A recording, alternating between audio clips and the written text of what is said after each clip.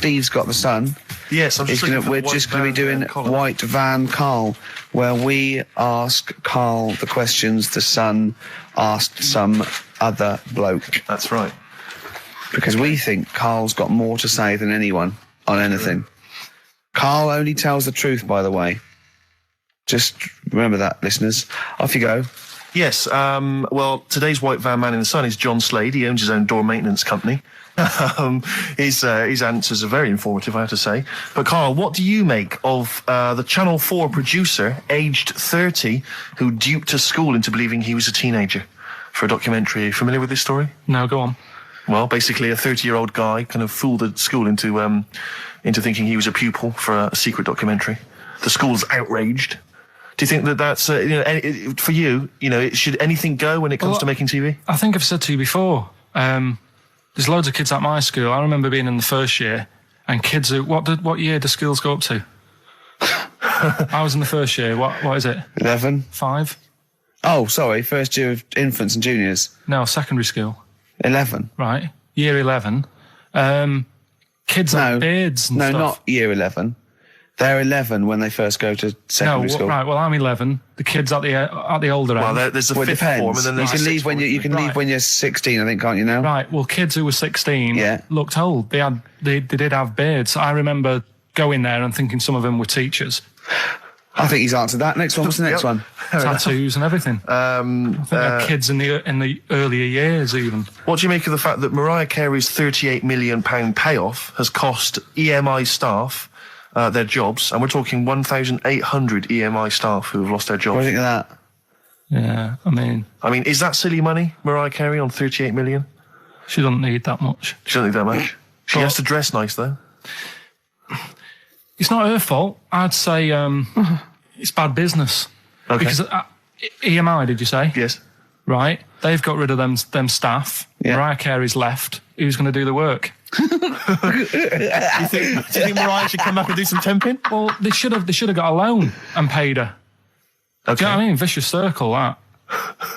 Right. Have you done a business degree or anything? Commerce. You did commerce. Where did you do that? What did you do with that? At school, I'd learn how to fill out a cheque, pay a bill, and I think I had a trip round Kellogg's.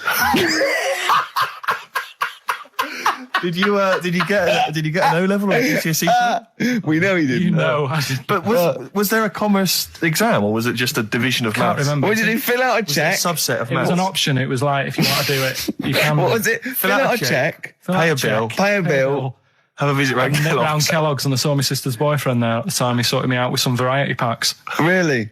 What was in them? Rice Krispies and good stuff. Cocoa Pops. Space Dust or whatever it is. Space Dust. So, sorry, that wasn't Ken Dodd, though. No. That was someone else, was it? That was an aunt. That wasn't Special K. Oh, dear. What about this then? Home Secretary David Blunkett admits that muggers rule some streets.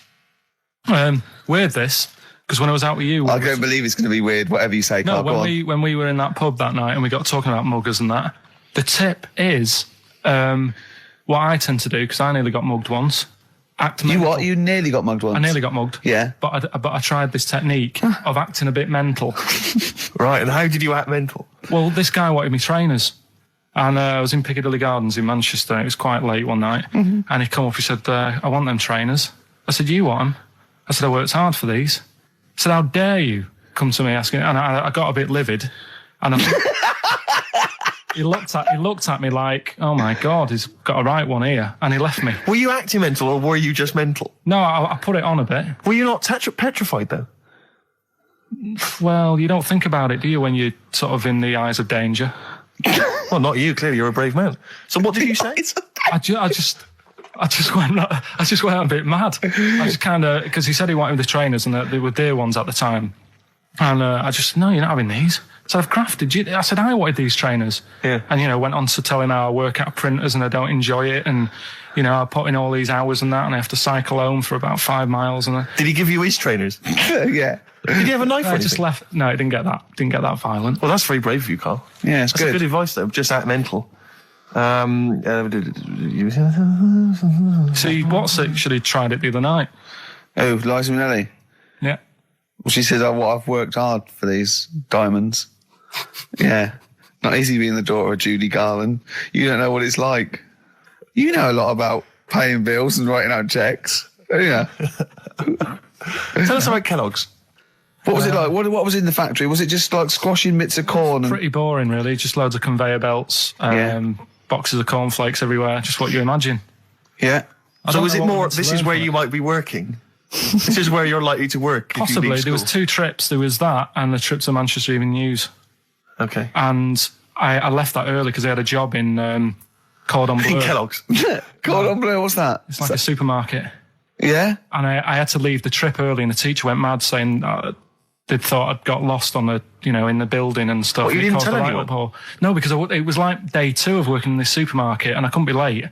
I thought by the time I explain where I've got to go and everything, I'll be even later. Sure. So I just left and then apparently they were searching the building and everything for me. Oh, were you? Stuck in a printer. Don't know. Stuck in a printer? I don't know. What was the printer's name? You worked at a supermarket called Cordon Bleu. Yeah. Cordon Bleu! Brilliant. That's great, isn't it? It's rubbish. Oh. Got sacked. What did you get sacked for? Messing about in a back in the car park round the back. Yeah. Right, there was a grid, and all the concrete had gone funny. So when it rains, you got like a big lake.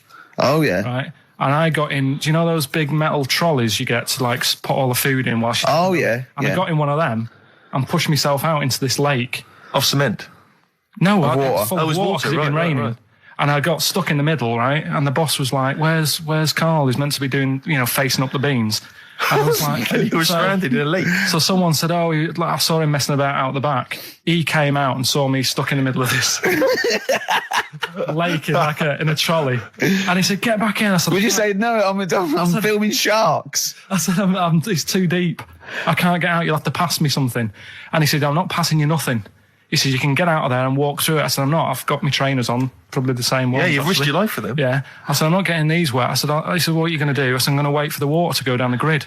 He said, "The grid's blocked. Now get out or you're sacked." I said, "Well, I'm not getting out." He said, "Right, you're sacked." Right, well, it's time for White Van Man, which is where we ask Karl the questions that the Sun asks someone else. Exactly. It's an article in there where they ask them, typical man on the street, the big questions of the day, gives them their platform to the nation, and we think this is just too good to let out because we only care about one person's opinion in the country now. That's true enough. He's the K-man, and there he is. There he is. Right. What do you make of New York's ex-police chief saying we need more bobbies on the beat? He's come over here. He's the guy that sorted out crime in New York City. He's come over. He said you're going all over the place here. You need more bobbies on the beat, more policemen, a visible police presence. There was something last week about some copper in London who was sat on a bench. And he was asleep or something. Oh, yeah. And people were like outraged because like he should be looking after, England's people, not nodding off on a park bench. Which is a bit daft because they were shouting he should be looking after England's people. Was this the 16th century you went back to? What do you mean he should be looking after England's people? Wherever he was, if he was in like a park somewhere, they were like really annoyed because he was asleep. But sure. He was probably undercover. No, but the thing is, if there would have been any trouble, I'm sure he would have woke up. Yeah. If there was any if someone needed help and he screamed, he would have woke up. So I don't know why they were having a go at him. Yeah. And he might not have been there at all. So, it was, so he probably have his radio turned on, didn't he? Yeah. Listening to Heart. So you're not concerned then that there's not the crime's going up? I think there's enough. I see quite a lot of them whizzing around. Okay. You're happy then? Yeah. As long as you're happy, Karl. So you don't think it's too much crime? No. Just the right amount of crime? Yeah. What about the fact that new gambling laws give Blackpool the green light to become a British Las Vegas? What do you make of that? Are you a gambler? Little bit when I go on holiday, like going in the arcade and having a little flutter. Sure. What's your favourite? I have a go on the fruit machines. Yeah. There's a good one called The Simpsons. Right. Is that your favourite? Yeah, it's quite good. Is that a tie-in with the TV show The Simpsons? Yeah. Okay. Will he make Blackpool the next Vegas? I don't think so. No, not Can't see it happening. No. You been to Blackpool? Yeah. What was it? It's a bit rank. Is it? It is a bit rough. Okay. Needs a lot of work doing on it. Yeah. No, that won't happen. Okay. And you're not worried about this encouraging gambling, generally? Gambling's not a vice you're concerned about? If you're a gambler, you're a gambler. Do you know what I mean? If Blackpool isn't done up, they'll go somewhere else to have a flutter. Sure. So it's not going to make any difference. Okay. No. Well, it's time. Whoa. Go on. That time, isn't it? Yeah. Play the jingle. And it was just sort of, you could tell that she was clearly probably desperate for crack or a latest fix of smack. So she was literally the normal etiquette of prostitution. You know, that they hang around, they show some thigh. I've seen this in films. Will ya? Yeah, exactly. Yeah. Take you out for a meal. That sort of thing. That had sort of gone out of the window, and she was just there, desperate, running around. Did she go out of a window? Because that's another thing they sometimes do. Specialist ones. But I was shocked because I've never been propositioned before like that. Really? In London. That's weird, isn't it? Carl, thoughts? I think you'd be sort of approached a lot because they tend to sort of go for people who look like they haven't got much chance. Sure. And I'm not being mean. No. I've known you a long time. Sorry, I'll let you go back to it. In what way aren't you being mean? By saying that Steve knows is a little bit odd looking. I don't think. Well, no, he does. Do you know? Yeah, no, but it's not what he thinks of his looks. Yeah. It's what he thinks of you talking about his looks on. No, but it's like how you were talking before about, you know, your eyes are bad. It's nature's little way of saying, look, nothing to see here, right? I don't get that. I don't know what you mean. But when you look in the mirror and that, they've gone, look, he hasn't got the looks. Let's make his eyes bad, right? Yeah. Nothing to see here. Yeah. That's what I'm saying. They're balancing it out, right? Yeah. And it's funny, right? Now we're on the topic. Sorry, right, Johnny Depp. No, listen, but my chest is gonna burst at this moment. Whenever we go into this conversation, I always think to myself, Carl, do you know what you look like? I'm gonna burst. Seriously, can I be honest with you? You look like, you know, if you've got like a balloon, a hot air balloon, right? Just a little balloon, like a party balloon. Right. If you drew a little face on it, right, and inflated it about halfway, that's what you look like. Right. No, play a record. I don't want to get into this. It's too intense. Now you've got onto this. Let's just nip it in the bud now. I'll tell you something that I wasn't going to tell you because I think it was I don't want to hear it. I don't want to hear it. Right, it was on the tube. Right. Well, I wasn't. Someone told me they were on the tube. Right. And the tube pulled into a station. Right. And one of the women saw the poster that's out at the moment with you and Rick on it. Right. Yeah. So this woman apparently goes, "Oh look, there's Ricky. Ricky's on the radio." Right. And the other woman goes, "Oh yeah, don't you listen to it?" So she goes, "Oh, I didn't know it was on the radio." And she goes, "Oh, I'm sorry, Steve. look at." Because he didn't sound this bad. She said, "Oh, look at that person he's with." So she goes, "Yeah." She said, "That's Steve." She said, I was sort of aware that he looked odd because Carl mentions it on the radio. Yeah. So it wasn't as much of a blow to me, but I can see how it was a bit of a shock to you. Yeah.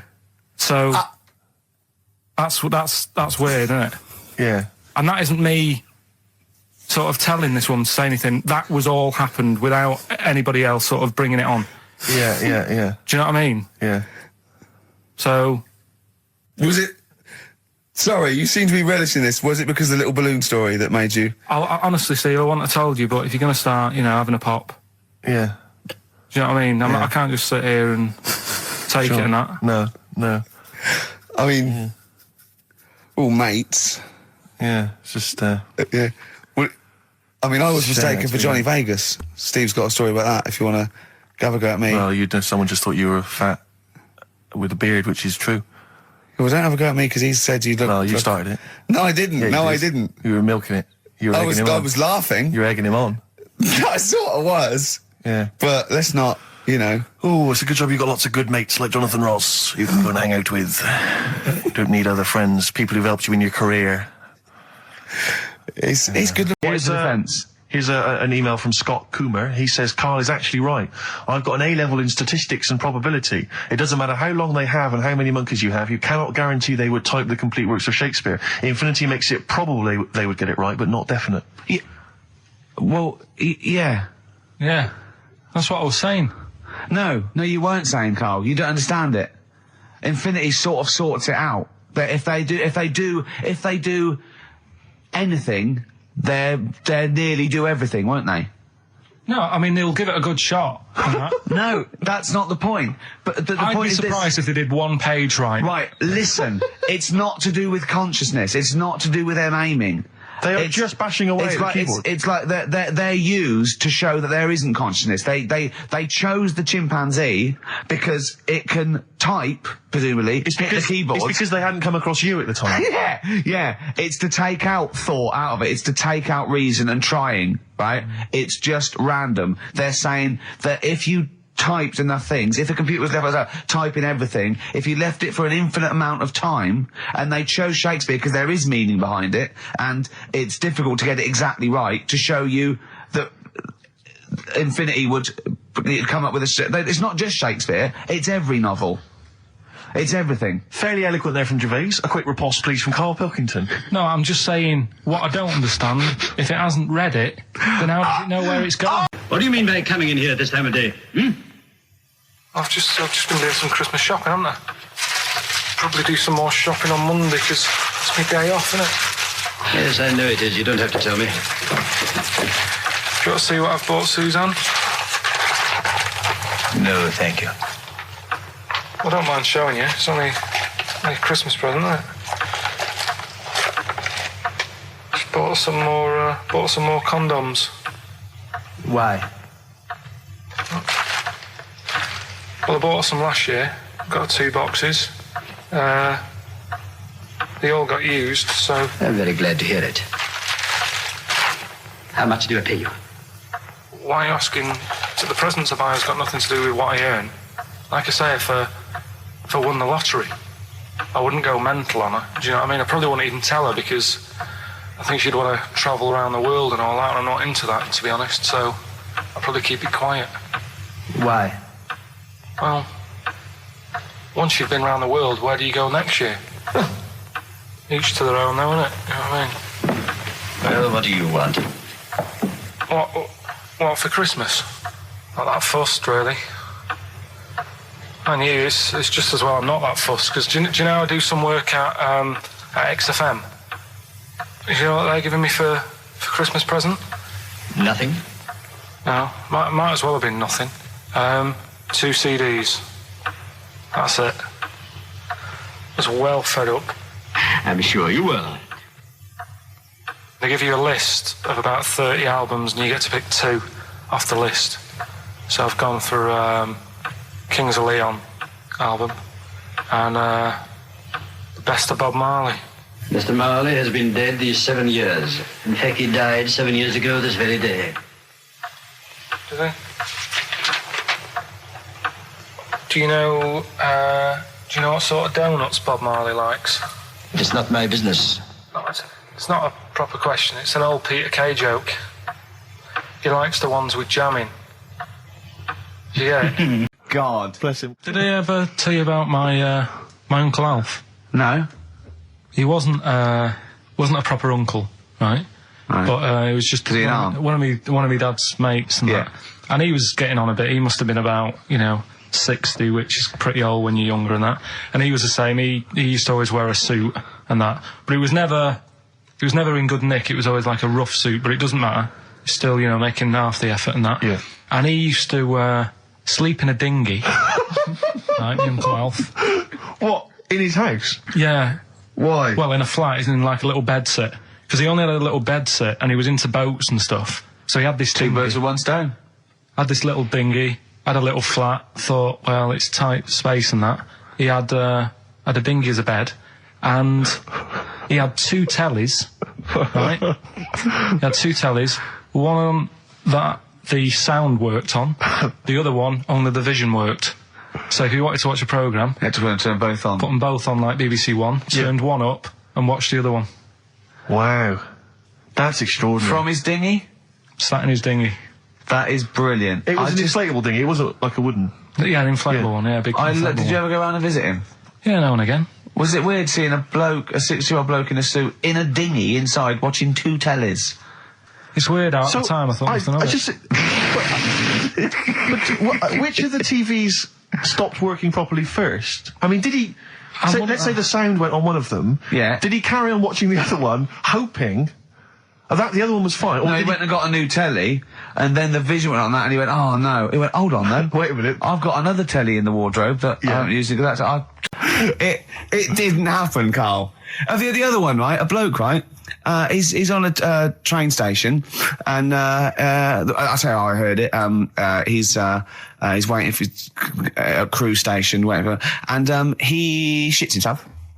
As you do. And so he goes, oh, my train's in 5 minutes. So he runs across to Millets and goes, quick, Levi's 36. The bloke just puts it in a bag. He runs onto the train. He goes into the toilet, takes his trousers and pants off. He's soiled. Yes. Throws them out of the window. I won't be needing those again. Cleans himself off. Open the bags. It's a jacket. Oh. No, it didn't happen, Carl.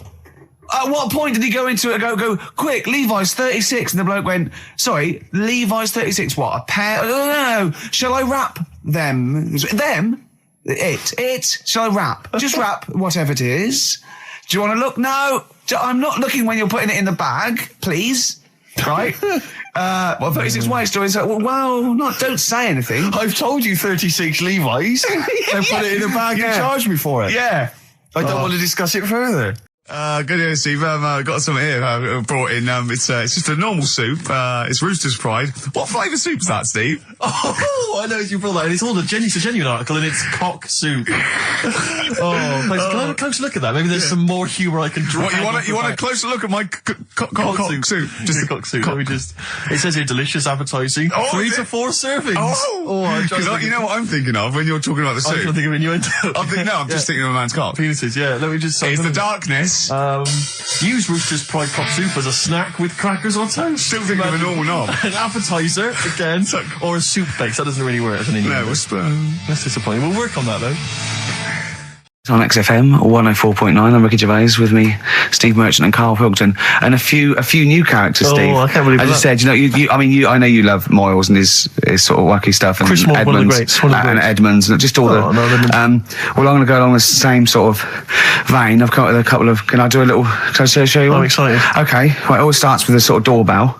Okay. So it goes, ding dong. I go, oh no, hold on, Steve, hold on, Karl. Who's that at the door? Yeah. Hello. Oh, hello. Oh, look. It's Camp David, the right queer gay. Oh, hello. Hello. You look all gay today. Is that because it's nice weather? Oh, no, that's not what it means. Oh, have you got a girlfriend, Camp David, the right queer gay? No, but I've got a boyfriend. Oh, bye. Right. Oh, ding dong. Oh, it's another one. Another comment. Hello. Oh, look. It's Holy Fuck, the little funny Chinese fella. Wait, that's his name, Carl. That's his name, Carl. Carl. Hello, Holy Fuck. Harold. Yeah. Right? Yeah, that's fine. Mr. Fuck. You can call me Holy if you want. No, I'd prefer to call you Fuck. Yeah. Right? You're right. Nothing wrong with this so far. No. Have you got a girlfriend, Mr. Fuck? Achoo. Oh, you haven't got that SARS, have you? Yeah. No, that's my girlfriend's name. See? Yeah. Just before you go, Mr. Fuck, I've got two things here. I've got a nice trilby hat that you could wear, or I've got a little lampshade. Right.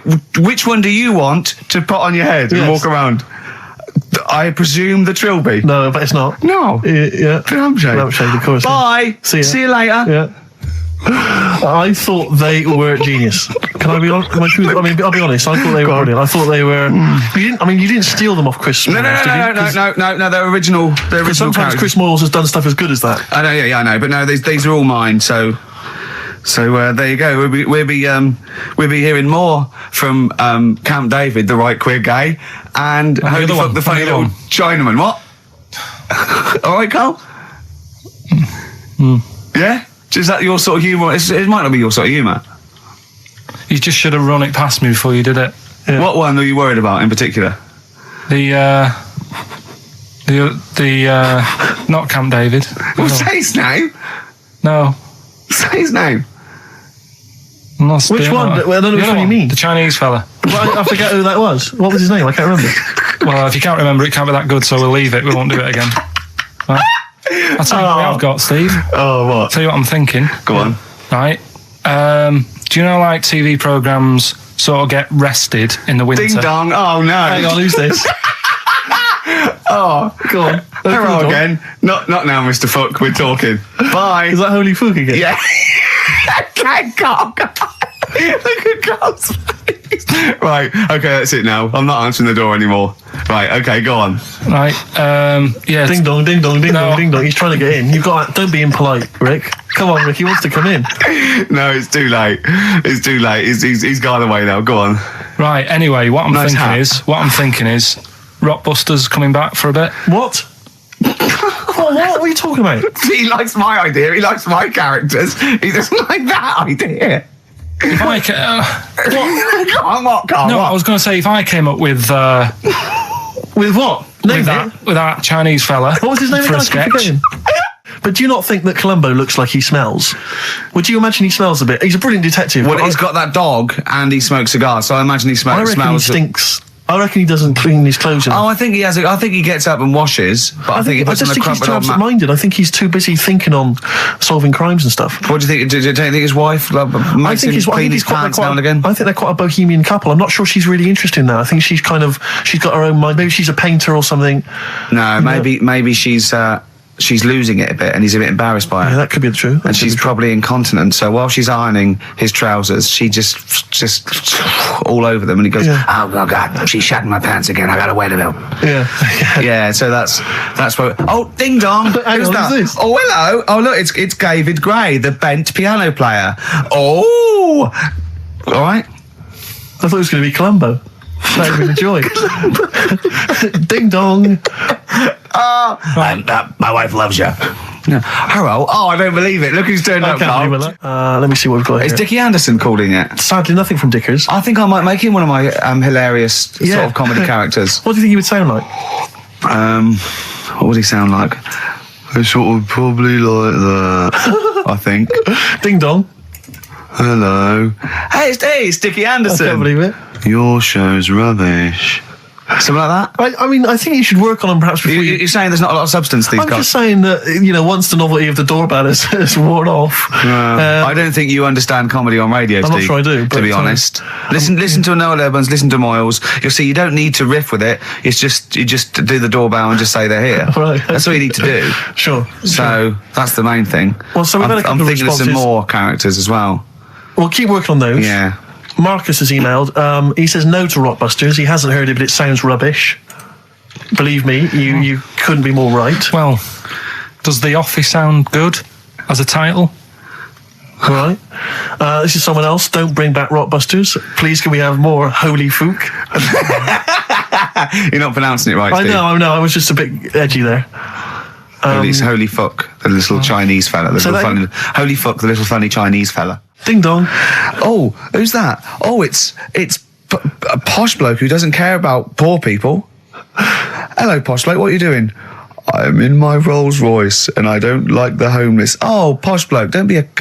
You want to do the... Satire. That is satire. Yeah. There's nothing like It's it. political as well. I'm getting in Oh, but there's so political many. Don't things. even begin to show off. I mean, I was the showing that subtext. some foreigners are funny. I got in the fact that, like, if you notice that Chinese people wear different hats to us. Yes. So that's political in a sense. Yeah. So, if I'd have done a character called Tourette's Boy, friend of the little Chinaman, and it went, ding dong, oh look, it's Tourette's Boy, friend of holy fuck, holy fuck, you'd have been annoyed. Do you know what I mean? Oh, who's your mate, Tourette's Boy? Holy fuck. You'd have been annoyed, wouldn't you? Is that a character from Lenny Henry's show? I can't remember whether it's Chris Moores or Lenny Henry. Yeah, one of them. Let's crack on. I went on holiday after Christmas, Yeah. and so did our mutual friend Phil Bowker. Yeah, good man. He was in Lanzarote, and he told me one of the funny. I don't know if I can tell this on the radio. I'll have to say the C word. I'll just go. It's in a sentence, so I just go you see when it comes, and you'll know that he's saying the terrible word.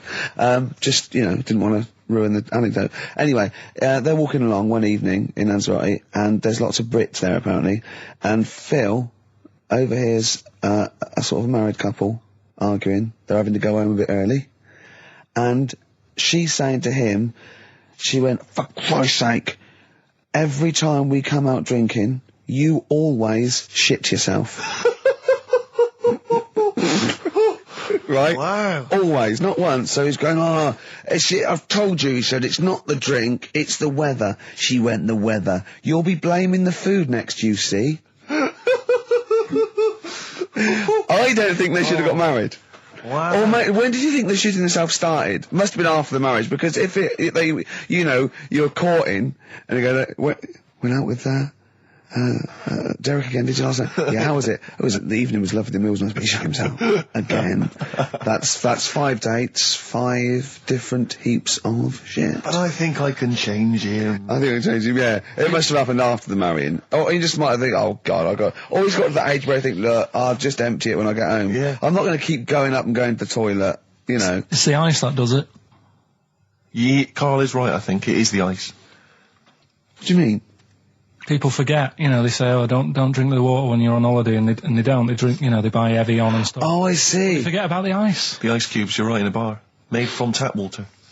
And that can do it, can it? Yeah. But what she said every time you're drinking, didn't she? I assume that she wasn't drinking ice then. Yeah. What, I mean, why is it just happened to Well, let's him? be honest, everyone that goes on holiday doesn't end up crapping themselves. Yeah, they usually make it to a toilet. He does it every time he drinks, doesn't he? Yeah, well, apparently. Just don't let him carry the baguettes. Got me thinking about things you don't see, and you don't see. Did you put this into a computer? Show me things you don't see. What else don't you see? Well, you don't see, like, an old man having a Twix. You never... Oh! So what? You know the terrible thing about all this, Steve, is he's right. You don't see old no, man I eating a know, Twix. that's a terrible thing. So what they have got, right, they've made old man toffees, haven't they? They've come up with Gervais. Is that a song? Oh God! You don't see it. No, listen now.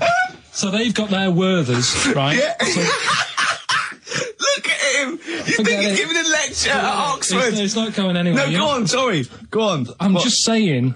Right. You grow out of things. Yeah. And the old man, I'm sure when he was a kid, he'd have a Twix. Yeah. Now it doesn't look right, so he's having... It doesn't look right. So... Right. I don't think Werther's originals were specially designed for old people. I think they were sweets that just happened to have been made for years. That's why old people eat them. Yeah. They didn't go, hang on, there's a market here. I've noticed old people aren't eating Twixes. Quick, let's make some old man sweets. But the little advert, he gives it to his grandson as well, doesn't he? He goes, have a Werther's original. Oh, I think it cuts though before he throws it back in his face and goes, get me a Twix. And a damn curly-whirly, Grandad, you old fool. But at the same time, I was thinking about this a couple of weeks ago. If you get... I mean, I think I read that, like, a big chunk of ice fell off one of the ice... what do you call them? Caps. Ice caps. Something like that. I think they said it's the size of the Empire State Building or something. Right. It snapped off and went into the water, and it's melted. And they said, oh, it's bad news, you know, that something that size is melting. But the way I look at it, if something that size falls into the water, it's like a big ice cube, and it's gonna freeze it up again. Are you with me? Not really, Carl. Go on. Right, you get a giant ice cube, the size of the Empire State Building, stick it in the water, it's gonna make it's gonna stick back on again, isn't it? Well, Maybe it's no, gonna stick back only on if it again. freezes up again. Yeah, well, do it you will mean it's gonna freeze up. The well, water's it going to won't, get cold again because you've just put a giant ice cube in the water. So when you put an ice cube in a drink, the drink doesn't freeze, does it? No, the because ice it's not. melts. If you put one the size of an Empire State Building in your glass of Jack Daniels, it's going to make it freezing. It's not going in a glass of Jack Daniels, it's going in the ocean. I know, but I'm using my fables. Imagine a world. Use your brain instead. Imagine the world. Imagine the sea, Yeah. like the Arctic or whatever, as Yeah. a glass of Jack Daniels. Okay. A big ice cube falls into it. Yeah. It freezes. It melts back on again. So we're all right. I don't know why everyone's worrying. God, thank God for that. I was getting panicked. Oh, fine. Do you understand what I'm saying? Yeah, no, you're right. Yeah, that will happen. Should we play some more music? I always imagine your house as having, and actually, to be fair, I imagine your house has been very much the same, always stinking of chip fat. Yeah, also, my mum was always cleaning, so again, it was always sort of like clean. It was just, it smelled And of... cigarette smoke, maybe? Yes, it smelled of Dettol, pets, and cigarette smoke, and chip Such a fat. working class and smell, chip that. fat, yeah. That's a real working class sort of smell and look and stench. Yeah. Are you talking about me now? Yeah. I mean, Yeah. the interesting thing is that Carl's cleaned up his act. I clean. I have 2 baths. No, I know you are obsessed. It's I really love- freakish. I love It's just being really bad clean. of me. I was in Waitrose earlier buying a sandwich. I got a bit of money now, Carl. I like to splash out on a sandwich. I like £2.50. You ever seen any of it? Benji's shut. He does go to Benji's. I'll tell you what. I love Benji's. We go for lunch, right? And if he looks in a restaurant and it's sort of like $6.50, he goes, Rick, I'm not made of money. Yeah. He is. We have to go to Benji's. He gets 2 sandwiches that have to fill him up, right? Because they're a quid Well, I'm a each. big or something. guy, but I'm a big guy. I need a lot more food. I genuinely need more food than most people. I'm like a brontosaurus. It is. He's just grazing all day. So I can't afford to sort of splash out in Pret a Manger all the time with your fancy French sandwiches. I like to get a lot of bread for my money. I want a lot of bread. So I was in Waitrose, and some guy came in behind me, and he was sort of. I don't think he was mentally doolally, but I think he'd been homeless for just too long, and he was really. What's just right amount of time to be homeless? Well, I think it was You past want to the get point. out? They want to get out of that game early, don't you? He's past the point of no return, this guy. I see, right, I yeah. think it was too late for him. I think there was no Okay, going yeah. back, really. 6 months, He you're came on in the and he best was out sort of of you. walking at a bit of a weird angle. He walked like the Elephant Man, even though he wasn't deformed. It was probably like you were in the week. It was quite unpleasant. And he sort of came up to me and he went, and weirdly, he spoke a bit like I'm speaking now because of my throat. And I thought, if I speak to him back, is he going to think I'm taking the mick? So I kept quiet. And he went, all right, what's your name? And I said, Steve. And he shook my hand. He forcibly took my hand and shook it. But he had these cuts and bruises on his face. Oh, the open sores. Yeah, and he was shaking my hand, and I was just terrified. I was just thinking, get off my hand, let go of my hand.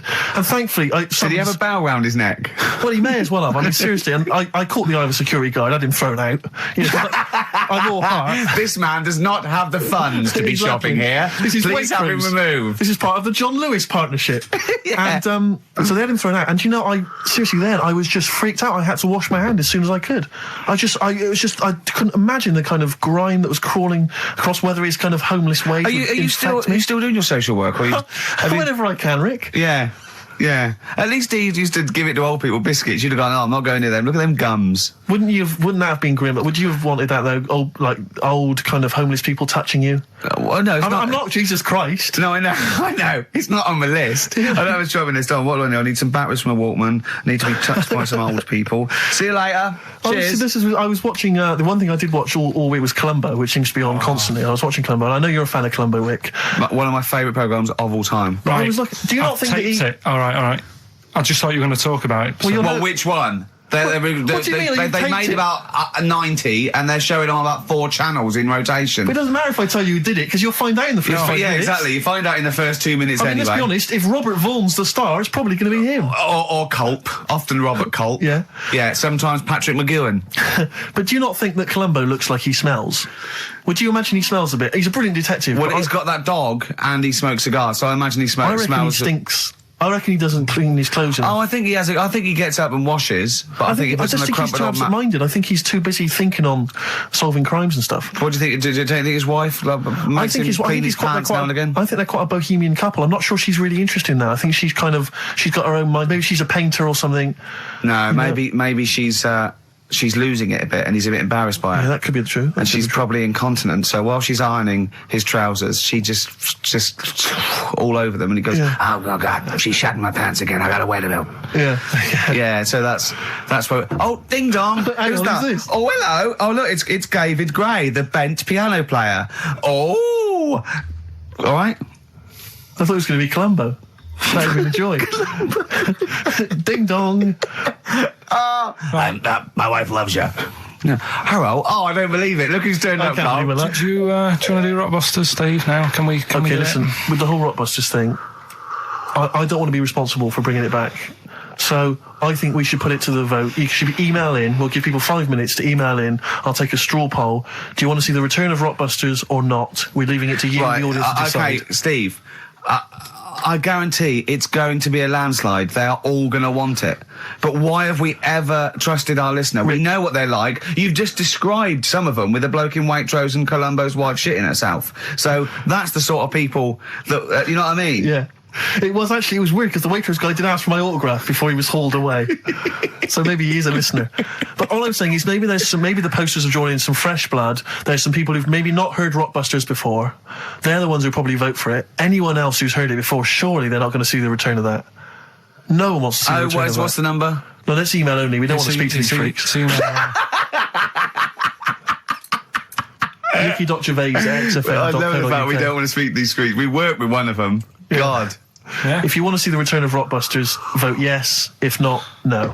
Tone it down a bit. Let's not do 3.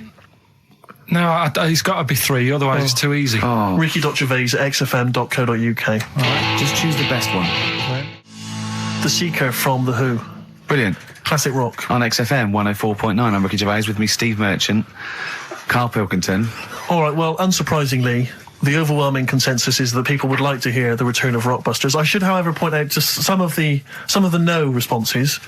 Let me see what we've got here. Is Dickie Anderson called in yet? Sadly, nothing from Dickers. I think I might make him one of my hilarious sort of comedy characters. What do you think he would sound like?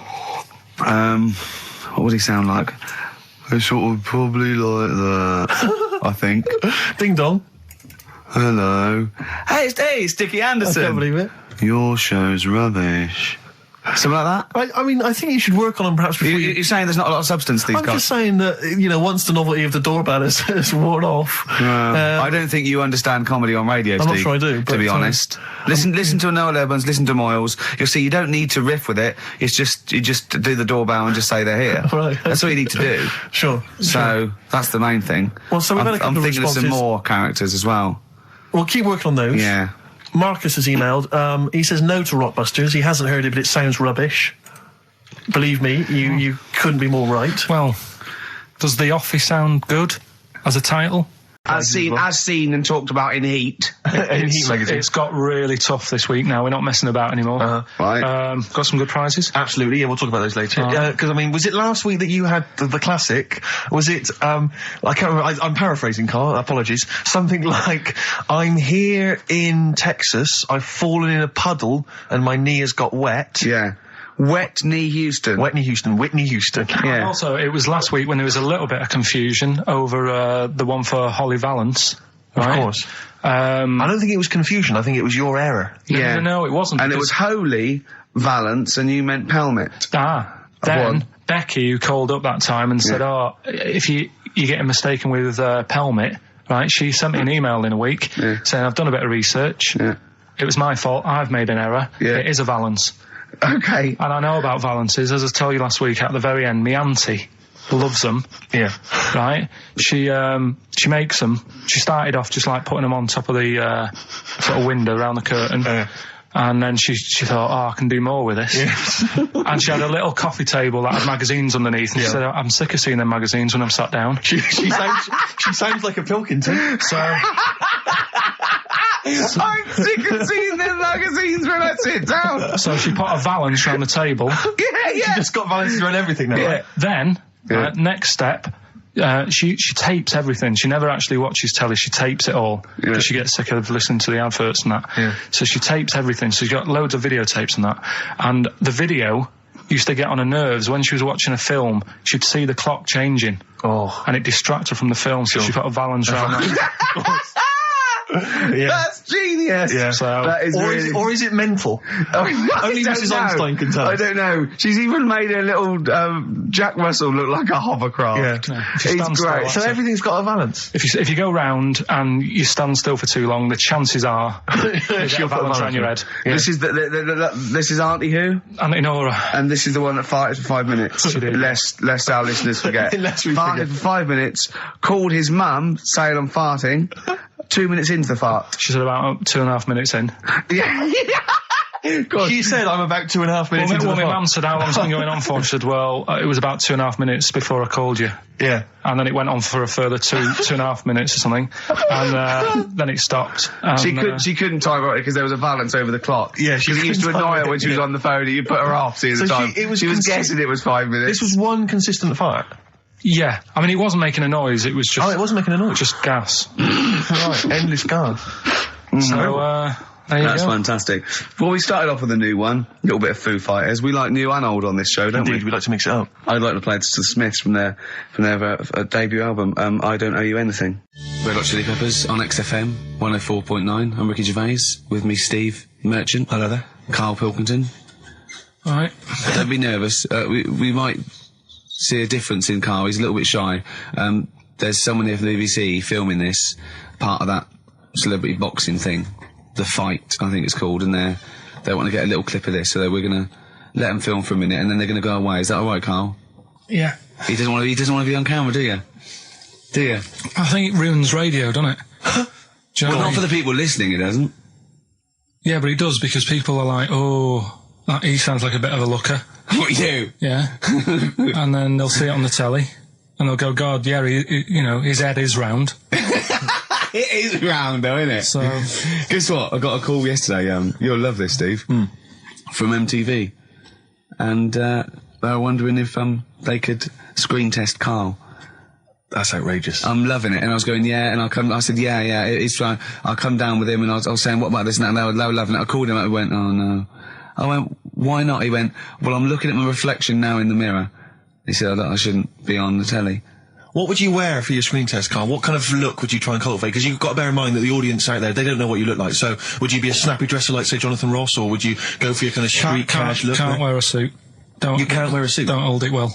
So I'm thinking, I don't know, I'll probably wear my woolly hat, because that takes some years off me. It does. He looks about 10 with a woolly hat on. Yeah. Okay. And, is it quite a cool woolly hat, or has it got a bubble? charcoal, I'd say it's the in colour. Yeah, okay. And I'll probably wear me anorak. Right. Oh, he's going for the. He's going for glam. He's going for quite a glam look. No one else has dressed done for a jumble sale. Wow.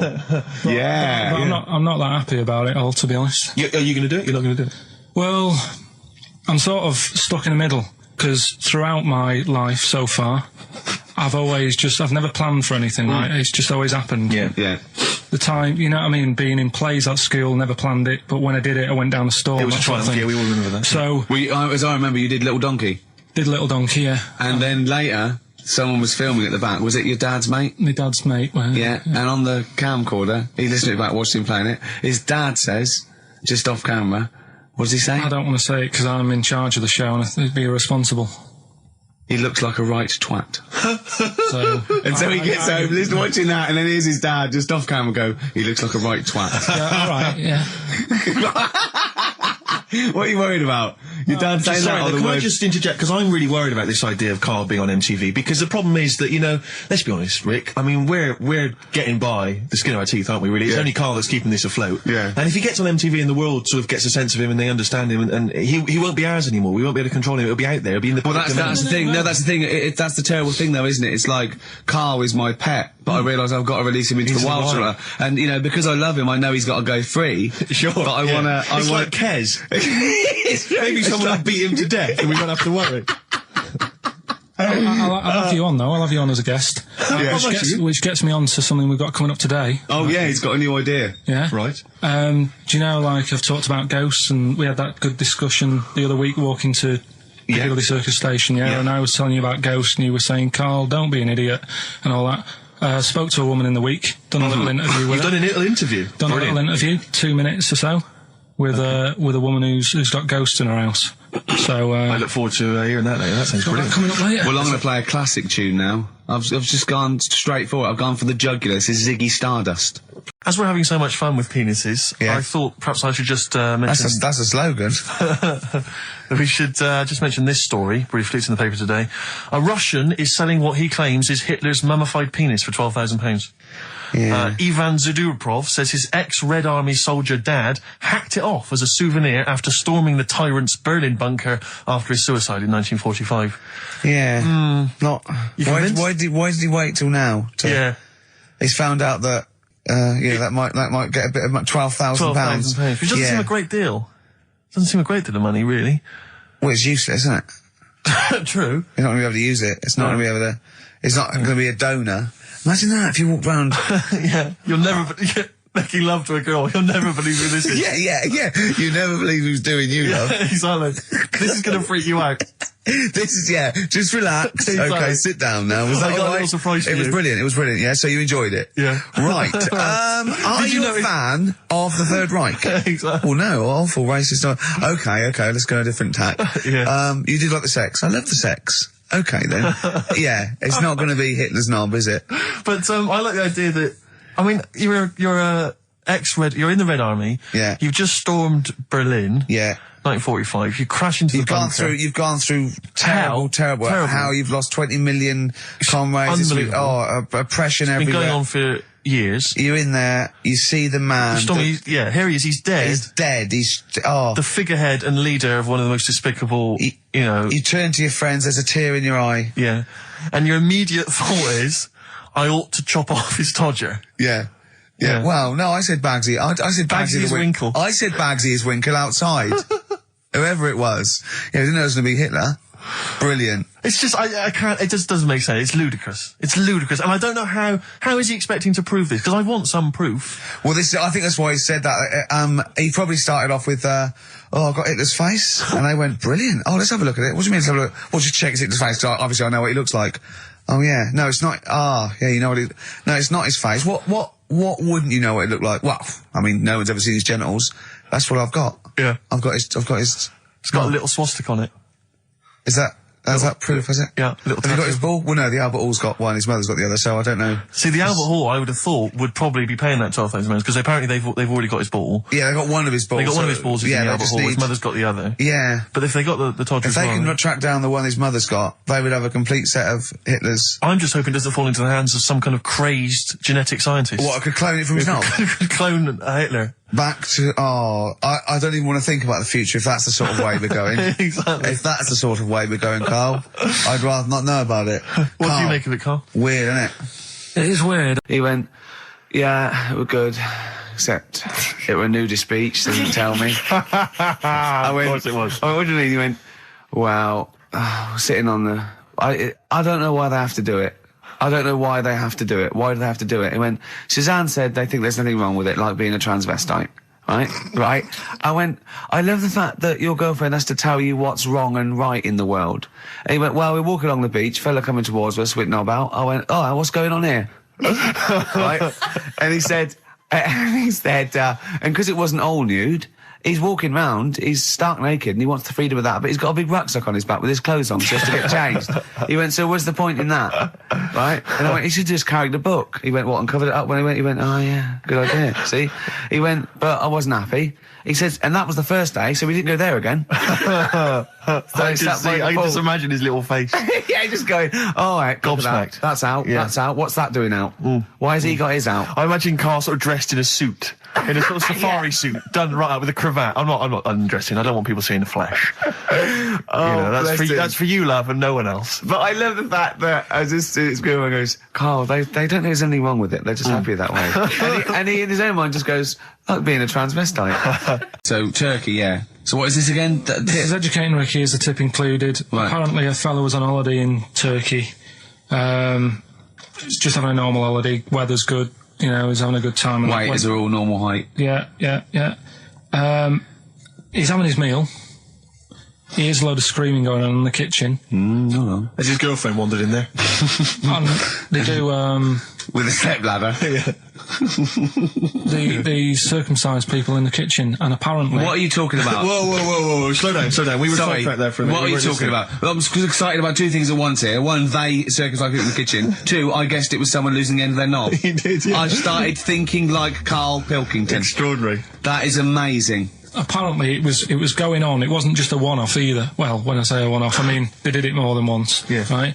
And there was... it was there for a week, and apparently the first night it was quiet, and then the rest of the week, every day, it'd be like having his breakfast, or even his lunch, or even his tea.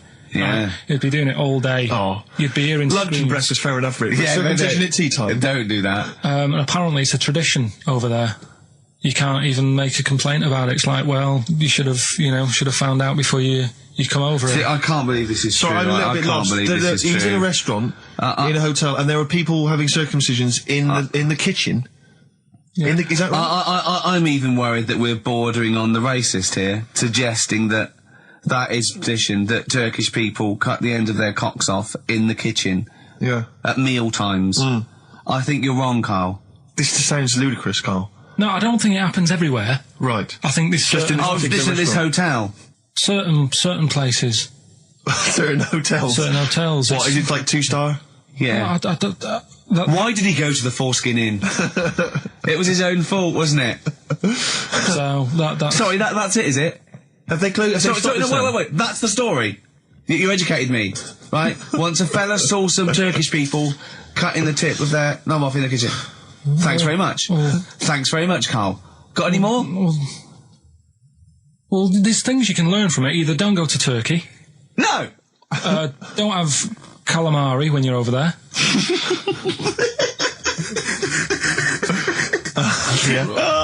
Just to get that kitchen, right? Now, Brilliant. as we speak now, right? Builder's in the flat. He's been annoying me. Of course he has. Of course he has. What's he been doing? When he turned up on Monday, right? Yeah. Wanders in, and the first thing he says to me is, said, the pub across the road, is it any good? I said, well, it doesn't matter, does it? You're working on the kitchen. Think of saying that to a builder. Probably making conversation. Probably meant, do they do a toasted sandwich? Because I've got a half-hour lunch break, not an hour, like Karl Pilkington. So I'll probably go and get a nice, cheese and tomato sandwich. Is that genuinely what you said to him? Yeah. The first thing you said to him? Suzanne had to go at me saying, why have you said that? He hasn't even started on it yet. I cannot believe that. You're unbelievable, Carl. And you say it's us that are rude, crass, I wasn't being thoughtless. rude. I just was letting him know. Do you know what I mean? I know what He they're up knows to. what he was there for. He had it down on his little docket. Do the kitchen this week. Yeah. He didn't come there and go, what did I come out for? Was it to go to the pub for a week? Why am I wearing these overalls? Yeah. Who's the little bald man twat insulting me? Let me just check. Let me call the head office. I wasn't having a go though. I mean, they should have finished it yesterday, and they're there now, right, Yeah. on their own. And what annoyed me is they turned up late today. Hold on, Carl. I've just realised something. They're probably listening to the radio. This, I assume, tuned to XFM, isn't it, in your kitchen? Yeah, but they don't know it's me, do they? You know what I mean? No. They'd go, he's got a whiny mank voice as well. So's the bloke who owns this place. And the bloke who owns this place, when I said, what's that pub like across the road, said, well, you won't be bothering that. He's working on this. No, he won't be able to put two and two together, will he? You've suddenly, the penny's dropped, doesn't it? You've suddenly realised. Look at his face! Yeah. He's suddenly realised they might know it's him. And they could be listening, and they're going to clean you out, mate. Oh, if you are the builder working in, where is it? I won't say the address, but it's, Central London, isn't it? yeah. Go Yeah. mental. Have whatever you want. Opposite that pub that you Yeah. like, He'll probably be in there now, so he won't be listening. Oh, insulting You know what I mean? a That's a further British insult. workman. He should have been in just go today. mental. He should have been at 8 this morning, Just which annoyed go me anyway. mental. Why? I really don't understand why they've got to start so early, right? Yeah. But he said he'll be there for 8, turned up at 9:30, Yeah. right? Wanders in, and what annoys me is, he could have left all this downstairs. He had a paper under his arm, Yeah. one of those crossword books, and a pot noodle. Now, I'm not being funny, but most of them take up quite a bit of time. A crossword book, he's not happy with just the one that's in the paper. If you're listening, if you are the builder that's listening now, doing Carl's flat, what about pissing in the laundry basket? I don't know what to do. What's your cheeky freak of the week? Quickly, just throw that away. Right, well, it's just like, we look at cheeky freaks. Is this show offensive in any way to some people, do you think? Ding dong. Got any buns? Oh, it's the Elephant Man. Go on. Right, well, it's a bit of a problem for you, this one, Steve, right? I'm chucking it forward to you. Remember the cheeky freak of the week that we were talking about? That illness where people age quicker? The 5-year-old girl that was older than her mum, and he said to you, what, if you ran off like you wouldn't serve her fags and beer? And you went, no. He went, why not? And you went, because it's a 5-year-old. Yes. Right? He went, oh, she's got enough problems. Give her some fags. You remember that, don't you? Sure. Yeah, right. So, another dilemma for you, right? Picture this. You're running a restaurant, right? Door goes, right? Few people. Most of them look normal. You notice the woman at the back, crawling on all fours. Top half is woman, right? This is real. Yes. This isn't like a comic or anything. This is on, Yeah, it was on the internet. I've seen it. They're called dog people, and her legs just come straight down. They're like little, just with legs at the back, and so they walk on all fours because it's easier. dog people, right? Yeah, not dog people. They're human beings with deformed back legs, so they walk. It's easier for them to get around like that because they can't stand up because they can't stabilise, and also it comes straight out of their hips. Right. So you're running a restaurant. It's a busy night. You haven't really got time for any hassle. She comes in. Would you serve her? The premise being what? That he doesn't serve dogs. Because the restaurants don't allow animals in. Right.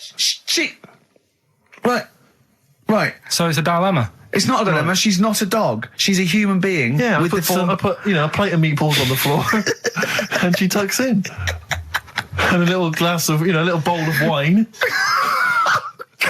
next to it. He turns round. There's the woman older than. Get away from that plant.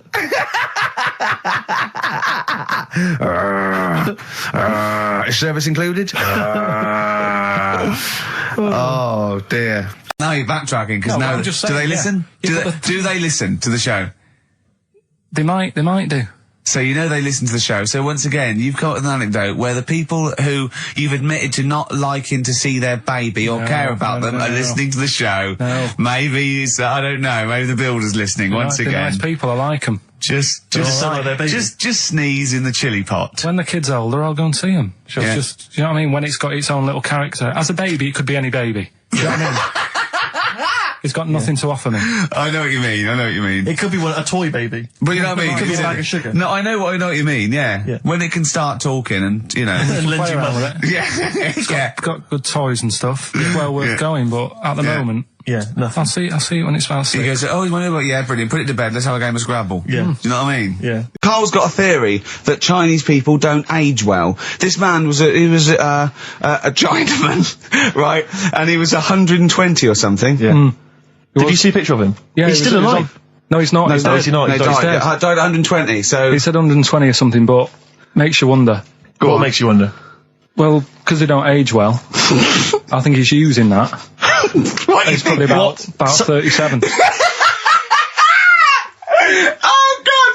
Honestly, we walk down the street, right, and we see an elderly Chinese person, right, and Carl would go, I'm just thinking he is, like it's not. I don't understand this notion that Chinese people don't age well. I don't know where this has come about. No, I mean, I'm not having a go. No, right? I never want anyone to think I'm like having a go at them. But they are really good looking and they're healthy and that. Till they're about.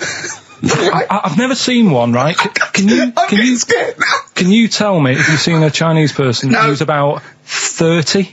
It's either 20 or 50. There's no middle ground. This is what I came back for. This is 2 hours of absolute drivel from the brain of Karl Pilkington. Let me just check something. So the Chinese gentleman who died recently was 130. Your theory is that he's maybe in his late 30s, early 40s. Yeah. This is an elaborate conspiracy on his part, because obviously whenever they talk about the oldest people in the world, it is always a Chinese person. Yeah. Invariably. They do, yeah. I mean, they seem to win that every year. Go on. So your theory is that in those small backwater villages in China... Ross McWhirter comes to a little village. They go, the Guinness guy's on the way. He goes, well, until recently, the oldest person in the world, how old are you? And they're so embarrassed, because they think they look about 120, they go, 120, they go, really? Yeah. This is an extraordinary story. A woman tried to sue her bosses for £210,000 after finding a cooked penis in a canteen stew. Hospital cleaner Sophie, something, I can't pronounce that name, was eating goulash for lunch and could not cut one of the lumps of meat. You can see where it's going. I've got so many questions already. I know. She picked it up and tried to chew it, but it was too tough. Then she inspected it with workmates, who all agreed it was a penis. Imagine that discussion. Yeah. Miss McLata said she vomited for the rest of the day, instantly became a vegetarian, and had to have psychiatric help. It's not known whether the organ was from a human. The case continues. Well, it can be found out, so that's one thing. Obviously, the doctors aren't confused. They're not going, I don't know, I've never seen one like it. Yeah. Also, why is she eating goulash? I know. I mean, that is my first question. Why? Lunch. What do you want? I don't know, I fancy some goulash. Yeah. Oh, some gooly lash. Gooly lash, Thanks very much indeed. Lancashire cockpot. Oh, is on the menu. Brilliant. Only £5.50. Wangers and mash. I'd love some wangers and mash, please. Coq au vin. Cock o' van. It's already done for you. There's Wangs and Mags, Cock o' van, Lancashire Cockpot. You know. That's just off the top of our brains. Yeah. So, if you've got any of your own, keep them to yourself. We're not interested. What do you make of that knob news? And he's in a hospital. Oh, yes, it was. No, hospital cleaner. You're right. Hospital cleaner. God, I know how your mind's thinking already. There's been a mix-up. What kind of mix-up? I love that. What some bloke's gone in, some lesbian's gone in, wanting a sex change. She's got a carrot for a cock. Bit of stew and steak. Stewing steak. Oh, that would be great. XFM. 50 Cent in Da Club on XFM 104.9. We're playing our favourite singles of the year. Yep. And we're looking back over some of our favourite clips of the year. I'm Ricky Gervais, Steve Merchant, and Karl Pilkington. Not done a lot. Maybe you should earn your money as you get to Mondays off for this 2 hours of nonsense. What are you on about? I've done loads of stuff. Yeah. Well, same old. Yeah. Let's have something new, something fresh. Well, I've been looking around, right, on the internet for stuff. Yeah. On the internet. Yeah. Your Bible, where you get all your information about the world and the universe and morality from. And you know, like, how I always say to you, I don't really read that much of it, I just read the headline, Perfect. right? Yeah. Anna Nova have sort of nicked that idea to grab you. Nicked what idea? Well, to sort of get to the meat straight away at the top. Do you know what I mean? The headline to the story and everything. What? Right, these are But stories. the headlines already existed. That was why you thought that was a good not idea. like this, though. All right. Headline. Oh, these are all headlines, right? Vibrating shoes could stop elderly falling. Do you know what I mean? Oh, God. You don't need... Vibrating shoes could stop elderly falling. Yeah, that's the story. You don't need to read on. That's what I'm saying. Well, Right, could you because read on anyway? Can't be bothered. Read on anyway. Well, Read. you have a look at that in a bit, right? All right. So, Okay, it's so what interesting. This is frustrating radio if you're sitting at home. No, well, but it's not on. They've turned it off. If you want to know more, you know where to go. That's what I'm saying. That's what they should do in the news. Get the news done in Bong. a minute. There's a good story about Iraq. Right. Bong. Look it up. Look it up on the internet. Anna Nova. Give us another bong. Bong. Family sick of living on Butthole Road. Oh, brilliant. Bong. Man wears same shoes for 60 years. Oh, bong. This isn't that good. Some fella pulls a train with his teeth. And in lighter news. I love that. Joe McDonald, this one isn't very good. And the last one, man fails to break clothes pegs on face record. We spent New Year's Eve together, me and Carl. Oh, yeah. It was me and Jane, Carl and Suzanne. Her hair doesn't really look like Dave Hill, I must You didn't confess. see it when it was done, though. Yeah, she had the coat on that you bought her to say sorry, though, didn't she? Yeah. And Martin Freeman and his girlfriend Amanda and Glyn and we all went for a meal and then we all went back to ours and sort of saw in the new year and all that and saw the fireworks, and then in the wee hours when just the drinking seriously starts, we started playing parlour games. And do you know that game when you go round, started off like with pop bands or rock bands, you have to say a band and then they have to come up with a band immediately that starts with the letter that your band ended with. Right. So Suede, E, Erasure. Do you know what I mean? Go around. yeah. We did that, right? And then we had to change that because people were sort of using the same ones crop up. So I said, well, let's do Animals. We were doing Animals. And I gave Carl one. I think Carl panicked. You know, do it quite quick. I want to just test it on you. Okay. Is this bands? What is it? I said... Now, what did I say? Basically, I said an animal, and it ended with E. Okay, so I go skate. Eagle. There you go. Yeah, but hang on. I think I was the third person. Right. So think of another one. Hurry up. Eel. Yeah, I had that. Yeah, I did that one. All right. Right. Yeah, a lot of E's coming up. Elephant. Yeah. Do you know what Carl said? Go on. Ready? Yep. Egg.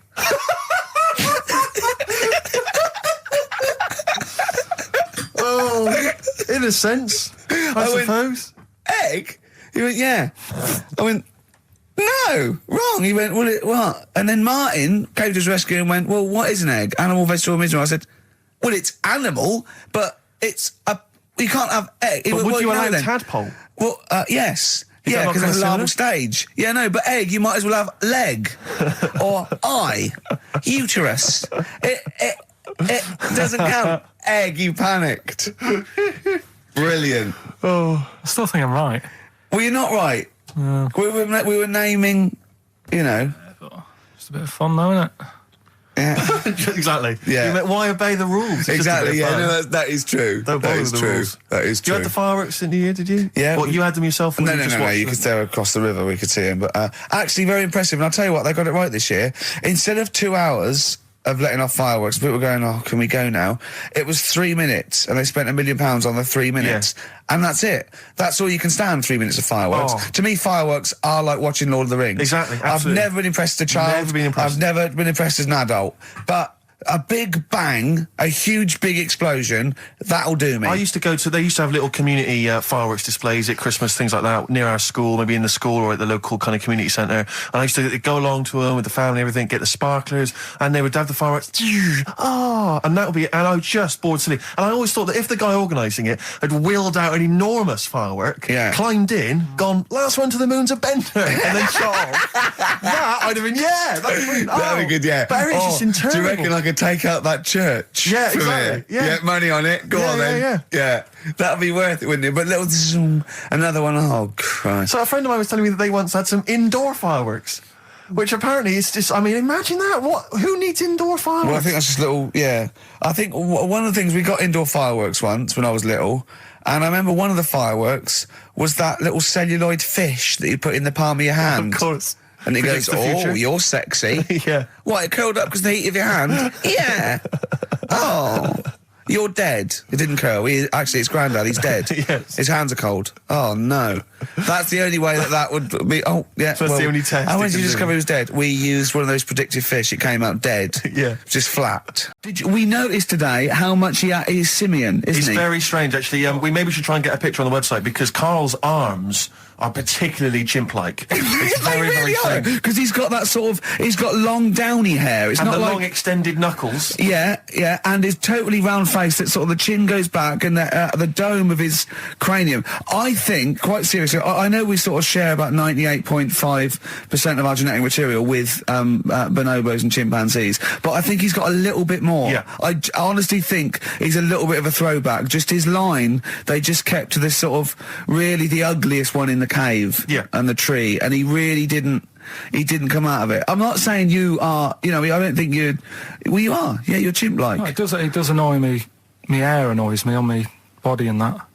Because I've got like hair on me little toes and that. Have you? And on the legs. Would you see your little toes? Can you pick things up with them? No, tried. Okay. Well, that's the finale of this week's show. We're going to see if he can play a record and put the fader up From a tyre, while swinging in a tyre. just using his hairy toes. Yeah. I've sort of got hair all the way, but then it just runs out where it should be. On the top I of your know. head. Top of my Yeah. head. It's And just- is this part of the reason why you're always uncomfortable about, being nude or around naked people? Is that partly the reason, do you think, because you look so grotesque? Well, when I'm on holiday, I don't really like wandering about without a top on unless, like, it's a quiet beach or whatever. Sure. So what would you normally wear? Need. Shirt I just and have tie? like a nice sort of light, summery, sort of linen shirt, maybe, just a few top buttons open. Yeah. But I don't like... The naked body isn't that nice anyway, is it? You know what I mean? Whatever it is, if you're a cat and you're shaved, you don't look that nice. Do you know what I mean? But with I hair think on you'll it- find a cat is naked even with its fur on. Cats don't wear clothes. No, but what I mean is, a bald cat isn't that good. You know. But what are the rules on world records and that? I don't know if there are rules. There are certain things you can't... I mean, it's the Guinness Book of Records, isn't it, really, that's the arbiter, isn't it? Yeah, but is there anything, if you said you wanted to do it, would they say, well, you can't do that? Yeah, they've stopped some gluttony records, obviously things that are in danger. It's anything that's illegal. Yeah, anything that's immoral. Yeah, like that American serial killer that just got discovered. Yeah. Having killed 47 women. I don't think he can make that into the Guinness Book of Records. No, because people would be trying to beat it, won't they? But there was some other story about a fella eating watches and that. That can't be good for you. So why don't they say, look, don't do that, do something else? He wanted to stay regular. Do you know What what, do you I mean? mean? Though? I just wondered. What do you mean he there's was any- eating watches? He just said he was eating watches. He got about 3 in about a minute. How would he time it? Do you know what I mean, though? And then the other thing is, the one that I was reading, the world record with the fellow who's pulling a train with his teeth. Does that make any difference that he's done it with his teeth? What do you mean? Well, what difference does it make? Well, isn't it? It's quite hard to pull a train with your teeth, I imagine. Well, it's pretty hard to pull a train. All I'm saying is it because he couldn't beat the fella who's pulling it with his hands? Well, so you tweak this it a is bit? my point. I think there was one bloke with the record for the running backwards 100 metres was sort of like 11 and a half seconds. And I was thinking, turn around, you'd probably have a really good go at that. Do you know what I mean? Yeah. It's sort of like doing a marathon with a milk bottle on your head. Take the milk bottle off and see how fast you can go, you twat. But you can just tweak it, like the fella who has done the pegs on the face, right? Yeah. His name's Gary Stretch Turner, right? Right. So he's sort of cheating already if he's got a stretchy head, right? but You are, right, you are one of the most stupid humans I've ever met. well, get me in the book. Yeah. Right? Well, listen. So Gary Stretch Turner, right? His record is 153 pegs. Yeah. He did it again, and he only got 150 on. So he hasn't broke his own record. Right. But what I'm saying is, if he tweaked it a bit more, would that make a new record? What? Well, if he said, I've got 150 pegs on, but at the same time as eating a burger. I see what you mean, yeah. He'd be the world record breaker for pegs and eating burgers at the same time. Yeah, just change it a bit. If you know you're not going to make it, just do something else. I'm assuming the rules are set at the beginning, Carl. That's Yeah. it. That's where they say, right, you're just going to do the pegs thing. You're not going to introduce burgers halfway through, are you? Definitely not. And then they have a go. I mean, I'm a little bit concerned about your toilet discussion. Well, what exactly is your point again? I was just a bit bemused. You see, it's a tricky one. All I'm saying is, right, there I was at the pub quiz. I go to the toilet, not thinking about anything. I try to go, right, there's a little gay fella next to me. I love this little gay fella. Now, the weird thing is, there's nothing stopping him having a little glance, right, because he's allowed in the fella's toilet. Yeah. Now, I'm not allowed to go into the woman's toilet and have a little look round. Right. So all I'm saying is, should they have another toilet area? What, for gay people? Yeah. And so this would be gay men and lesbians? Is that going to complicate things? Well, I can only assume. I mean, to what point? I'll ask you a question, right? If you're intimidated, that's a shame. But you know, most gay men aren't looking at your knob. You know that. What do you mean? I can only say that 99.9% of gay men who use a urinal standing next to what they assume is a heterosexual man aren't looking at his knob. And what they're doing then? They're emptying their bladder. No, but the thing is, I can't talk. you're Carl. saying like, you know, about would you have one toilet for lesbian women and gay fellas, right? What does that mean? Would it be mixed? Would it just be? Well, would it have a man on one? That's heterosexual man. One little picture of a woman, the other, and then what? What would the little icon be? A man and a woman? A man and a woman. Just having a chat? Yeah. In pink and dot But lines. you couldn't mix them because then what would happen is you'd get people who are going, oh, I'll play up to this a bit, Or pretend to be gay? and yeah, you know, sort of grow a moustache and shave their head. And pretend to be a lesbian. Right. Yeah. So, I see. So you know, people pretending to be gay so they could go in and have a look at the lesbians. Yeah. Right. So that would mean that we need 4 cubicles now, would we? Yeah, no, this is fine. 4 cubicles. So every pub How now... many toilets do we need at Every the moment? pub's now got 4 toilets. Oh, Carl, bisexuals. Yeah. Now, interesting. Bisexuals. How many toilets do we need now? Call the council. Will you use any? Huh? No. No, because they're interested in everything, aren't they? Because the little bisexual fellow will be looking at your knob. Right. With them, Yeah. what you do, you just have a door.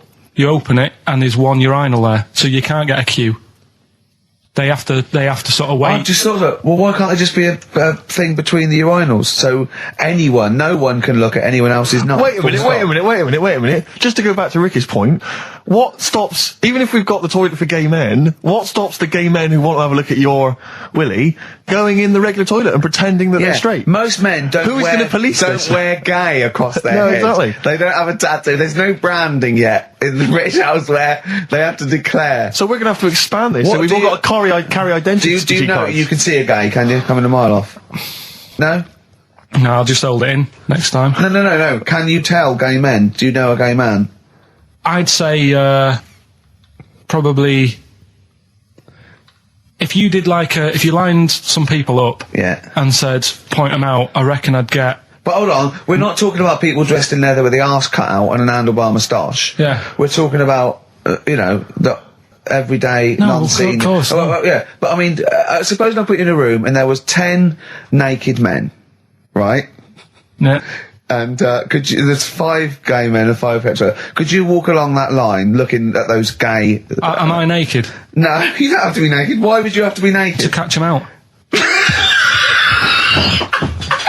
How would you catch them out? Do me bit. When you were playing Game Boy, right, and you'd looked in the hole and you were reading your book, what is she doing? She'll make things seem more interesting to me.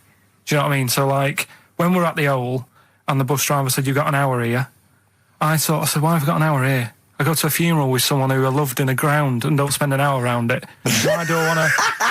Do you know what I mean? Why do I want to spend an hour looking in this? Wasn't And that then terrible when your auntie just shot up in all this magma? Yeah. That was terrible, wasn't it? That was the worst funeral you'd ever been to, wasn't it? But she'll I'll sort tell you, of... that would make funerals more interesting. If they just, it was a cremation and a burial. Yeah. You just put them in a volcano and they keep go, shooting 2, back 3, out. here they go, wee, up to heaven. I was having a conversation with my flatmate about songs that would be inappropriate to have at your wedding, at your funeral. And it's Horny, surely that is was one. it. Yeah, was what Was we it were horny, thinking. Yeah, that really? was the first one we came up with. I'm horny.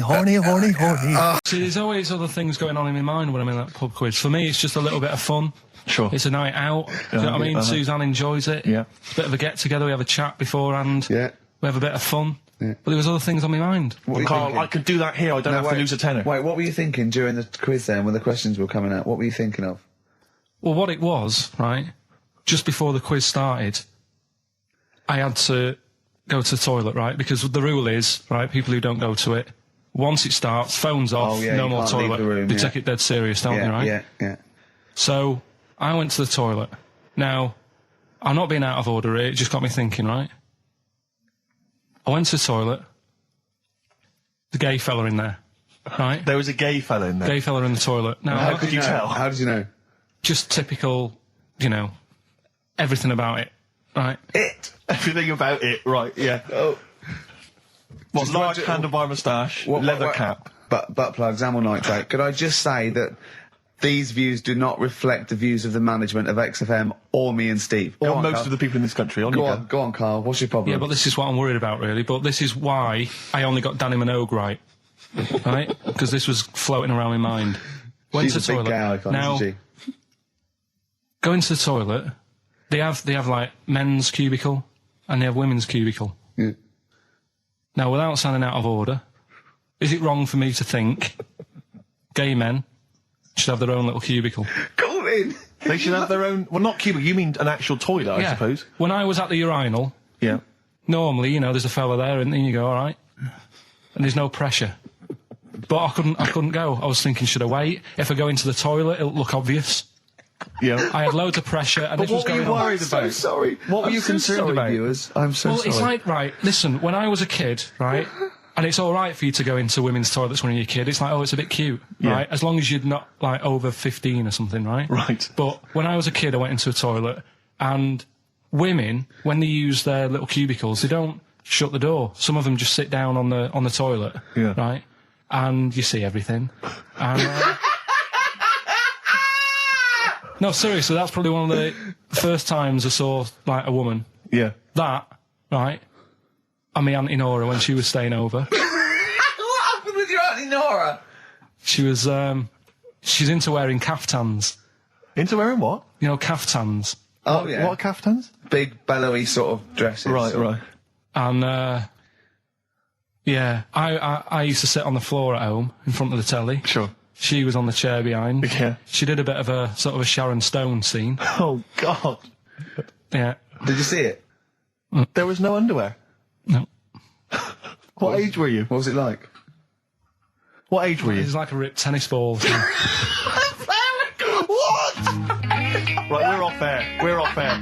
Either that or put us in for the Sonys. New Year's resolution, Carl? I don't know. I don't do it. Really. Don't What worry about about something it. like, I don't know, start smoking? Do you know, there must be something. No, it's a waste of time, isn't it? Don't bother with that. Right? You Any- see? Me, no, I've never really made any New Year's resolutions. I just be good to people. Just treat everyone as you want to be treated yourself. Give to charity. Hate, crime, racism, famine, sexism. I know you're going to keep to all those, except the gift to charity. Me and Carl find that a little bit hard to believe. Never gonna happen. Well, you've always got to break at least one of your New Year's resolutions. Exactly. Yeah, well, I think I'll be nicer to Carl. What about learn more? I was thinking that. I want to I'm learn always more. teaching you stuff. I've got. I watched. I'll tell you what. Christmas telly was dreadful this year. I don't know if I've hit that age where I think, but I think consciously I thought this is worse than usual. Yeah. And I ended up watching Discovery Channel and History Channel again, and I watched 4 episodes in a row of this fantastic documentary, 1418 War, narrated by Dame Judi Dench. And it's brilliant. I just can't get enough of it. I hated history at school, and now I want to know everything. Yeah. And I think that's mine. Learn all the stuff about stuff. I like learning though. I always Yeah. say that to you. I'm always looking up stuff. When I was on holiday, even though it was sunny outside and they had big holes to look at if I wanted to, I stayed in and watched Discovery there and was watching stuff about scorpions and that. Yeah. What did you learn? Well, nothing, because it was all in Spanish. But I just watched it. What I found odd, right? What I found... Scorpions, I'm going to get it. It's only about poison. You get it. What I don't understand is with scorpions, right? They have like this sort of weapons, don't they? They have the poison and stuff, right? Yeah. Which can kill a man. Yeah. But there was a couple of little animals and that were its sort of enemy, Yeah. and it stung them, and it didn't kill them. So what's the point? Well, firstly, not all scorpions kill a man. Some of them, This one did, they said. Yeah, well, they range from like bee stings to so much venom it can take down a horse on things like spiders and snakes and scorpions. So it depends. But a scorpion that will kill a man would kill a rabbit. So I don't know what you're talking No, about. there was a snake that it stuck its thing into, and some sort of beaver, and they were just like running about. There's nothing funny about that, so why are we laughing? Well, the snake wasn't running about, was it? Well, it was slithering about a bit. Yeah. What was the beaver doing when the snake? It just sort of, I think it ate it in the end. What? Ate what? Ate the scorpion. Just wandered off. Well, it wasn't a beaver. Oh, there you go, There's you've no learned that. way it was a beaver. All right, an otter. It was, This is what you've pieced together from a show in Spanish. I'm just saying though, how come it can't kill something that small, yet there's someone on holiday that's no sort of danger to that scorpion. We're not going to harm it, right? And yet it can kill a man. So you Shut say, up, but I Carl. don't believe it. Shut up, mate. Seriously, this is gobbledygook. Taught you something again though. That's what I'm No, saying. what have I'm you always- taught us though? What is that? What is the fact that's come out of that? A scorpion can kill a man, but the beaver was dancing with a snake. Then it Well, ate it. you do that That's all not the time, a fact. though. You That's put not a everything fact. down. New Year's Eve, I taught him something, right, about dead people. No, you know, the things that taught me. I was saying you're talking shite. He says they found out your soul weighs an ounce. Your soul. Yeah, your soul weighs an ounce. Right, who found this out? I read it. Your arsehole weighs an ounce. Yeah. There's no such thing. A soul weighs an ounce. You're talking drivel. All right. Have you got any right. monkey news? So what did they do? They measured. They weighed someone who was alive, and they will wait for you to die, then weigh you again. There was Now someone you've who- lost an ounce. Yeah, it must be your soul shooting off to heaven. It was someone who was really ill, and they said, we can't do anything for you here, but we've got a bit of an idea that we want to do. We've been wanting to do this. Stuck him on some scales. He said, right, you weigh 9 pounds and an ounce or whatever, because he was wasting away. He died, 9 pounds. And there was also a fella in the week who said that women shouldn't be wearing trousers Why? because they don't look good in them. What do you think? What do you think about that? It's rubbish. Yeah. These are the only things that have caught your eye over the last couple of weeks. This is the entire news. Galileo did something with light. A French fella said women shouldn't wear trousers. See, that to me wouldn't pass as education. It's not education. I don't know where you could ever use that. I don't know when that would ever be applicable to life. I just like reading stuff that sort of reminds me of. Do you know what I mean? If I read it and it gets me thinking, I think that's a good little piece. But I mean, but surely can't you just sort of like sit near something that vibrates to keep your brain going, or shake your head every now and again? I mean, what does this do? You mean it makes you start using your brain? But what aspect of a Frenchman said women shouldn't wear trousers got your mind working? What questions were you Because asking? I thought that's a bit daft, isn't it? Right? Yeah. Okay, And I it was ends there thinking- with me. There's nothing else. There's nowhere else for me to go on that. He closes Your the mind's gap. still whirring.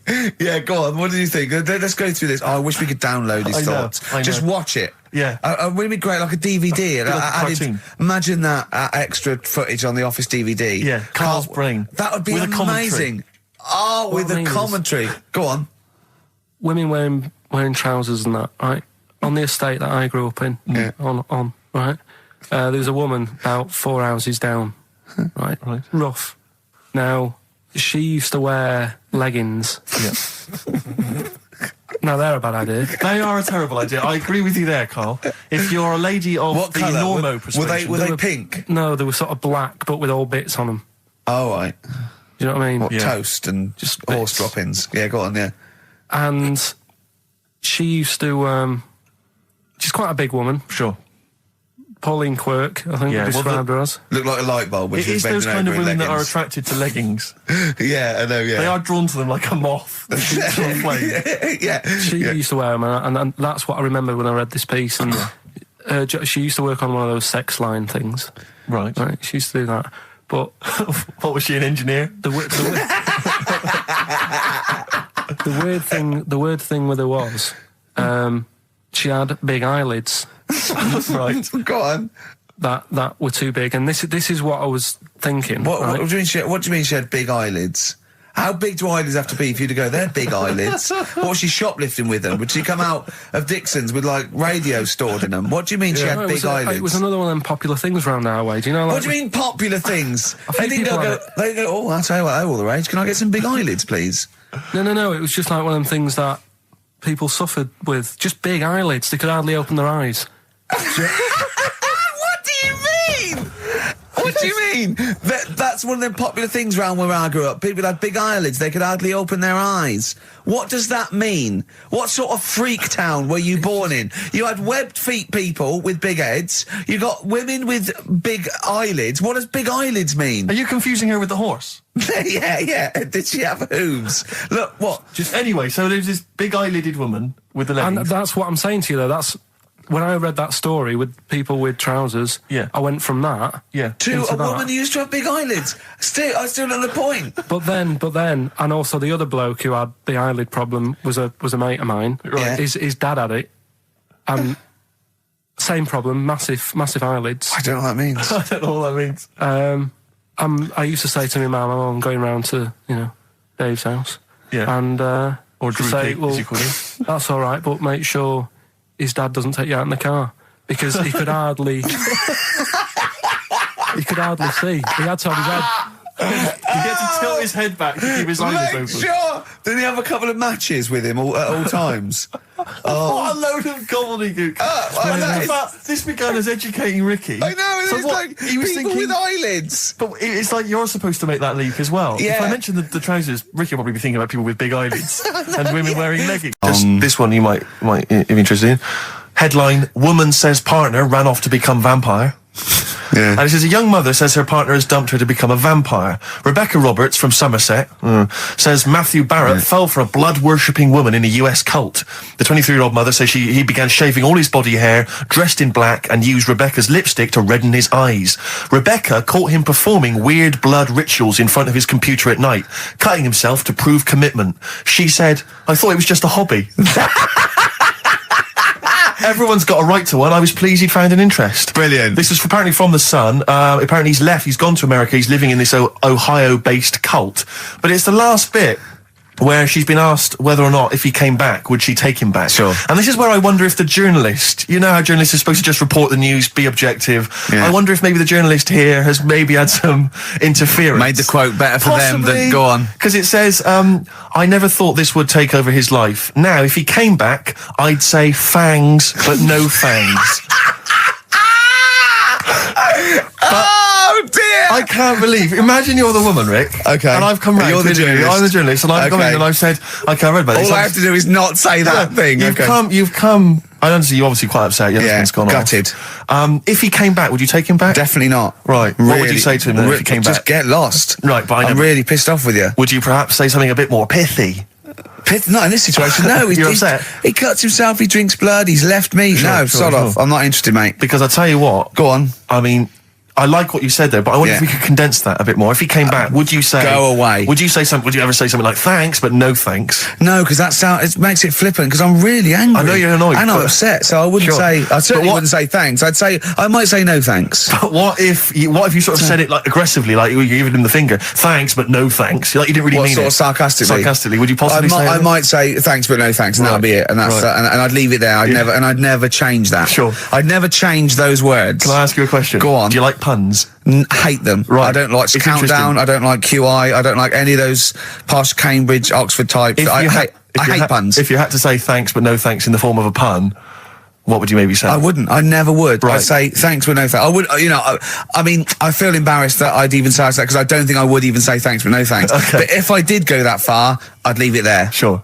So- have you ever noticed, as I have, Go on. the similarity between the word thanks and fangs? Not really. It's very similar. Not Thanks, really. fangs, F-T-H, there's a K, Fangs very much. G, it's A and N. Well, the A, the N and the S, but that's about Would it. you agree it sounds marginally similar? Yeah, Is sort it of. possible you might one day say fangs but no fangs? I wouldn't know. Right.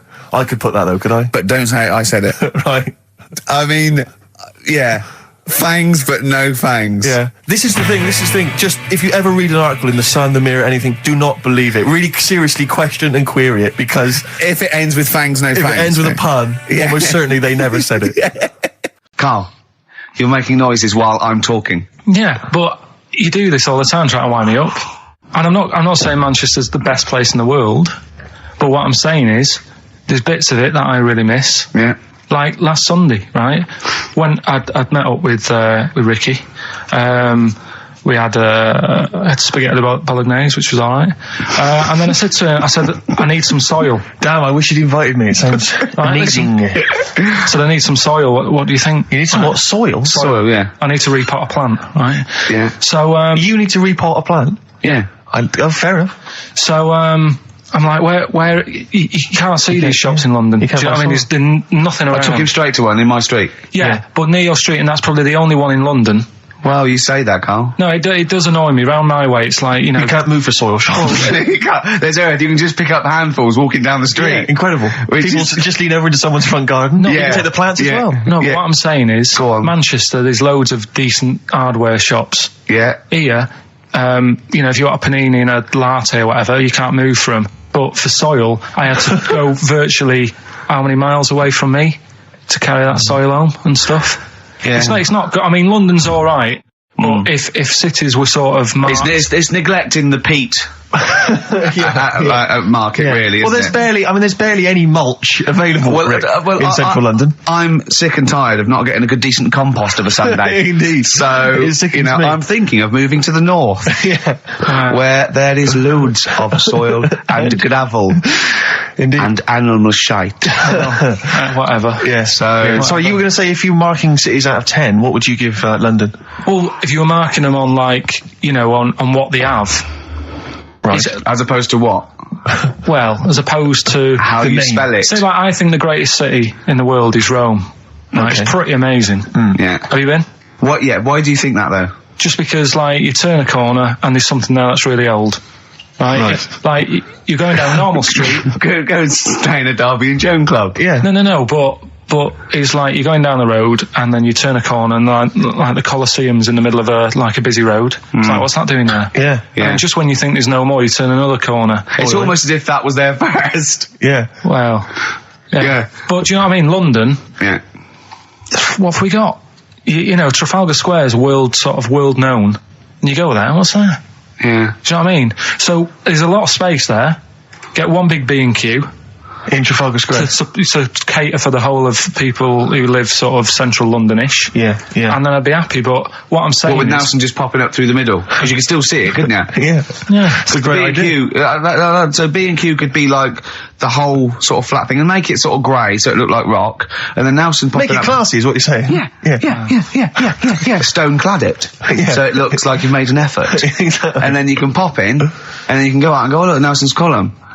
Oh look at that, isn't Nelson? Oh look at that, the victory, defeat. That's fantastic. One of the greatest living. Yeah. I need some nails. Yeah. Perfect. Killing two birds with one stone, you're saying? But why isn't there more than them shops? Because when I went into yours, every time I've been in there twice now. The first time was to get a shower head, right? Right. And I went in there, couldn't resist buying something else. I ended up getting some super glue as well. Blimey. I remember things like snakes not having ears and stuff. Yes. I didn't have to read about that. No, you just learned that, yeah. You saw it on the telly, didn't you? You saw it on that Ian Wright programme. Yeah. Yeah. And this is what Carl said to me. He said, it's actually, I called Carl up in the week, and Reese was with him. You know, Reese used to be on XFM, and he took the phone, and he went, Carl's worried, I've seen that programme. He said, snakes don't have ears, right? He said, so you can creep up on them and pick them up. And he said, Carl's worried. He said, how'd you ever put them down again? Because then they know that you're there. I woke up the other night quite late, Worried about that. and I said to my girlfriend, I said, how do you put a snake down? And she said, what are you talking about? I said, that Ian Wright thing, this guy managed to pick up a snake. And do you know that thing where they clamp its head on a jar to get the poison out? I do now. Right? They did that, but they didn't show you how they got rid of it, and I thought, it could really get nasty, because it's obviously annoyed that you've had its head pressed in the jar. Yeah. Yeah. Right. They hate that. Now, Especially as it's in front of their mates. when you lift it off, Yeah. right, you've got hold of it. Yeah. If you go to chuck it down, it's going to turn on you. It's going to go wild, isn't it? So, I just wondered. Well, what you do is you never put it down, Carl. Yeah, that's why That's what that bloke has got about 11 or 12 just carrying him. Exactly. Yeah, you never put it down. You sling it. Who cares? You just throw it, don't you, really far. That's not that. I don't think you should throw. But snakes. Carl, listen, don't worry. We're not asking you to get involved with snakes. No, but I was saying this the other day, And an Atari. right? I was walking through London the Commodore other day. 64 Yeah. rubbish. Exactly. Walking through London with Suzanne, right? Yeah. And you know, like homeless people always have dogs. And she Yeah. said, "Oh, I hope she looks after it." I said, that dog is happier than most dogs, Right. Because people always walk past and give it a pat on the head. Yeah. It's with its owner all the time. Yeah. It's out in the open. It's not locked up in a house. Yeah. It doesn't You know what I eat, mean? but other than that... No, it does eat though. They're always all right. So that's what I was saying. I think this horse was doing all right for itself. Do you know what I mean? Well, not many horses have got their own house. Exactly. For a start, yeah. But anyway, that's by the by. Yeah. So anyway, this family, who's a bit. What we were talking about? It was about cloning. Genetically modified kids and all that stuff, yeah. Right. Now, what I'm saying is, you could say, you know, right, Steve, you could have a baby, right? And Ricky could see it and say, God, I want one that looks like that. Yeah. Right? It could happen, Rick. So Come on, work with him. So you take it to the doctors, and I don't know what they do. They inject it with something or whatever. Yep, that's how it's done. Yeah. And get a little baby, and there it is. It looks the same. Now the thing is, you separate. You both go off and do your own things. Yep. Right. Now, you look at Stephen. You look after your baby. Yeah. You treat it well. You give it good food and I'm a that, good dad. all the vitamins and stuff. Yeah. Ricky just gives it cheese. Right. So then it changes its looks. It goes a bit fat. You know, it gets tired easily and that sort of thing. Now, when this family, Why am I just feeding a baby cheese? right? This family who had a horse in their house. Yeah. They had a little baby, and my man went round and said, "You're not going to believe this, but it's a beautiful looking baby, right?" Yeah. And I was like, "Well, you know." And the weird thing is, it was a good-looking kid, but as time went on, they didn't really look after it. And I'm not saying like abusing it, but it used to run around. It used to play out till like 10 at night. Yeah. It used to chase cars. Right. It was a bit. Did it have hooves? No. Chase cars. Right. What sort of kid chases cars? Oh God! No. Was it called Rover? The weird Did he catch sticks? It's Liam, it was called, right? Right. Now, the weird thing is, it was a good-looking kid, but as time went on, and all that, like, not eating properly and its hair was all patchy. It's not Liam Gallagher, is it? And chasing cars and that, and it became an ugly kid. It's definitely Liam Gallagher. And that's what I'm saying, right? You can clone all you like, but at the end of the day, it's how you brought up. Brilliant. Wow. Live. Wow. That was a hell of a point. Oh, God. But am I right? You're always right. Incidentally, last week, you remember, we began the show by talking about knobs. Yeah. I think we've got a bit more knob news this week. There's not much coming up, is it? Knob news is on the way. After Radiohead, more cock. Radiohead and go to sleep. That's not to you. Please don't go to sleep. We've got another hour and 35 minutes of fun chat and great, great music on XFM 104.9. I'm Ricky Gervais, with me Steve Merchant and Karl Pilkington. Pilky, little K-man Pilkers, little baldy twat mank whinging, a little bit bent Pilkers. There he is. There he is there. Now, Rick, you may remember that last week we opened with some quality knob news. Knob news, yeah. It was Hitler's knob. Hitler's knob was one of them. That just sparked off into a whole bunch of other knob-related discussions. Yeah. And I'm pleased so far to see that we're almost at the halfway mark for this first hour. And so far we've only talked about nudity and/or todgers. Yeah. So excellent work from us. Well done, lads. Yeah. I'm looking forward to Dr. Fox and the rest of the Sony award committee listening to this one. Yeah. But more knob news. I don't know if there's a jingle for that, maybe. We nearly had the eye out. Knob news. Knob news, excellent. This is an extraordinary story. A woman tried to sue her bosses for £210,000 after finding a cooked penis in a canteen stew. Hospital cleaner Sophie something, I can't quite pronounce that name, was eating goulash for lunch and could not cut one of the lumps of meat. You can see where it's going. I've got so many questions already. I know. She picked it up and tried to chew it, but it was too tough. Then she inspected it with workmates, who all agreed it was a penis. Imagine that discussion. Yeah. Miss McClarter said she vomited for the rest of the day, instantly became a vegetarian, and had to have psychiatric help. It's not known whether the organ was from a human. The case continues. Well, it can be found out, so that's one thing. Obviously, that doctors aren't confused. They're not going, I don't know, I've never seen one like it. Yeah. Also, why is she eating goulash? I know. I mean, that is my first question. Why? You got your lunch. Oh, what do you want? Oh, no, I fancy some goulash. Yeah. Oh, some gooly lash. Gooly lash, Thanks very like much it. Indeed. Lancashire cockpot Oh, is on the menu. Brilliant. Only £5.50. Wangers and mash. I'd love some wangers and mash, please. If you've got any knob-related puns, knob-food-related puns, then call XFM on 3426 14094. Ricky.gervais@xfm.co.uk. Call Chris Miles at radio1.xfm.whinginmank. Yeah. Cock-co-gay. Cock a van. Cock o' van. It's already done for you. There's wangers and mash, cock o' van, Lancashire cockpot. You know. That's just off the top of our brains. Yeah. So, if you've got any of your own, keep them to yourself. We're not interested. What do you make of that knob news? And he's in a hospital. I don't think so. Oh, yes, it was a hospital cleaner. You're right. Oh, cleaner. God. I know how your mind's thinking already. There's been a mix-up. What kind of mix-up? I love that. What, some bloke's gone in, some lesbian's gone in and wanted a sex change. She's got a carrot for a cock. Stewing steak. Stewing steak. Oh, that would be great. You're not a doctor, you butcher. It's not funny. There was some other news, whilst we're doing the knob news, just cram this one in. There was some story on some news website about some lad who wasn't happy with what he'd been given. Right. What do you mean? He had an op? No, he wanted to have an op. He wasn't happy with what God had given him. Yeah. Yeah.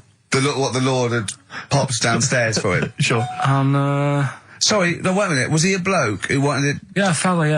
And what he wanted, he didn't want a knob, or he wanted a bigger knob? Wanted a bigger one. Right, okay. And, cost £5,000. Right. And they made a mess of it. Well, how did they make a mess of it? Don't know, it came out smaller than they went in with. Well, no, what do you mean? Absolutely. I don't know all the ins and outs. Oh, God. It's just like he borrowed the money off his There's mum. been a slight mix-up. He borrowed the money off his mum? I love that. How bad is that? What do you want for your birthday, son? Yeah. Interesting. Thanks, Mum, for asking. A couple of bits of news as well. Hello, Doctor. How did it go? Well, firstly, don't look under the bandages and don't have the goulash for lunch. Yeah. It was smaller than you went Mum, in we got £5,000. Why? Just give me fucking up. Tell me what it's for. with. You can have it if you tell me what it's for. Well, look at that. Oh, you need a bigger one. Yeah, definitely. There's the money. Yeah. On you go. Nothing can go wrong. What did he say to the doctor then? That's rubbish. I didn't read all the ins and outs. So just like I said, I saw it. Just look for the picture. I want a picture. But you just thought, well, thanks for it. You just thought you'd pop that one in. Thanks. Yeah, that's the end. Knob News Extra. Yeah. Play record, Carl. So if you've got any knob news, we've got one more show left. Send that to ricky.gervais@xfm.co.uk and we'll hopefully get that knob news on air next week. Yeah. All right. Some Dizzy Rascal. Oh, Dizzy Rascal, yeah, he's one of the hot new English rappers. Let's play it. Dizzy Rascal, apparently, according to Carl, he hails from Bow. If he's listening, good work. You have a number 3 hit with that. XFM 104.9, Ricky Gervais reading a magazine, Karl Pilkington, in a good mood today, so everything to play for. Some adverts. Steve reckons, in ancient Greece, right, it was better to shag a bloke than a woman. And I went, well, yeah. I mean, that's about the male being sort of a first-class citizen, much better, wasn't it? An aspiration the to point sleep with was, a beautiful Carl, man than a beautiful woman. Women were lower-class citizens, Yeah. so therefore men were seen as higher class. So to have sexual relations with a man there was no shame in that. No. In fact, it was looked upon. And I as a said, good well, it's, ancient Rome. I said, Nero, he used to sit in his big jacuzzi and he used to get, pretty boy men to just go into the water and just nibble at his testicles while he was having a wash. He didn't do that. He did. No.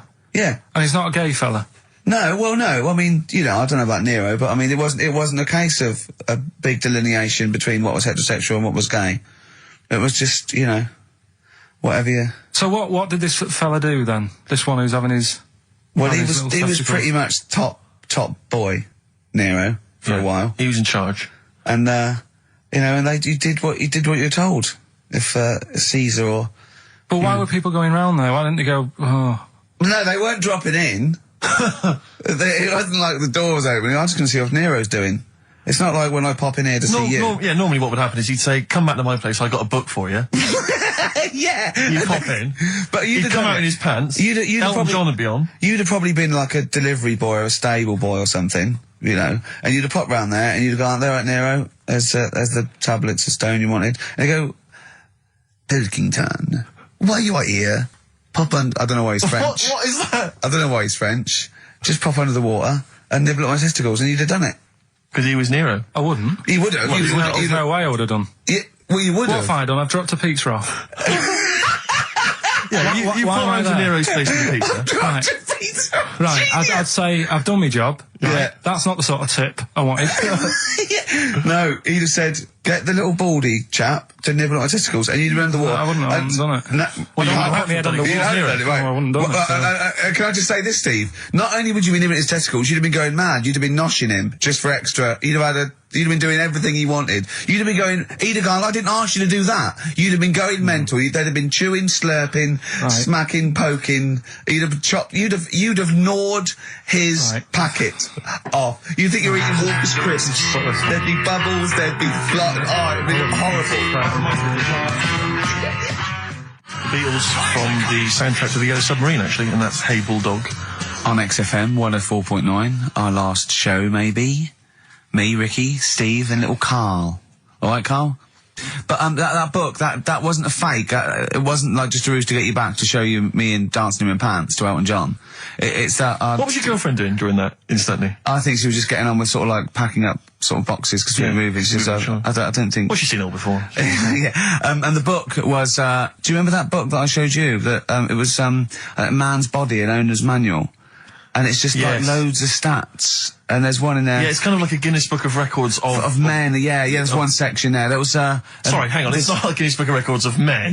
That just sounds a little bit like you and I were sat around your house looking at a big book, picturing men. The big man book. The big man. He book, is a big man, isn't he? Yeah. He should be on the front cover. Yeah, it was a book more about the kind of physical body and Exactly, about yeah, statistics biology and social and sex and all that sort of stuff. And But we didn't which look at the is sex which is chapter. where we got the knob news for today from.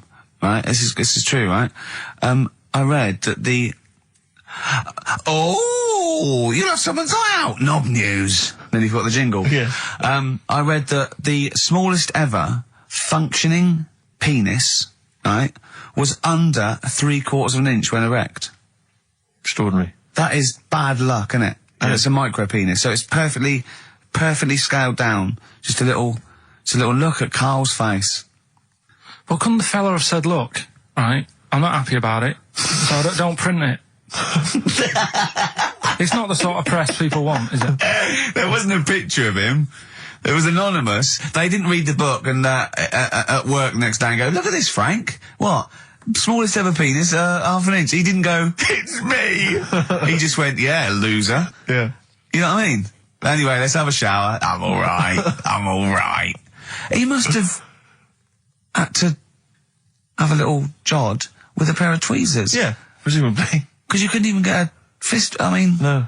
that is bad luck, isn't it? Was he a good-looking fella? What would you do, right, if he invited you round and said, right, and he was like the king, right, and he went, oh, Carl, can you just go in there and just nibble at it? And you've gone under the water, and you're just about to nibble at it, and you come up and you go, that's tiny. Would you have been disappointed or relieved? Right, well, that wouldn't happen. No! Carl, I'm saying if it did, would you be disappointed? Would you go, oh, that, I can't even get, I don't know where to start with that? Or would you go, oh, thank God it's not a big one? You've got to remember that he's the emperor. So you've got to do what he says or he'll have you killed. What would you do? Would you go, oh, I lovely set of tackle, or, oh, it's not as big as I wanted, or would you secretly think, I'm glad it's not big because I didn't want to, because I'm not that guy? I'm not even gonna think about it, because I wouldn't do it. I know I wouldn't do it, even back then. Even back then, what do you mean? Well, when was What? When was Nero at it? What? Well, the Roman Empire was sort of like 2000. Well, it stretched up for to years. about, yeah. So, It's a long time ago. Yeah, I wouldn't do it. You'd have to. I always remember, we're still doing knob news? Yeah. Just It's just Knob some news extra. Knob news extra. Placebo, the bitter end on XFM 104.9. I'm Ricky Gervais. With me is both Stephen Merchant and Karl, the K-Man, Pilkington. Oh. So you've already got that. That's safe. It's only 4 minutes past. You've had Placebo and you've got us three. So You're definitely going home with that. yeah, whatever that's happens. safe. That's on its way to the hospice. Exactly. You've banked that. Yeah.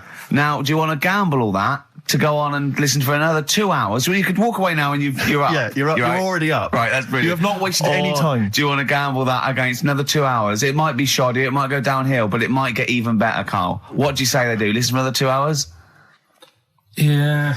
See, we shouldn't have done that. We shouldn't have asked Karl, because a lot of them now are already taking what they've got. And what they've got is Yeah. great, Rick. What they've got is lovely. Yeah. They're loving that. They're going to enjoy that. We have got monkey news. We've got cheap as chimps. That's not the same thing. How many A lot of radio people stations do. have got two ape-related simian features? Rick, can I point out now, a lot of people are making that mistake. A lot of people are thinking that monkey news is exactly the same as cheap as chimps. It's not. Let's keep that clear. It's not. It's in the same ballpark, but it's not the same. There are apes. They're involved. They're involved. Yeah. We've also got some great music. Yeah. We've got an amusing sketch about a fly. Oh, he's looking forward to that. Oh, and Mystique are dropping in. Let's hope the Mystique ladies are coming in. Singing their Yeah, music I for us. want to kick off with a song that is, you've got like half a dozen posing songs that when you're sort of like between 40 and 18, they were the ones you'd put on to get ready to go out or just pose around or be that pop star or think you're on stage or whatever or in the video. Yeah. And embarrassingly, I dug this out and I remembered I used to post this like a mother when I was about 14, right? This is Street Life by Roxy Music. You used to do... Mine was Oops Upside Your Head. Yeah. It was just me on the floor in my bedroom. One day there'll be other people in this imaginary boat. yeah. Elbows going everywhere, Yeah. knocking over vases. Yeah. But then I remember later it was Black Lace's Superman, which is something similar. Do you remember that? That was brilliant. Wow. Spray, ski, da-ding, da-ding. If you've out there in Radioland got any funny jokes, then call in. on email it. them in because we need some. Street Life, Roxy Music off the Stranded album. That's why I used to jump around to. What would you have been wearing while you were listening to that? Well, probably Brutus Gold jeans. Classy. Or Green Flash pumps. Sure. Any socks? I would have had socks, yeah. Yeah. I'd have probably been wearing the shirt my mum got me from Tesco's, which was which was again a Brutus shirt, and it had women in bikinis eating bananas on a chaise longue. Of course it did. So, lots of small ones, or just one big lots of little small ones. Yeah, so you know, so that was that. A trilby? I didn't wear a trilby. Did you have a toy with a trilby? I remember when I went on holiday about that time, and I was about 14. My older brother had this leather jacket, and I was on the beach.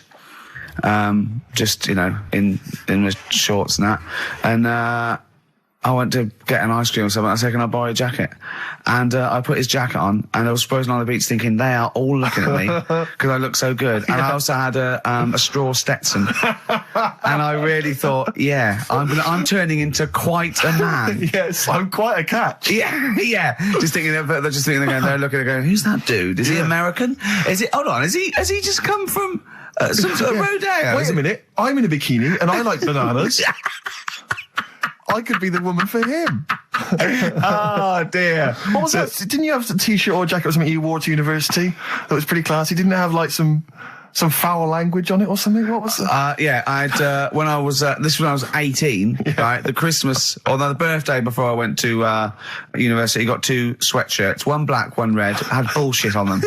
Just on the foul. Right. And the red one, all my clothes, the first wash, everything was pink. All my white shirts and my white socks, of course, because I just put it in, I didn't know. Yeah. So I was a man at university with all pink clothes except for a rather nice red sweatshirt with bullshit on it.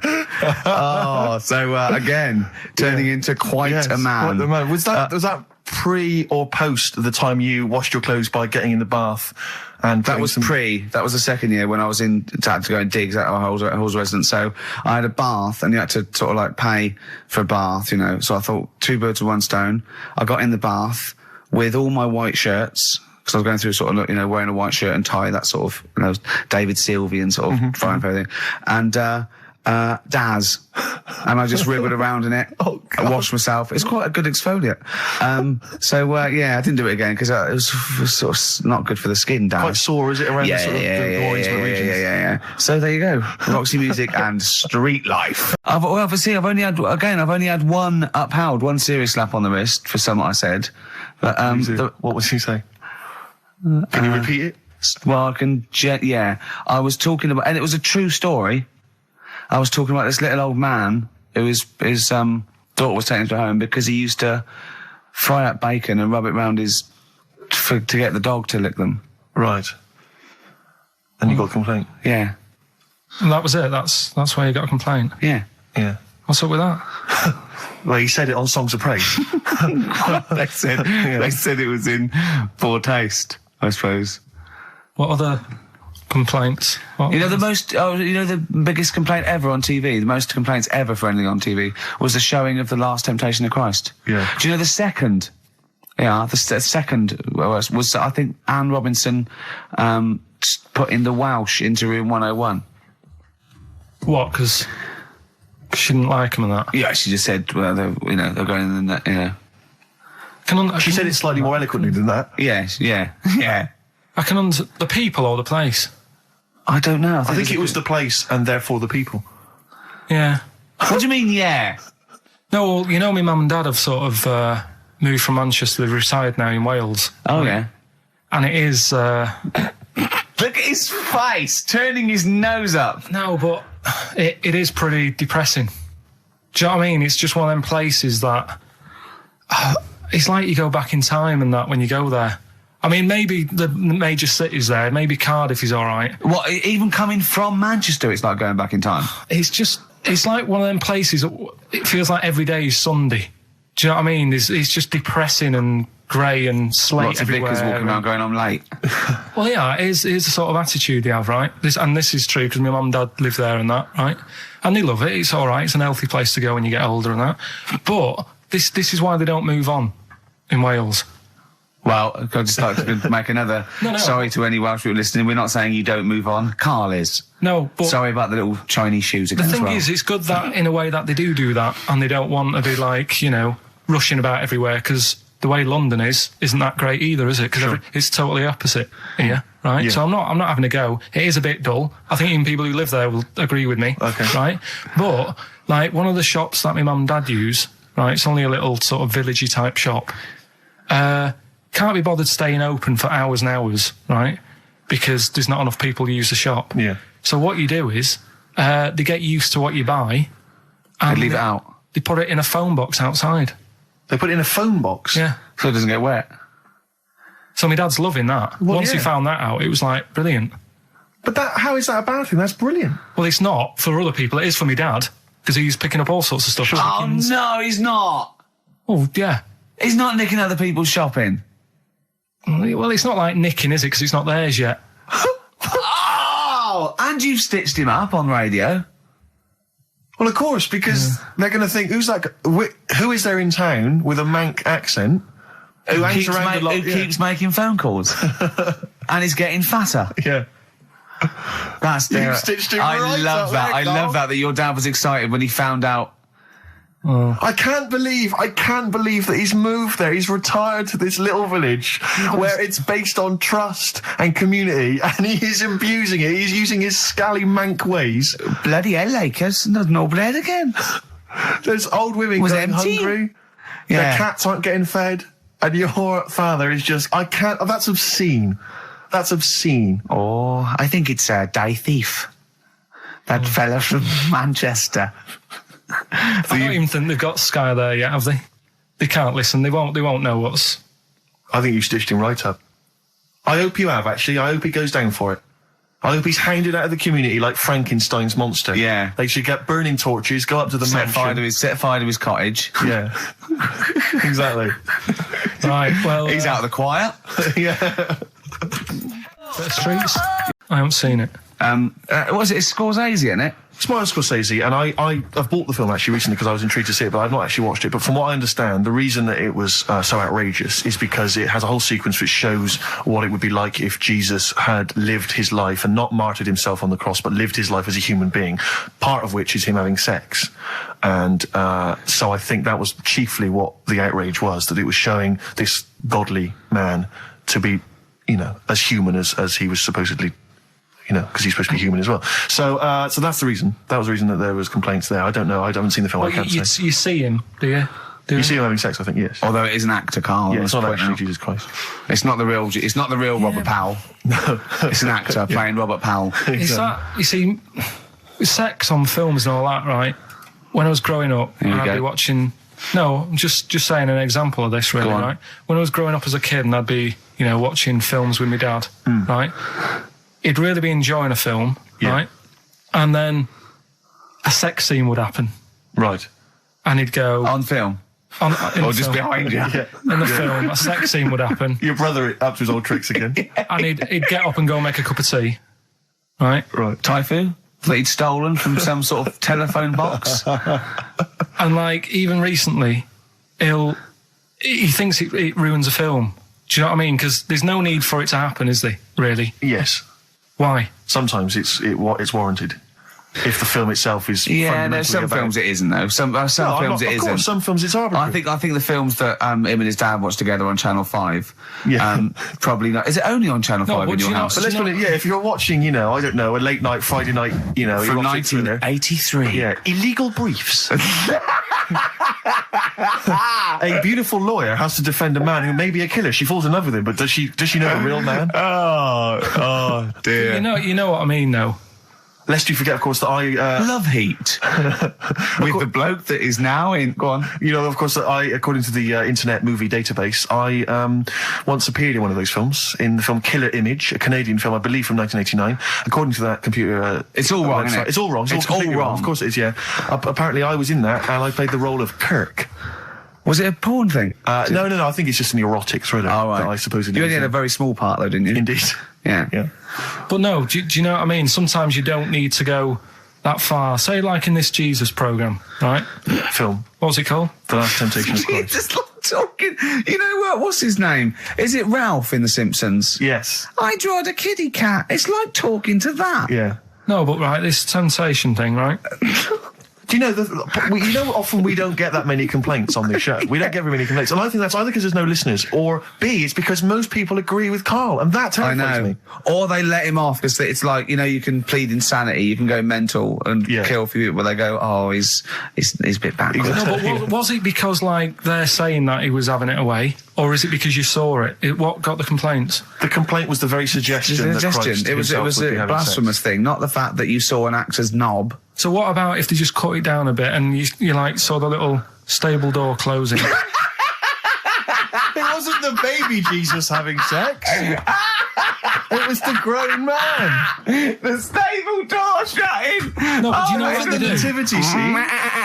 Oh, that is brilliant. The wise men saying, I can't believe we brought myrrh, we should have brought condoms. It's like that, yeah. There's 2 for 1 offering, Boots. Yeah, I don't know what we were thinking. With frankincense. It's always awkward. Should we apologise now to the Christian church as well? So Sorry, the little Chinese fellas, little Welsh fellas, and the little Christian fellas. We haven't said anything wrong. No. It's like, you see, when I was growing up... Stable door. I love the idea that in Karl's world, he was born in a stable, just thought, well, I love this place. Yeah. I'm just going to stay here the rest of my days. This is good here.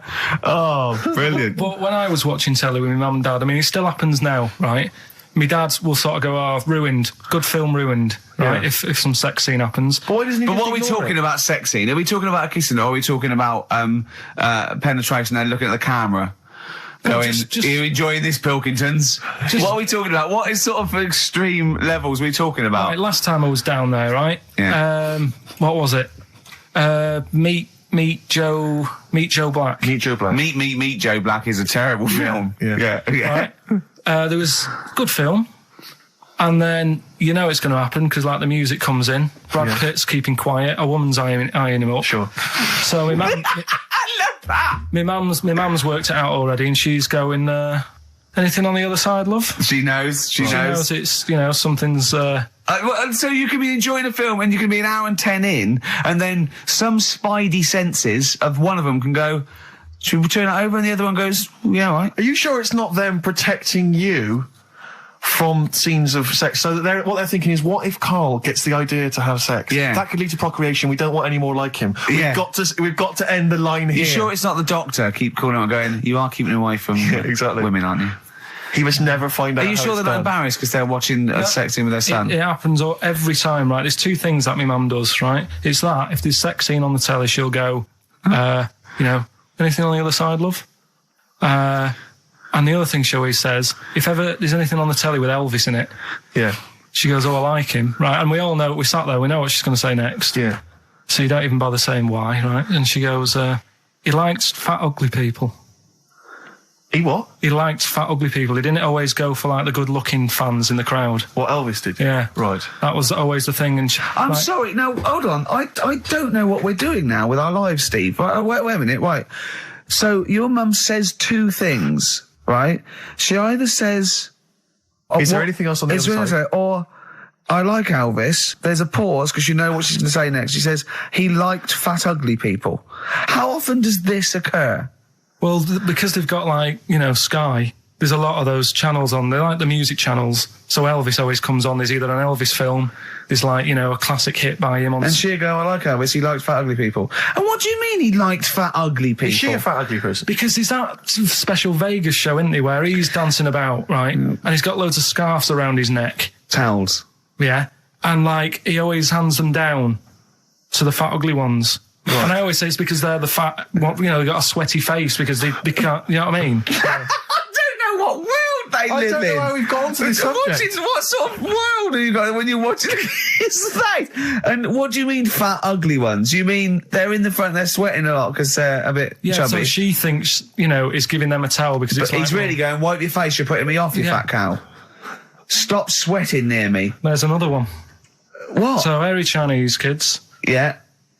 Jesus. We haven't slagged off hairy Chinese kids. We slagged off Chinese. We didn't slag anyone off. We just said they really haven't got a town as such, and they wear shoes. What did we say? Yeah, little wooden shoes. And what did the I just don't know how we got onto Elvis and big fat ugly women. I don't know I don't know how we sidestepped from the Last Temptation of Christ. Did you see that fat girls and feeders Go on program? a minute. Eh? Right, we've done that. Monkey news. Right, straight. Let's hit them dead. Let's go straight with cheap as chimps, Carl. Right. Well, this will probably finish today, to be honest. Oh, right. Because what if we looked at cheapest chimps? We found out that They eat one banana. Next, go on, do this one. banana yeah. a day and that. Yeah, that's Right, it. Brilliant. So what? It was a long-running feature. Go on. What? Sorry, can I just ask again? What are the rules with cheapest chimps? It's just, if you wanted a chimp, how much would it sort of cost you? Brilliant. Title come first. So yeah, as always, that's the way to do it, right? Cheapest chimps. I thought I'll go online and see, if I could buy one. Mm-hmm. How much do you reckon? £6,000 To buy a chimp? Yeah. Oh no, ridiculous amount. What? Where can you buy them from? What sources? You shouldn't be able to buy them. eBay. What do you mean? Buy a chimp from who? There was this website that was selling stuff. What you could actually? What are you talking? What are you talking about? Right, here we go then. Right, I looked at it. Here's some of the other animals that were on there. No, wait a minute. What are these poachers? I don't know. What, the zoos that got bored with them? Where can you buy a chimp? I don't want to give it a plug. Right, Some go on website, then. right? So what are the other animals available? Right, well, that'll give you some prices with the other animals, and you can try and work out if it's cheap as chimps, right? So, right, a camel. What do you reckon? £25,000. Right, $8,000 for a camel, right? Sloth, 40 quid. $3,000. Right. Last one, Bengal tiger, Oh, that's got to be pricey. $12,000. $1,800. What? Yeah. Carl, this is an awful website. That can't be true, mate. Right, That's so awful. a chimp, Well, a chimp, $5,000. I'm going to go with $1,000. $55,000. What? Yeah. That doesn't make sense. It's mad, isn't it? Yeah.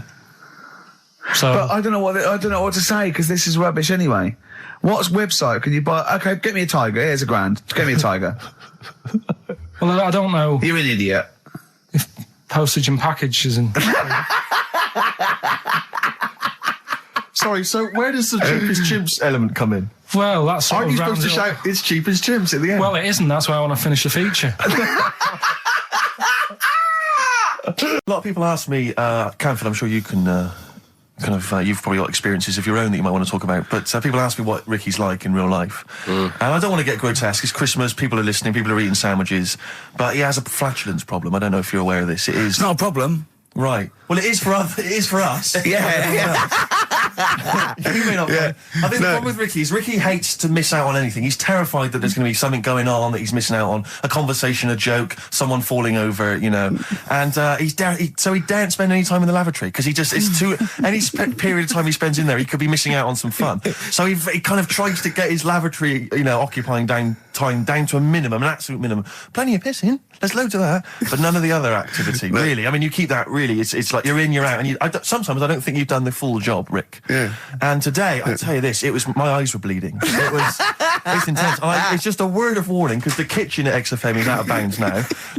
No one's going in there until the new year. A to J in the library. A to J in the record library. I'll tell you this: I don't know if Tony Blackburn's in the building. His wig will fall off. But seriously, not that he wears a wig. He doesn't wear a wig. But if he's going down now, maybe he wants to play some Beach Boys. I mean, seriously, forget I'm a celebrity, get me out of here.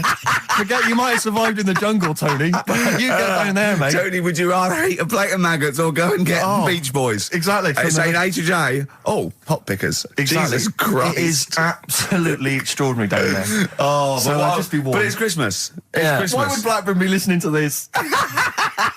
I don't know. He's probably doing a bit of Christmas shopping. Sure. And he's out and about with probably got his little, personal stereo on. Yeah. And he goes, I'll listen to the boys at XFM.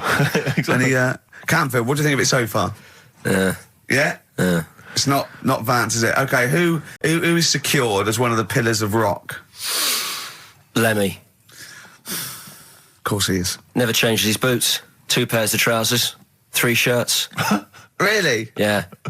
And he just alternates them, does he? Yeah, so he might yeah. have the same pair of trousers for 2 weeks, but the different shirt. Is it true his rider is a bottle of Jack Daniels and 40 Marlboro?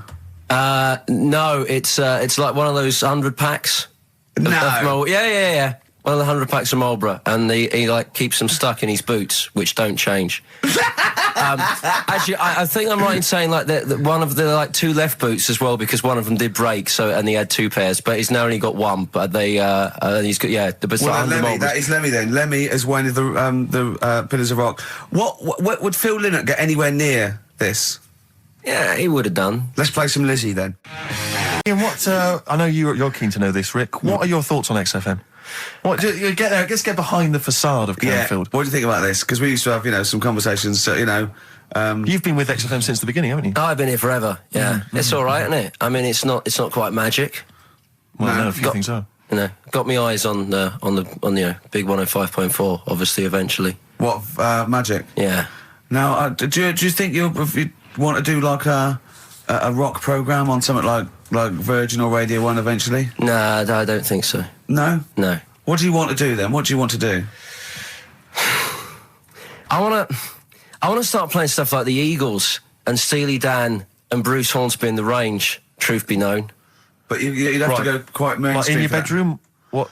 But on what sort of platform though? Because the good thing about those is they are really popular. They are. I mean, I think the Eagles' Greatest Hits is the biggest selling album of all time now. It's overtaken Thriller. Yeah. So I mean, those. What are you saying? Iron Maiden aren't popular.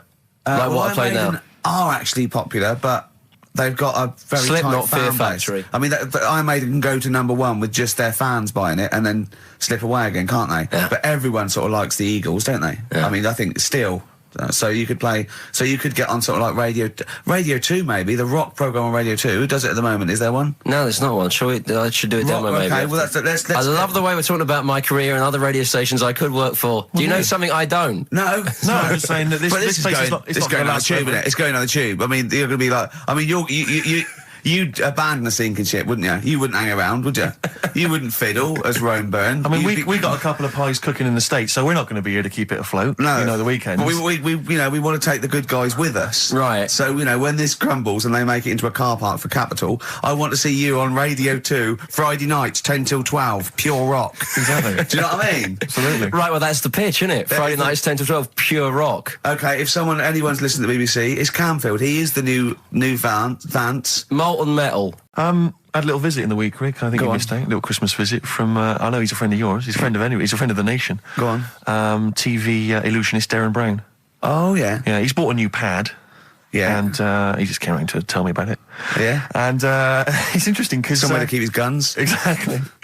And he. I can never know kind of how much he's just playing with your mind, experimenting. But he was telling me about the place, and apparently he loves you. he's got a B-day. In the house. Now we were discussing B-days because never understood that. I've never got my head around it. To this day, he's not meant to. Well, no, but I don't think I've ever met anyone who's used a B-day. Oh, Darren Brown does. He's known as the cleanest arse in Modern Magic. Yeah, shiny arse they call him. But Amdram societies. We're step. Because I was in the Pirates of Penzance once in an amateur production. You used to like Whose Line Is It Anyway? I did. That was. Although I did watch it when it first came on Channel 4 about 15, 20 years ago. But we did the Pirates of Penzance when I was in an amateur dramatic society in Bristol, the Bristol Operatic Society, Light Operatic Society. I don't know why I was involved because I can't sing. My audition, I thought this is how desperate they were for blokes. I swear to God, right, I can't sing. Well, you. Yeah, all right, calm down. And I went in and they said, "So what are you going to sing?" I went, "Well, I want to surprise you." They said, "Do you want a piano accompaniment?" I said, "No, I don't think so." I went to the back. I swear to God, I went to the back of the room and I just sang. Thumbelina, Thumbelina, tiny little thing. Thumbelina dance, Thumbelina sing. Thumbelina, what's the difference if you're very small? 'Cause when your heart is full of love, you're 6 feet tall. I just did that. And they just looked at me like I was the weirdest freak they'd ever had. Immediately put me in the chorus, because that was how desperate they were for blokes. We staged it, we rehearsed it. I couldn't remember the lyrics. Thank God you were doing Thumbelina. Yeah. Oh, but I couldn't remember the lyrics. What was it for? Was it Gilbert and Sullivan? It was the Pirates of Penzance. There weren't enough blokes, right? So that we had to double up. So some of the pirates had to double up as the policemen who were chasing the pirates. A little bit problematic in the scene when the policemen and the pirates have a fight. That that was a little bit tricky. And the worst things, there's this sequence where like the daughters of the Major General all kind of like, oh beautiful, something like, oh beautiful little girls are we, la la la la la la la. And the women they must have all been over 40. I mean, real kind of toothless crones creeping around in their 90s. Is it the sort of women that buy one of those sort of porcelain dolls from the TV and go, look, I've had a baby. It's not a real baby. It is a real baby. I'm going to stab you. Yeah. One of those. Exactly. It's the sort of women that you'd see maybe on TV's Bargain Hunt. The kind of contestants you get on there.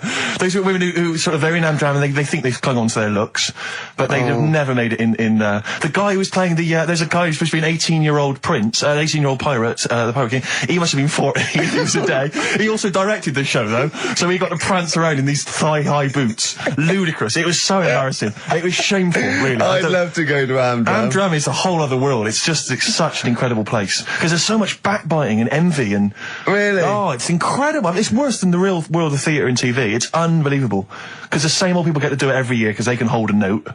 Can we go along? You would absolutely adore it, Gervais. It is film it, a secret camera. Is it true? Talking about when his dad said that, and then you told me something that I find amazing. Oh, the thing is, it's Christmas. Obviously, I've got to go back to Bristol. I love seeing my family. Well, yeah, I do. But it means I'd see my grandparents who were, brilliant people. I mean, lovely people, but mental. I mean, utterly mental. And, they've taken now there must be sort of 80 apiece. And it is quite an old age, but they're fairly good health, relatively speaking. And, they just spend their time in bed. I mean, that's all they do that's their profession. They've retired to go to bed. And they spend all the time in bed. I tell you what they're like. They're like that old guy, they're like all that old family in Charlie and the Chocolate Factory. Oh, yeah. Remember none of them had got up for like 25 years. Yeah. And you said that they go to bed and they go to sleep, but then when they wake up, what they do is put an extra pillow so they're slightly more upright, and that's them in the day in bed. That's the daytime thing. But they get up and cook and stuff. What they do is they've got about 6 teeth between them. I mean, my grandmother needs false teeth, but refuses to go and have the old ones extracted and the false teeth fitted. So she's working with about 3 or 4 teeth. Oh. My grandfather had false teeth given to him during the war. Wooden ones? Well, it was plastic teeth on a wooden pallet, right, that sits at the top of the mouth. He's still got the wooden pallet, but most of the teeth have come off. So there's about 4 teeth left, 4 false teeth. He's got a set of false teeth that make him look like he needs false teeth. I mean, that's pretty bizarre. So the problem is that they have to get up. They get up about 7 in the morning to put on, say, some beef or lamb, whichever they're going to cook. They put it on at 6 in the morning, 7 in the morning, so that by the time they eat it at 6 at night, they can use the phrase, this is what a good meal is for my grandparents, if they can use the phrase, oh, that's lovely, you could suck it away. You could suck it away. Who wants that from a roast dinner? You may as well blend it up and serve it as a broth. I don't want that phrase coming from old people without teeth. No, indeed. Because it must remind you of your rent boy days. Exactly. It brings it all flooding back. Oh, God. Flooding's the word. Exactly. Should we play a record before we get really disgusting about your grandparents and blowjob? That is the worst thing we've said the word blowjob far too many times today. And in the same sentence as I can't believe. Anyway. And it's Christmas. Yeah. Oh. Did I ever tell you about the time that my father, when I was younger, we went on holiday, my dad he'd bought a little boat, a little sort of wooden boat, make a 3-seater, and he and a friend of his went out with me in the boat. I was maybe 12 or 13. Went out and we sort of I think we were we had the little motor, outboard motor, chugging out. We just thought we thought this was real seafaring stuff. Brilliant. We'd lost sight of the beach because we'd gone round a corner of a mountain, or like a cliff. And so we were just round the corner, and there was this buoy, just floating in the water. Not a boy, but like a buoy. And very tricky to explain that on the radio. It's the same word, isn't it? Boy, a boy, and a boy. Yeah. And so we float past that and we're just chugging along. The motor conks out. Oh, I can't believe it. We have to row back in. So they're rowing away. I'm just sat there. And we noticed that every time we sort of think we've got past this buoy, it just seems to be back where it started again. And we realised that the tide is taking us but not taking us out, taking us towards these rocks. And we've just got ravaged rocks. And we were a bit pretty scared because I can't swim very well. Or I couldn't at the time. I think my dad had maybe bought, he didn't, I'll be honest with you, I inherited a lot of things from him. One of which was his carefulness with money. just the one life jacket. How deep was the water? Which I seem to remember he tore off my back and put on himself. So the water's pretty down. I mean, you know, I'm not saying we would have necessarily died, but it was pretty scary because the boat, you know, we were going to crash into these rocks and stuff. It was getting pretty unnerving. And so they're sort of rowing like mad, trying to we're just not making any progress. And we're beginning to think that this might be the end. And this boat, this kind of ferry boat, comes chugging by doing tours. Ching, ching, ching, ching, ching. And it comes by and my dad goes, oh, wow. We were going, brilliant, brilliant, they can help us. They'll throw us a rope, they'll tow us back in. He was going, you've got to be careful, though, hang on, because according to the laws of the sea, if he rescues us, Steve, he can claim my boat. The laws of the sea mean he can claim my boat as salvage. I love the idea of that's like a reward. Doing that. But what I like is, his 12-year-old son might die, he's thinking about the boat. I know, but also, the other thing, of course, is that I like the idea of this ferrymaster going, Yeah. the boat be mine now, or take your son. Yeah. Let me think about it. I need a new bed. That'll be just right. King size. Oh dear, that's lovely. But, because when I was younger, I remember being outside a post office once when I was about 10 or 12 and finding a purse and thinking, oh, that's nice. And opening it up, there was some money in there and a pension book, and so it was obviously an old lady. I found an address, I sent it to her, and my mum said, you know, you've been so good there, you'll probably get a little reward. She'll probably send you a little reward. Nothing. I got maybe a thank you note, but no cash, no moolah, nothing. Really? And I was livid, because I'd been told that I was going to get a reward. I thought I've been a good Samaritan, nothing. So, many moons later, when I was at university, I learnt from that, and this is the most bizarre thing. This explains a lot, doesn't it, Carl? This is like the Mary Celeste. I went to a cash point to I thought, I can't get my card in here. And I realised there was already somebody's card in the machine. They put the code in, but then they just disappeared. They'd been kidnapped or something. So it was just there, waiting, sitting. It said, what do you want to do? And it gave you a number of options. I thought, interesting. Steal or go to heaven? Yeah, exactly. You went, oh dear. Yeah. Well, I pressed balance just to check what their bank balance was. Unbelievable. It was a considerable sum of money. I'm not going to lie to you. It was not typical student debt. It was like, I think they were a foreign student. There was a lot of cash in there, a lot of money. Did you feel a slight bulge in your trousers when you saw the amount of money? I couldn't believe my luck. I thought to myself, now then, I could just take that card out and hand it in, or I could teach them a small lesson. Right.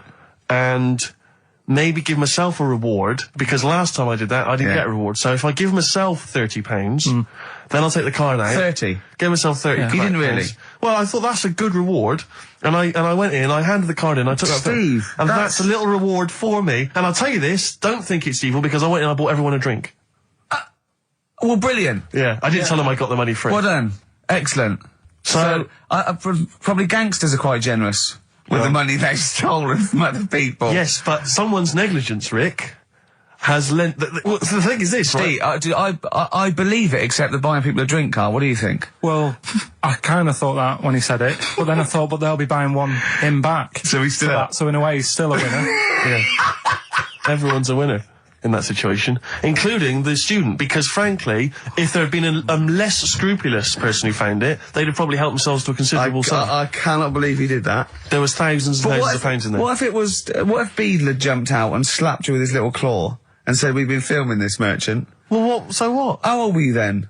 I don't know, 19, 20? Would you do it again, or was it just to get the world back for the old lady's purse? Possibly do it again, yeah.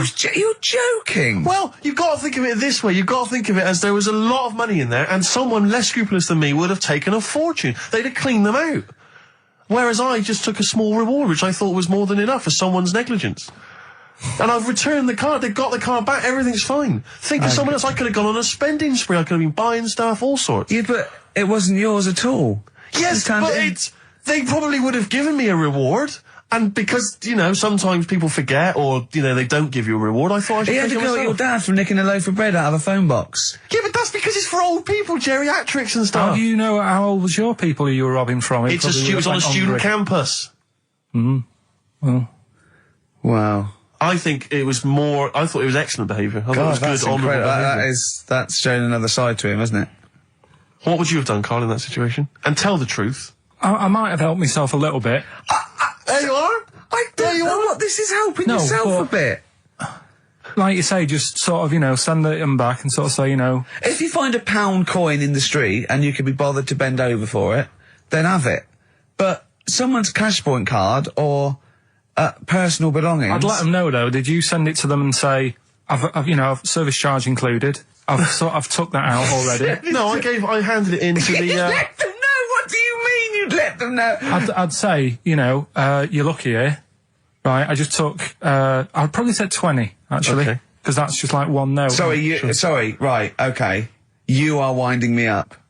No, I'm not. I mean, not for once. I mean, I know what Steve's like. He is tight, right? He is. And you know that, don't you, Steve? Financially, you mean?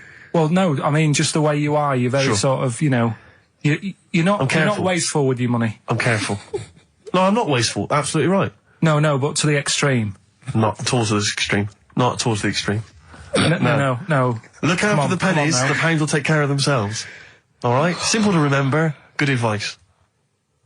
Yeah, all right. But the thing is, right, I know that I take the mickey out of you for, like, the way you look and stuff. Sure. Right? Well, I'm right back at you. But the thing is, you can't help that.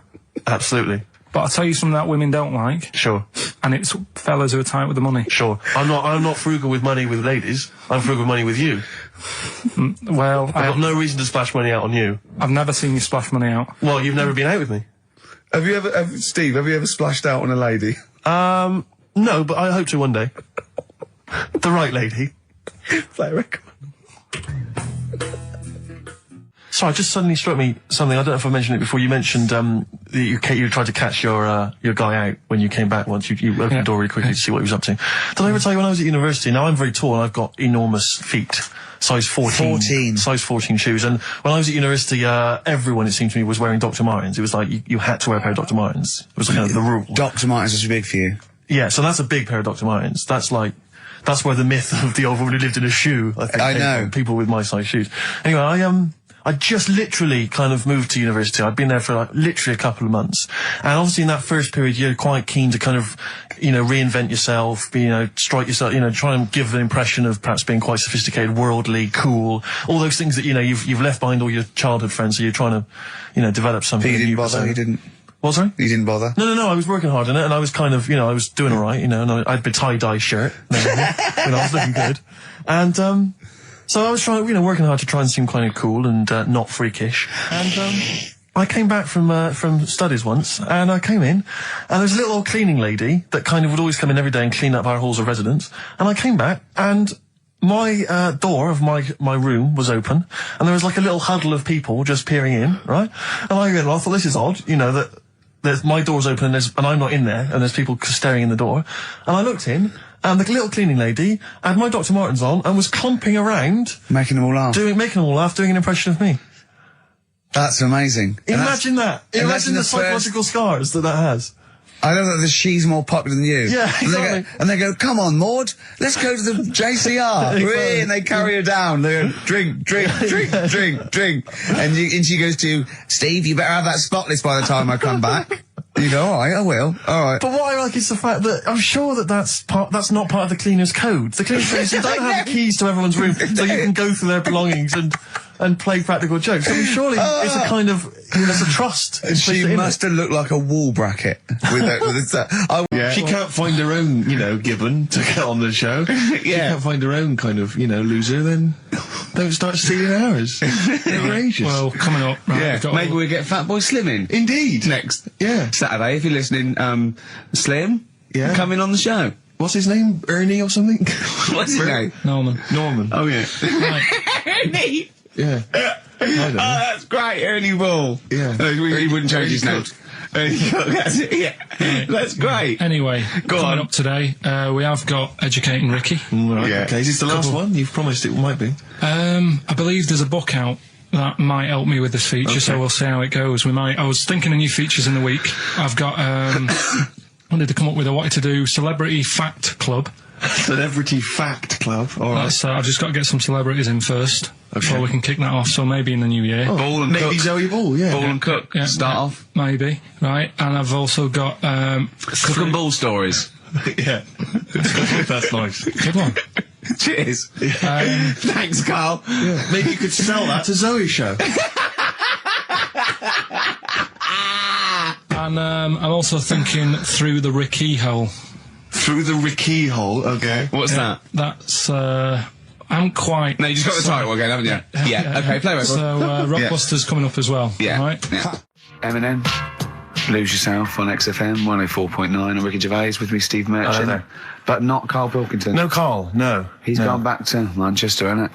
It's better than London. Yeah. You don't know it. Manchester's better than London. Instead, Claire Sturgis. Claire Sturgis, round of applause for Claire. Yeah. Thanks. Yeah, the posse's Yeah, I he's will- coming there in sort of the camouflage gear, and is that quite trendy? Is that what the kids Did are you know, wearing? it's funny. Someone actually mentioned Or that are this you on morning. manoeuvres? Yeah, I am exactly. actually, taking time out this morning from what I normally do. Sure. I missed the second half, talking like that, of Celebrity Boot Camp. I don't know what that Coolio. is it? The fella from Milli Vanilli. What, the one that's not dead? Eh? No, the one that killed himself, Sure. Steve. Okay. No, I just want to clarify for people. A lot of people don't realise that one of them is dead. Right. I thought it was important to mention it. Actually, yeah, I didn't know. I'll be honest with you, I hadn't thought it through. No. It was a piece of interesting Milli Vanilli trivia that I had, and I wanted to slip it in. It wasn't I could've really found- I'll tell trivia you what, because I it was a could- question. You went, what? The one Rick, who's not what dead. I'm saying, Rick, is I could have found a more tactful way of bringing up the death of one of Milli Vanilli, because I think there's a lot of people out there now upset. Maybe Claire Actually, didn't yeah, realise. people who didn't know. That's quite a shock. I didn't see. I mean, I should have sat people who down. did? Who died? Vanilli or Millie? I think it was Millie. No, Oh, it's okay. Leave. No, I don't know. but I didn't know. I'm that guessing. is- Actually, I'm guessing. What? Wait, no, I'm about not that? confusing Milli Vanilli and Scritti Politti, because I mean that is a danger. Oh no, you're thinking of the fellow out of Grumple Palumple. He was amazing. He was amazing. It's a great shame that he topped Grumple himself. Palumple, they're not around us. Anyway, cool, we've got some great tunes lined up. We're going to play today our favourite singles. It's of the a year. favourite tune, some of which Tune, didn't yeah. quite make it as singles maybe, but tunes of the year, because obviously Christmas very soon and we'll be away for a short time. I And, think next week we'll be doing our favourite Christmas songs of all time. yeah, I'm worried we're not going to fill 2 hours with that. I mean, how many times can you play Shakin' Stevens before... Fairy Tale of New York. Yeah, exactly. I mean, that's There it the is only again. one, isn't it, really? That's the best one. That's the best Christmas That one's song good, ever. but obviously there's Joni Mitchell's The River. That starts with a kind of Christmassy Beautiful, feel. beautiful. I don't think if there's anything else. Not great deal. The so waitresses, this is Christmas wrapping. that one? Is that Favourite brilliant? mine. Is that good? Yeah. So this is Christmas. John Lennon. Paul McCartney came out with Simply Having a Wonderful Christmas Time. Christmas time, yeah, exactly. Yeah, but yeah. So John's was Happy Christmas War is over. Yeah. Yeah. Of course it wasn't, but Hey, optimistic. but I mean, at least he wanted no, to be. he was dreaming of it. He was dreaming of it. Yeah. That's, I mean, and, bless him. and to show how much I he don't. hated John war. Lennon's dead as well. I don't know if anyone's. Yeah, no, they do. Oh, yeah, know that's that. just another bit of I rock like and roll trivia. John's protest against war. He stayed in bed for a week. Yeah. I've been doing that. I've been yeah. protesting against war for ages. Yeah, I'm yeah. eating hamburgers. Yeah, absolutely. Against war. Absolutely. I just go into Burger King on the way here. I went into the counter. But of course, that's not. I mean, not product placement there. And there's a number of other burger joints that people may wish to go to. If I they often go to choose. McDonald's. Yeah, I often go to exactly, McDonald's. But I went into Burger King because it's close. And I went in there. It's convenient, but then often McDonald's will be convenient. I mean, Convenient. McDonald's is just it convenient. yeah, Depends where you are. Just as convenient depending where you are. And I said, could I have a cheeseburger and small fries? Take away, please. And he recognised me. He went, oh, I've seen you on telly enough, won't you? He went, there's your meal. So I went, thanks. He winked and went, I'll put large fries in.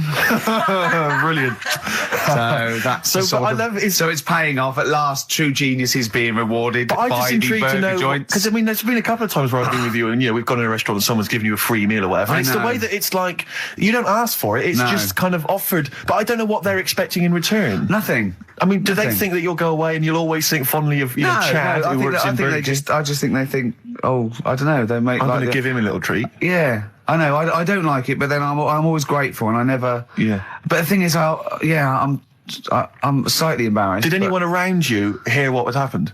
No. Because I imagine the resentment, just the whole room No, turning they on didn't. you. I had to go around telling them. Yeah, I went. I said, "Excuse me, did you hear that?" He goes, "No." I go, he just gave me the free thing because I'm on the telly. And I went, Yeah. "I don't recognise." I went, "You don't recognise me?" I'm terrified now that that someone could be listening at Burger King HQ. You know, I'm that assuming little this fella- is an unorthodox procedure. and you that know. little fella's got Well, fired. they know it's Leicester Square now because I just mentioned it, so they know which Burger King it is. Oh my god. I don't know. What was his name? Ralph Littleton. He had a name badge. Number 342. Well, I just hope Littleton doesn't get in trouble. So, what are we going to play That could be a first? sad Christmas for him. He's probably keeping his whole family afloat. But it's Springsteen. Well, tunes of the year. I mean, I know people dismiss Springsteen, but as I say, the gig I went to see earlier in the year, I made it in the end. Sturgis couldn't It was believe we were quite going to play Springsteen. brilliant. I just think, leave aside what you think is cool and trendy and the fact that he's older now or Really? whatever else. Really? Just leave all that behind Yeah. and just listen to the tunes because, he remains a great musician. Lonesome Day? Lonesome Day's the current single and it's the first track on the album. And, Free chips. absolutely.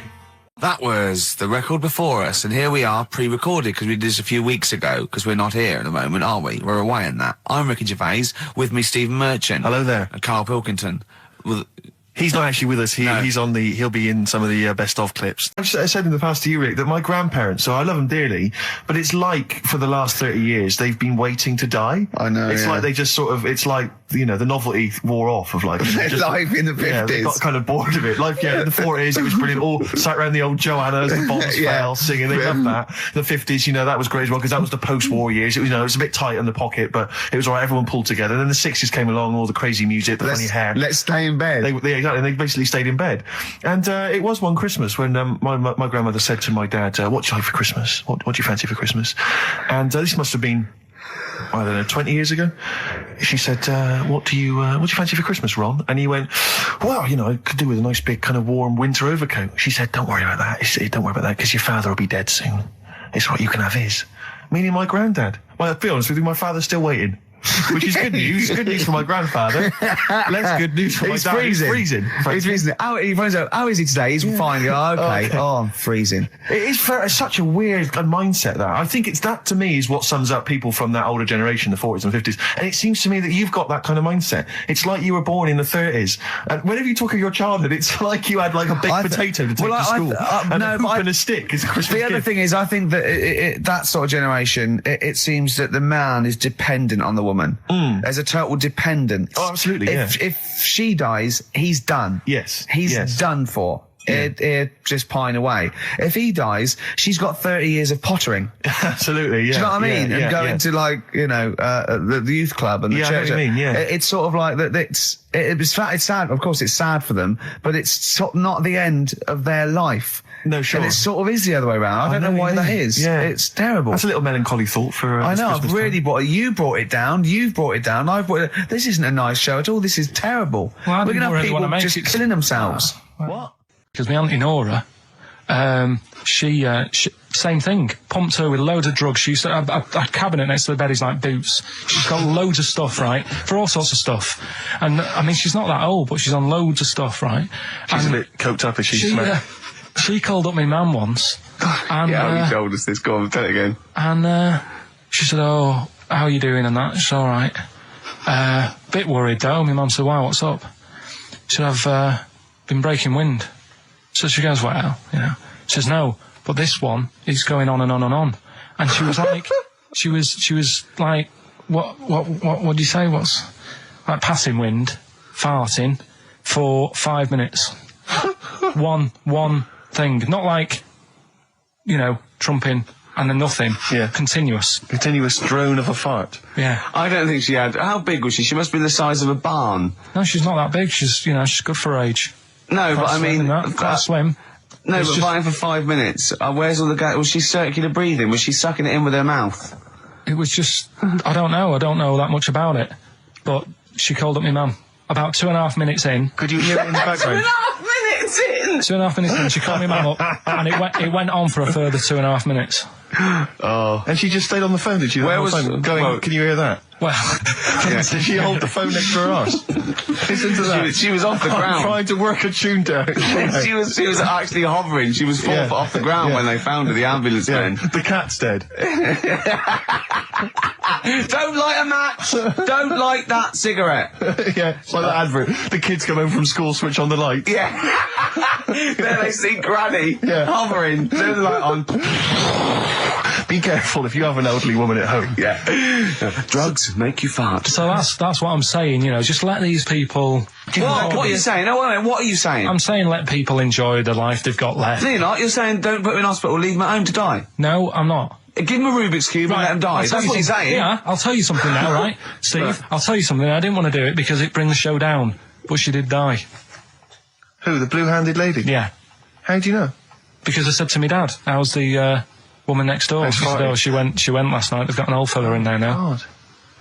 So, there you go. So, wouldn't it have been better to leave her at home where her friends and family can call and speak to her, even nip that round if they want, you know, with a cat, I imagine. No, it's definitely a cat now. What was that cat's called, that you imagine? Probably, I'm seeing like a big ginger one, so I don't know, something like, I don't know, maybe ginger or whatever. Maybe I had a budgie. But that's what I'm saying, just let him enjoy his life, because dying in hospital, I wouldn't like to do it. If I went to the doctors and they said, you haven't got long life left, I'd say, well, I'll stay at home. Yeah. And that's the point I'm getting at. I love it. Do you know what I mean? I feel it's like our own little Eliza Doolittle. Yes. Right, even Richard will like this one. Here we go then. First one. There's three of them, Go on. and you email in. If this doesn't turn Dickie round, nothing will. This is an email-only competition. Email only. Right, here's the first one. Initial is B, so it's B. a band starting with B. Okay. And the cryptic clue is, I don't like them birds. They shouldn't be allowed in this area. I don't like them birds. They shouldn't be allowed in this area. Next one. Right, the next one. He doesn't like women, yet he's got a couple of kids. That's a bit weird. Is that a cryptic clue, or is that just a general point? Is that That's the cryptic clue. Okay. And the initials there are PD. Okay. And the last one. Oh, got that one. That's terrible. That's terrible. Okay, quickly. Oh, God. And the last one is that bloke who does. Come on! It's making me laugh. Come on, Carl. Be professional. Right, the last one. Right. I can't do it. It's making me laugh. Oh, come on. I'll come and read them then. No, hang on. Come on, Carl. Right, here we go. They don't do this on Blockbusters on TV, do they? No, come on. That bloke who does sport on telly. He's got a little kid, right? Initials DC. What? Is that, I'm was that the completely clue? confused by that. Was that the clue? Yeah, that bloke who does sport on telly. Yeah. He's got a little kid. Initials DC. Okay, is that a band? Or an artist? It's I'm not A gonna tell you. cheese. I'm not This is gonna a tell you. well-known sandwich. Is it? What is it? Is it a band or an Right, artist? so just quickly recap. That's, Okay. it's a Come on, Carl. Right, Come on. quick recap. The first one is B. I don't think them birds should be around in this area. Right, that's B. Right. Second one, he doesn't like women, yet he's got a few kids. It's a bit weird. That's PD. And the final one, that bloke who does sport on the telly, he's got a little kid. Right. DC.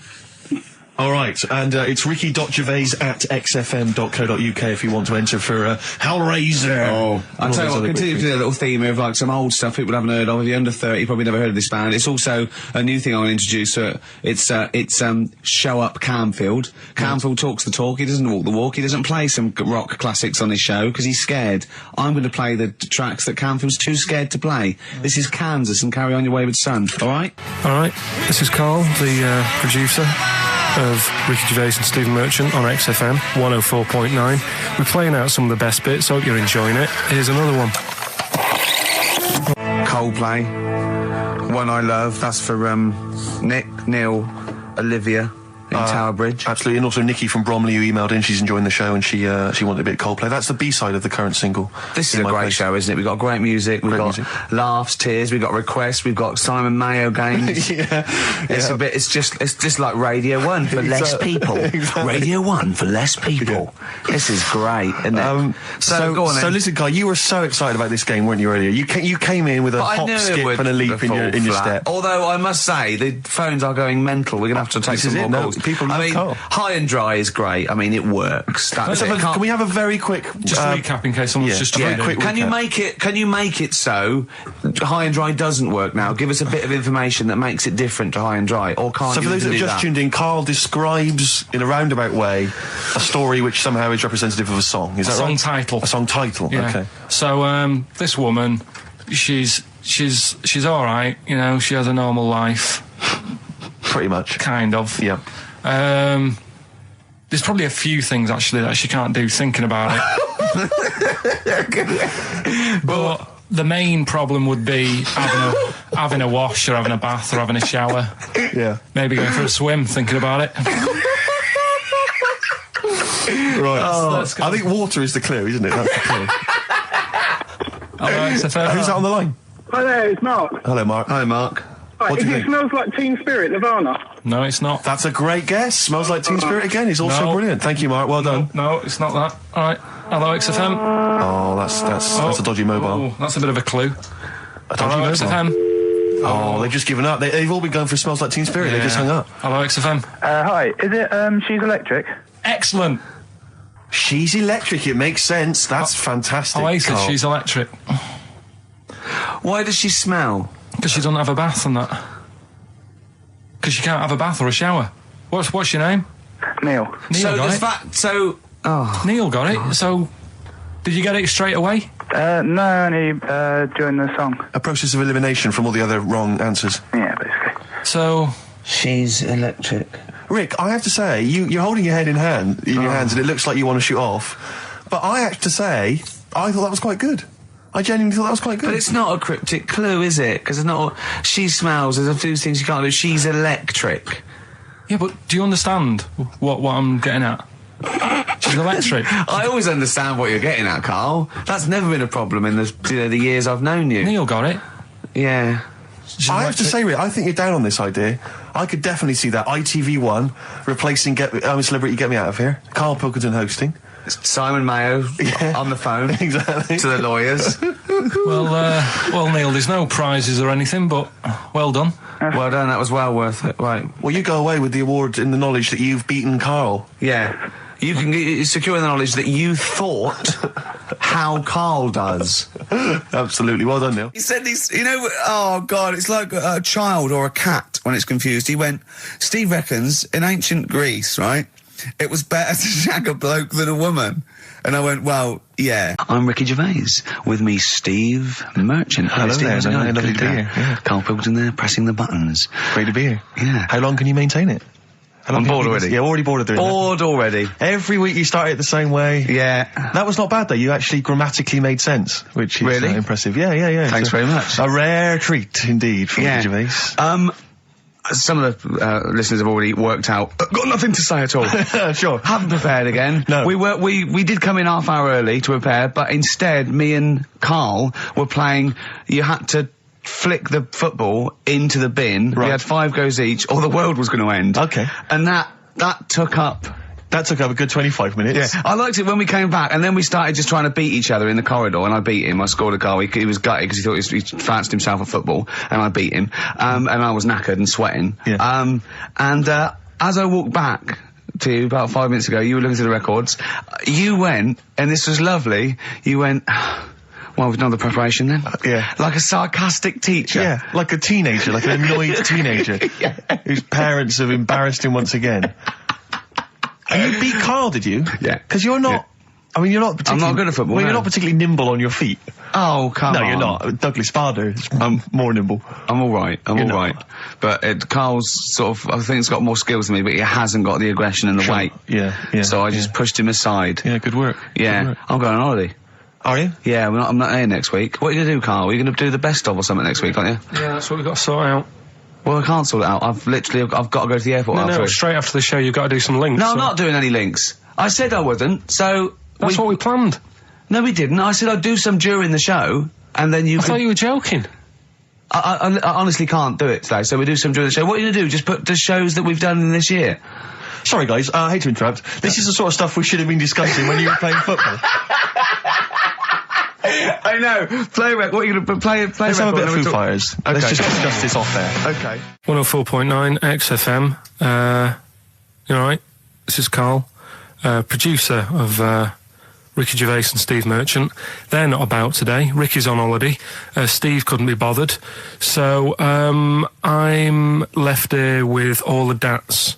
That's a digital audio tape of all the shows they've done since they've been here over the last, I don't know, year and a half or something.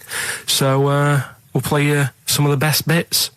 All right, so here's the first bit. I just wish we could maybe tape the bits we're not on air, just because that's when Karl comes into his own. Yeah. He just said to me, I don't know what I was doing, I was sort of like pottering around, dancing around, doing something annoying probably, and he just looked at me, I don't know, and he was looking at me, and I looked back, and he went, have you ever used a Y-front properly? Genius. It's a great question, because the answer is definitely no. Definitely no. Does anyone use their Y-front properly? And by that, I mean, get your winky out of the little sort of slot provided, as opposed to like put it to one side or pull them down or whatever. Has anyone used a Y-front properly? I don't think I've ever done it. I don't think I've ever done it. I've never seen anyone in a toilet doing it, Rick. We should be looking. I wish I hadn't said that. I caught you. Really? Yeah. That's actually how you prove people are gay. Yeah. Get them into this conversation. Yeah. Yeah, it's a trap. Yeah, it's a trap. It was the trap. Yeah. I'm not gay, by the way. Yeah. You didn't prove I was gay. I double bluffed you. Yeah.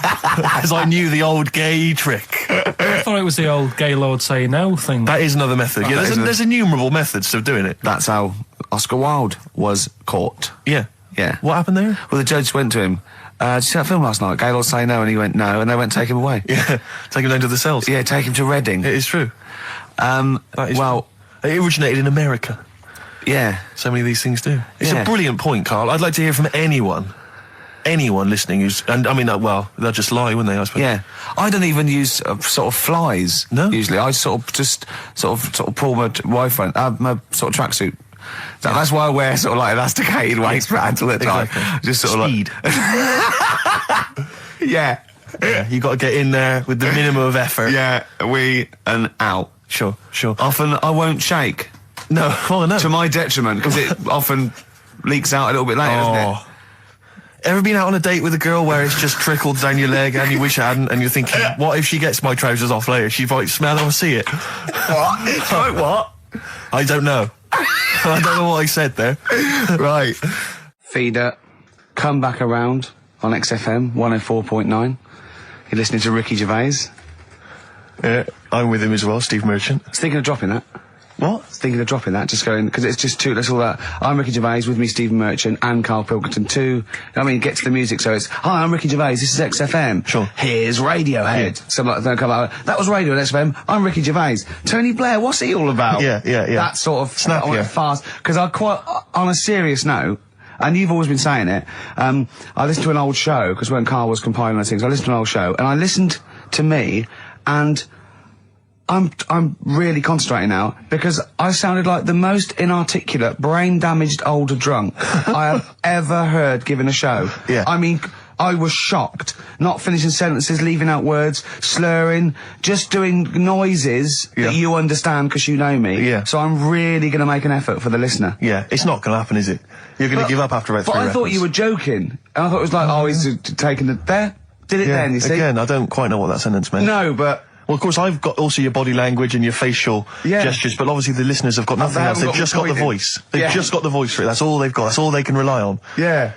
And when Karl Pilkington is the man holding the show together, when he's the that's most quite damning. articulate. Exactly. Exactly. How did I come across? You came across as lovely. I mean, I did an interview yesterday, right? And I was trying to describe you to this journalist, and I was going, it's like a cat can talk. Because the things you say, I just want to know what your world is. You know when a cat comes in, you go, where have you been? And it looks as you're like, you know, it can nearly understand you. And you're like, I wonder, I'd love to know what that cat thinks. And with you, it's almost like we've got one. Yeah. Yeah. Did you like that? You can also lick your own testicles, I think, can't you? So, yeah. Did you play the doves? And Envy on XFM 104.9. I'm Ricky Gervais, with me Steve Merchant. Absolutely, yeah, hello. That clang you heard there isn't Karl. No. Karl's away. It's Sturgis. Claire Sturgis is here. Yeah. You'll know her from the Claire Sturgis show, but we know her from our early days on XFM, and, you know, we're good friends. It's sort of like old times, isn't it? And Karl is, had a little surprise birthday present. What's the story with this, Claire? Because I don't know about this. Do you know, I came in on Monday expecting to see his little smiley face, as usual, and it's always not here.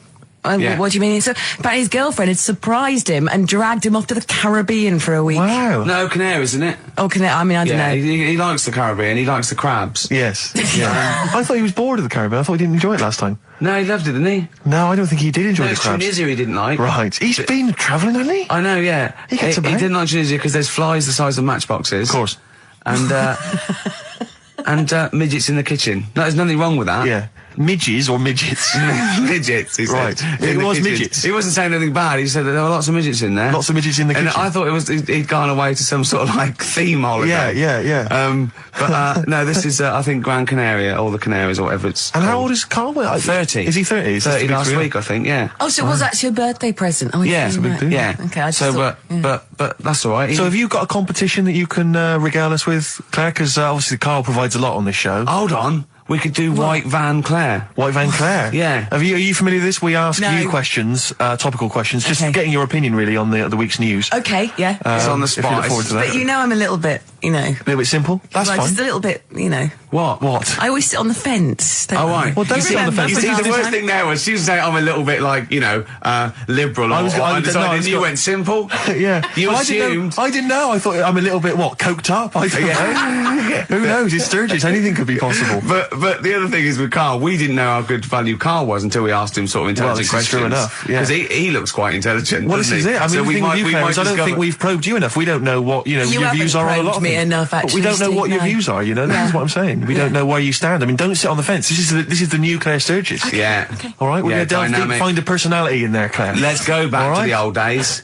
How about a bit of the Smiths? That was beautiful, Rick. Go on. Oh, you've been practicing. Richard Ashcroft. Check the meaning on XFM 104.9. We're back, Steve. It's Saturday. That's true enough. Steve Merchant, that is. Hello there. I'm Ricky Gervais, obviously. Hello there. Carl's still away. Claire Sturgis is back. That's Hello. absolutely true. Yeah. Hello there, Claire. Nice to see you. So, I think a lot of people were hoping that Carl will be back this week, but we're pleased to have you. No, they were actually. I did get some emails during the week. We're saying what? Just saying it's really nice to, hear you again on the Saturday afternoon. It's nice, and but you're not really very funny. And when's Carl coming back? So it's sort of being Sure, nice it wasn't to to me. us. No, it was definitely Because they think that as well. directed to me. But no one can compete with Carl. They can't. Well, we used to sort of like come in and when we discovered Carl early on, we just thought this is comedy gold. Just let him speak his mind. But then we started thinking, we can't follow him now. Yeah. So I remember Steve going, look, we've got to come up with some stuff. We need to chat. If anything we've got to say to each other, we've got to say that in the first 20 minutes, and then you just unleash Carl. Yeah, And he's like because it's just you can't follow him, and he's off on one, and they have stories of upbringings with bizarre creatures that lived in Manchester that were half human, half bat and frog and things. I'd love to take him back to Manchester in some kind of TV documentary. When Carl went home. And just wander back, maybe try and find the amphibian twins or whatever those people were. They weren't there. So there was two boys, both had big heads and webbed feet. They weren't related. They didn't hang around with each other. That was all the information we had. I went, why not? He went, that would have been too obvious. Yeah. Like they look at each other across a room and go, you think if I'm coming to see you just because we're a similar species? Yeah. You're mistaken, mate. You make your own friends. One starts to walk over, the other one shakes his head and just mouths too obvious. Yeah. Don't do it. Too obvious. Out of one of his mouths. Yeah, that's what they're expecting. Yeah, Don't do it.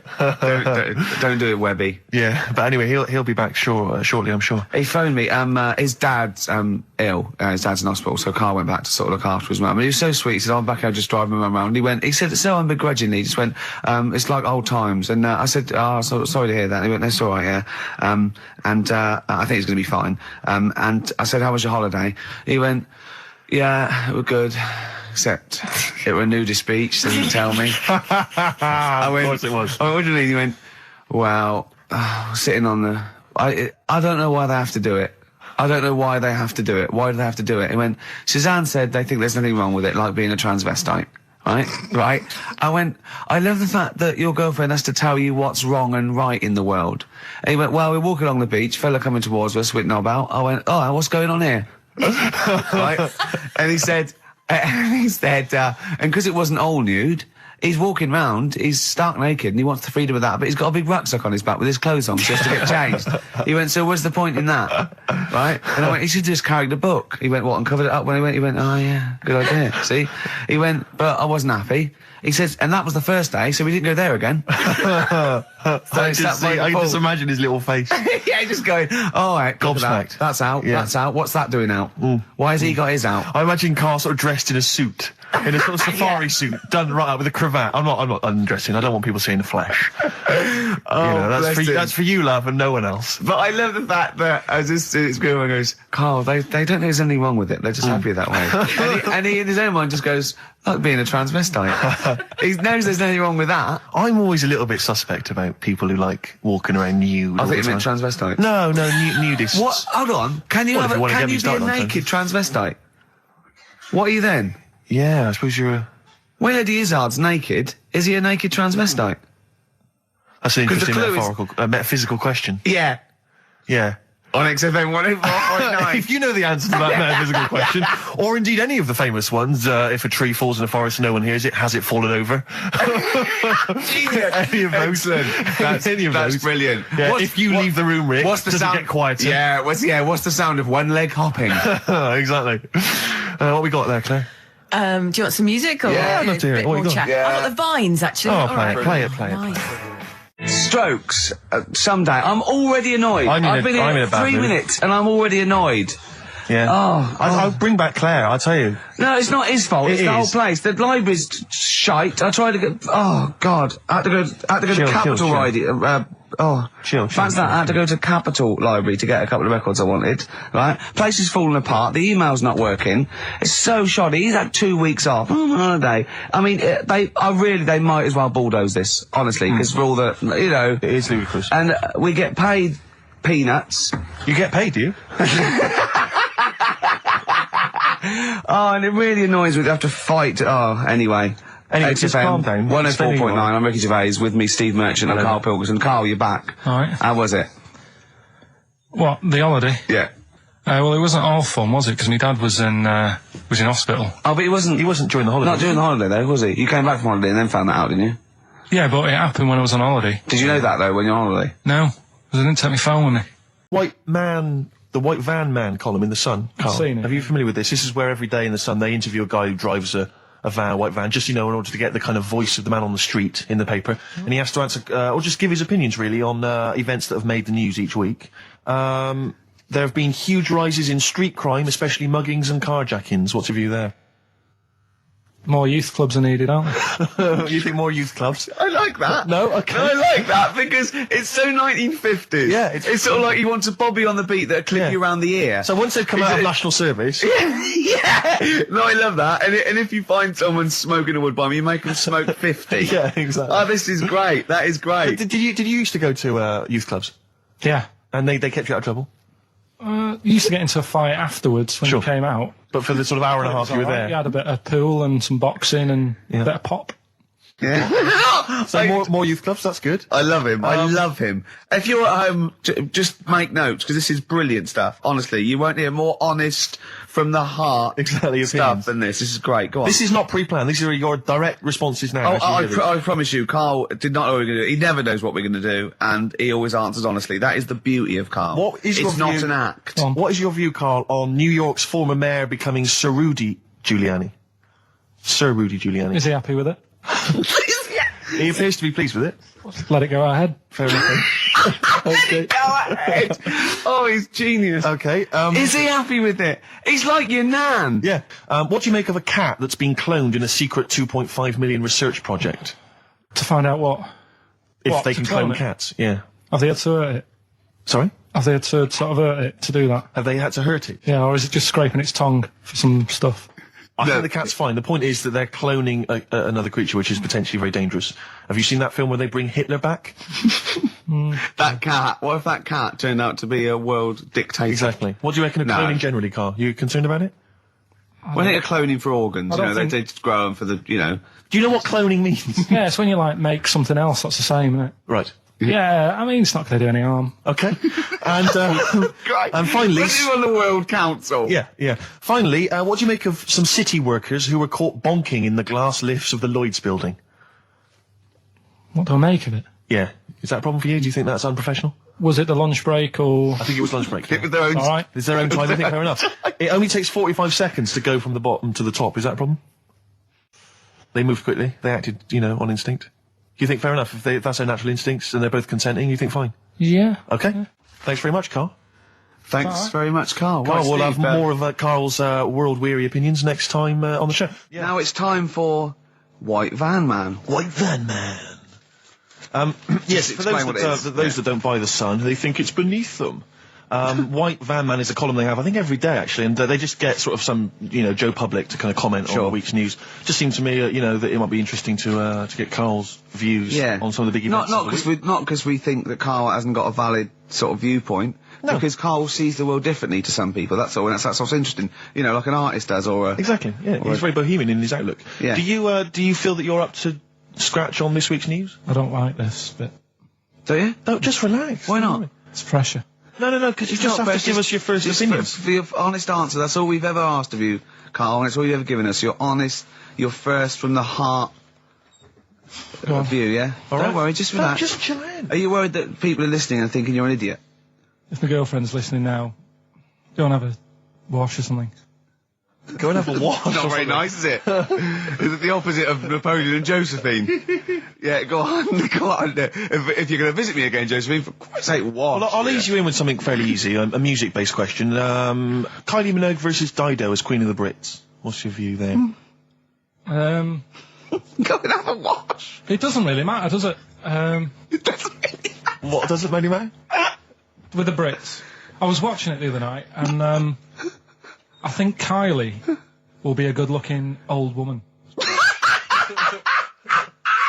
Do you ever do that sort of stuff? Steve, I want to celebrate with you. Every time he opens his mouth, says something like that, I want us to open a bottle of champagne. I know what you mean. Do you know what I mean? It's sort of like we did that. Yes. No, do you ever do that, though? Look at people, and another person who springs to mind, Jenny Powell. I don't think she's that good-looking now.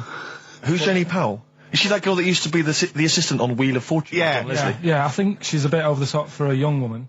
But when she gets older, I think she'll look... Be a bit of a stunner. Okay. So for you, Kylie, whereas you don't feel that about Dido, is that right? She's alright, she's normal. I prefer Kylie's sister to Kylie. She looks, I could imagine her being hard work to live with. And who, Kylie? Not being washing up and that. Right, sure. Being a bit fussy. Okay. And what do you make of taxes rising in the next budget to pay for NHS improvements? Well, my dad went to hospital to have an operation once. Yeah. So I feel like it's worth paying it, because I've got something. Because people might have to go to hospital. Yeah. Yeah. Well, it makes a change when it's someone in your family, doesn't it? Yeah. Because you sort of realise... Yeah, a change is as good as a rest. And the weird thing is, if it weren't for my dad, I wouldn't be here doing this show, because when he was in hospital... Well, no, I'll stop you there. Yeah. To be honest, that's all you need to know. You wouldn't be here, true, but no. But Well, no, because this was after I was born. So I would be here. But his more direct involvement was what? Yeah, because when my mum was seeing my dad in the hospital, I got a bit bored, went for a wander, found the hospital radio station, and got a gig. Really? So in a real sense, if it wasn't for Carl's dad, Carl wouldn't be here. And did your dad, while he was listening to you, did he sort of tap the nurse and go, "Can you get that twat off the air?" Who's put him in that? Yeah. Go on. Okay. What do you make of the real-life Mowgli who's surviving in a Transylvanian countryside? Apparently, I don't know much about this story. I don't know. You know Mowgli? He's the guy from the Jungle Book. Yeah. The little kid that grew up with bears and animals and stuff. Apparently, there's a real-life one in Transylvania. What were the things in Gremlins? What were the what? In Gremlins, they were. Wait. Okay, this is an example. This is what your girlfriend said. Think. What were the things in Gremlins called? I can't remember. Really. Something like that, isn't it? No, wait. Just really think now, Carl. Just with everything with all the brain power you've ever used, think what the things in Gremlins were called. It's not there. There's a clue here. Oh, no. Yeah. They're not. What? Gremlins. Yeah. Play a record, Carl. What about the fact that the world's tallest man is living in a semi in Neasden? It's alright, isn't it? Something that someone told me in the week is that, do you know all these tall people like this guy? Yeah. Which is a bit weird they've only just found him, considering he's the tallest man. we should go in a competition. Who's the tastiest cartoon ever? Well, actually, I threw up G-Terror. I threw up Jessica Rabbit. I've had some people contribute here on the email. We've got someone here. Dom has emailed us. He's told us that for him, Daphne from Scooby-Doo. Yeah, popular choice. And obviously, this is one I've never quite understood. Wilma from the Flintstones. I've actually always felt that Wilma. I don't know. I just thought she was a bit. No, not Wilma. Homely. Betty, surely. Yeah, Betty. Well, this is what I'm saying. Wilma. I mean, yeah, Betty, surely, but Wilma. No, I mean, she's quite homely. But Betty, yeah. Come on, Steve. You wouldn't say no to Wilma. No, I suppose not. If it was on, I'd be worried about Fred if he found out. Well, I'd hate to do it, you know. I don't want to do it to Fred. He's a good guy. He is, isn't he? He's a bit of a chump. Whereas Barney, to be honest, I don't think he deserves Betty. Do they both work in the quarry? Because, I mean, let's be honest, Fred, not a smart man. I mean, he obviously didn't come out of rock school with anything other than a couple of basic O-levels. I know, but he's a hard-working, sound sort of guy. They got a big house, they got like a TV, they got that bird thing. Yeah. I mean, I'll be honest, if I was Fred, I would be a little bit disappointed that my kid does nothing, whereas Barney's can lift up sort of tall buildings. Sure. Bam, bam. He's a very strong... You know. I mean, interestingly, Fred loves his job. He's always yabba-dabba doing at the end of the day. He does spent the whole day lifting rocks from one place to another. I'll tell you what, I wouldn't take that from that cat, though. I would. If a cat picked me up by the scruff neck and put me out, right, on the doorstep, I'd go mental. I'd get rid of it. It is a saber-toothed tiger, though, Carl, so it could rip him to shreds. It's not like a normal domestic cat you have nowadays. You know when they go to the drive-in at the beginning? Yeah. And they order, maybe some ribs. Yeah, that huge rib, and it tips the car over. Yeah. Was that her first day on the job? Because I've never been ordered before. Yeah, either it's that, she'd have realised. Yeah, we're out of pig. We've got Brontosaurus rib. Exactly. He goes, won't that knock the car over? No, it won't. I don't know. Rick, can I tell you now? That was an accident waiting to happen. It was really, wasn't it? Yeah. And it did. Oh, dear. Mind you, I went to Texas once, and I had some ribs, and it was like the Flintstones. It was huge. And not only did it look too much like an animal that I couldn't actually eat it, I don't know who could eat it. I mean, seriously, it was 2 foot long. Yeah. And all the it was like half a rib cage. And I just... incredible. So, you're the manager of this place, and there's a couple there, elderly couple, they're about 60. They've had a lovely meal. He went, yeah, right. I went, but the gentleman, he's got a little bit of a heart condition. He takes a pill after his meal, as he should, after meals.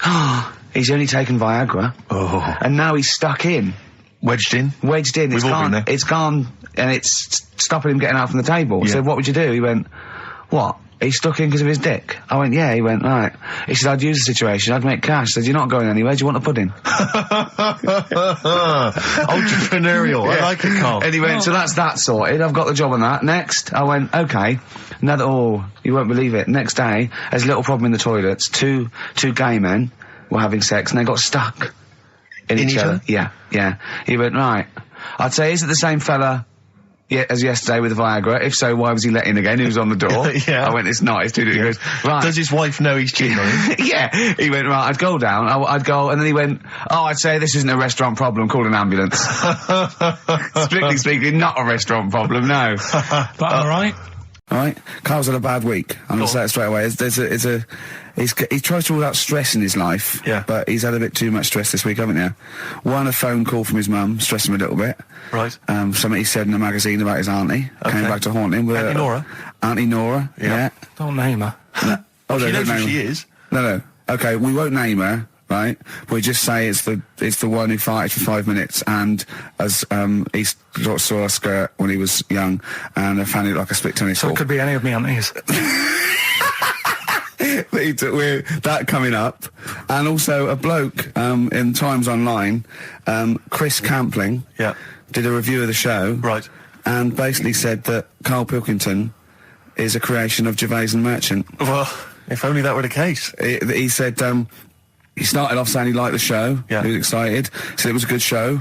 A lot of the jokes. I'm already questioning his critical faculties. Yeah, exactly. And basically said that we didn't contribute much, or seemingly didn't seem to contribute much, and we couldn't sort of like ad lib or anything. We just laughed at, particularly me, laughed at Karl Pilkington, who was coming up with some, quite funny stuff. Yeah. Right? But then he does a twist on it. He goes, but the thing is, we're the puppet masters. He's a created person. We've created the persona Karl Pilkington for our own amusement. Right. He bases this on simply that we talked about... What was it we talked about? the Chinese not aging well, and he heard him talk about that on my DVD. But clearly, I say, Carl, remember when you were talking about that? It's a news or member in the week, and so he thinks it's all scripted now. Imagine if this show was scripted. I'd be ashamed. Yeah. If this show was scripted, I would send back the BAFTAs for the actual shows we've written, and I would say... I'm having a go at Chris Campling. He's nice about our other work. He likes The Office, and he likes my stand-up and everything, and he likes the show, but he's saying... Because we're not spontaneous, we scripted this and invented Carl. So he's like, you know, we've invented another Gareth. If we had created Carl, I would not have squandered a character that good on this poxy radio station. Absolutely. Also, does he know that we spend about 3 months on half an hour script? So how long does 2 hours of drivel? But the main thing is, as if this could be scripted, it's dreadful. It's shocking. Or maybe this is scripted. Hang on, you've lost me now. Let me just check the script. Maybe Chris Campling does not exist. Maybe I've made him up. I don't know what to believe. See, the name doesn't wash with me. What was his name? Chris Campling. Sounds odd. That's something that I made up, isn't it? Campling's almost like a joke. It's almost like a gay name, isn't it? Oh, he's a Campling. See, I think this is scripted. Yeah. I think I've probably made this whole link up, and Carl is a creation. Campling, that's not a real name. I made it up. I should have come up with something better. Yeah. Sorry. Down to the River by Bruce Springsteen on XFM 104.9. So, that little fella in the Times thought Carl was just a puppet. We created him. He's an actor. What's his actor's name? Brent Hogwell. We got him from a Spotlight. Brent Hogwell. This stupid, dopey Mancunian accent, he just puts that on every week. Yeah, exactly, yeah. Yeah, he speaks rather like Hugh Grant. Yeah. And we just got this whole world around him. We set a whole... What do you think about that? He had his head shaved, especially. Exactly, yeah. So, yeah, would he think that, you know, maybe if he's looked online and seen me head, and he's noticed how round it is and that, does he think it's sort of been...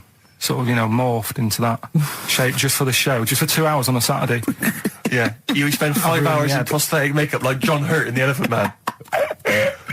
Everything about him was made up. Yeah. We created him, because I remember coming up with Auntie Nora. Oh, yeah. You said, Rick, we need another character. I said, what about giving him an Auntie Nora? Doesn't sound convincing, I said. Yeah, and you said, what is it about? I said, well, I don't know, she farted for 5 minutes and she's got a fanny like a split tennis ball. No one's going to believe that. Yeah. Oh, that brings us neatly... Well, let's put that to bed now. So, Chris Campling, honestly, we do not script this shambles of a show, and Karl Pilkington really is like this. If you want, you can meet him. I'd love to send Karl for a drink with Chris Campling. Can we do that? And then he'll eat his words. Chris, if you're listening, honestly, this isn't a stitch-up. As I say, I'm not having to go at you. It's a very well-written article. It's very, very fair. You're just complimenting on his grammar. Yeah. It's a very well-written article, Chris. No, I'm saying we're not having to go. You've typed that beautifully. It's not like he snagged us off. I would just love him to meet Karl Pilkington. People in the street come up to me and say, is Karl like that? And I so want them to meet him. Yeah. Or maybe he can send in, if he's online, he can send in 5 subjects for Karl to talk about that we couldn't possibly know about, just so he knows that we just really do throw things at Karl, and that drivel comes out. Imagine if it was scripted. But anyway, so Chris Campling, or anyone who knows Chris online, get him to email us, and with 5 subjects that Karl can talk about. That's a good idea, isn't it, Karl? It is like I'm the Elephant Man the way I'm being treated now. Come on then, Karl. Right, so the film is Kes. You got to listen to it properly. At the end, there'll be a question about what's happened in there, so you got to listen, take it all in. I love the fact that in pole position, in positions 1 and 2 of his favourite films of all time, it's The Elephant Man and Kes. Yeah. That's brilliant. Yeah. Go on. All right. Am I leaving the mics open a bit when this is going out? Yeah, or what? let's have a listen. Yeah? All right. So don't talk then, right? Just put that hot dog down, Rick. And this is the bit in Kes where it's the teacher and he gets up and he has to Glover. talk. What's his name? Is it Brian Glover? No, it's What's the other teacher. The other one. Anyway. All right, go on. All right, so here we go. Things that had actually happened. I've got another one. What about you, Casper? Casper! All right. All right? All right. You haven't been listening to a word I've said, have you? Yeah, I heard some of it. Yeah, you. Some of it? Just stand up. Always somebody, isn't there? Right, now you're going to tell us a story about yourself.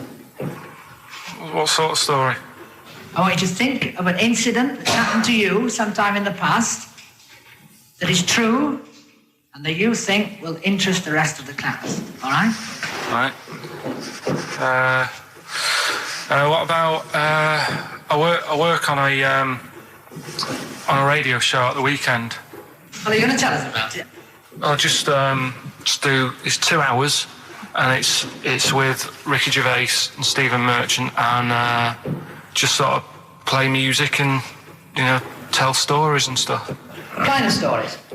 Well, whatever. Like last week, it was science. We were talking about this lad who was growing a knob on his arm. So it's weird.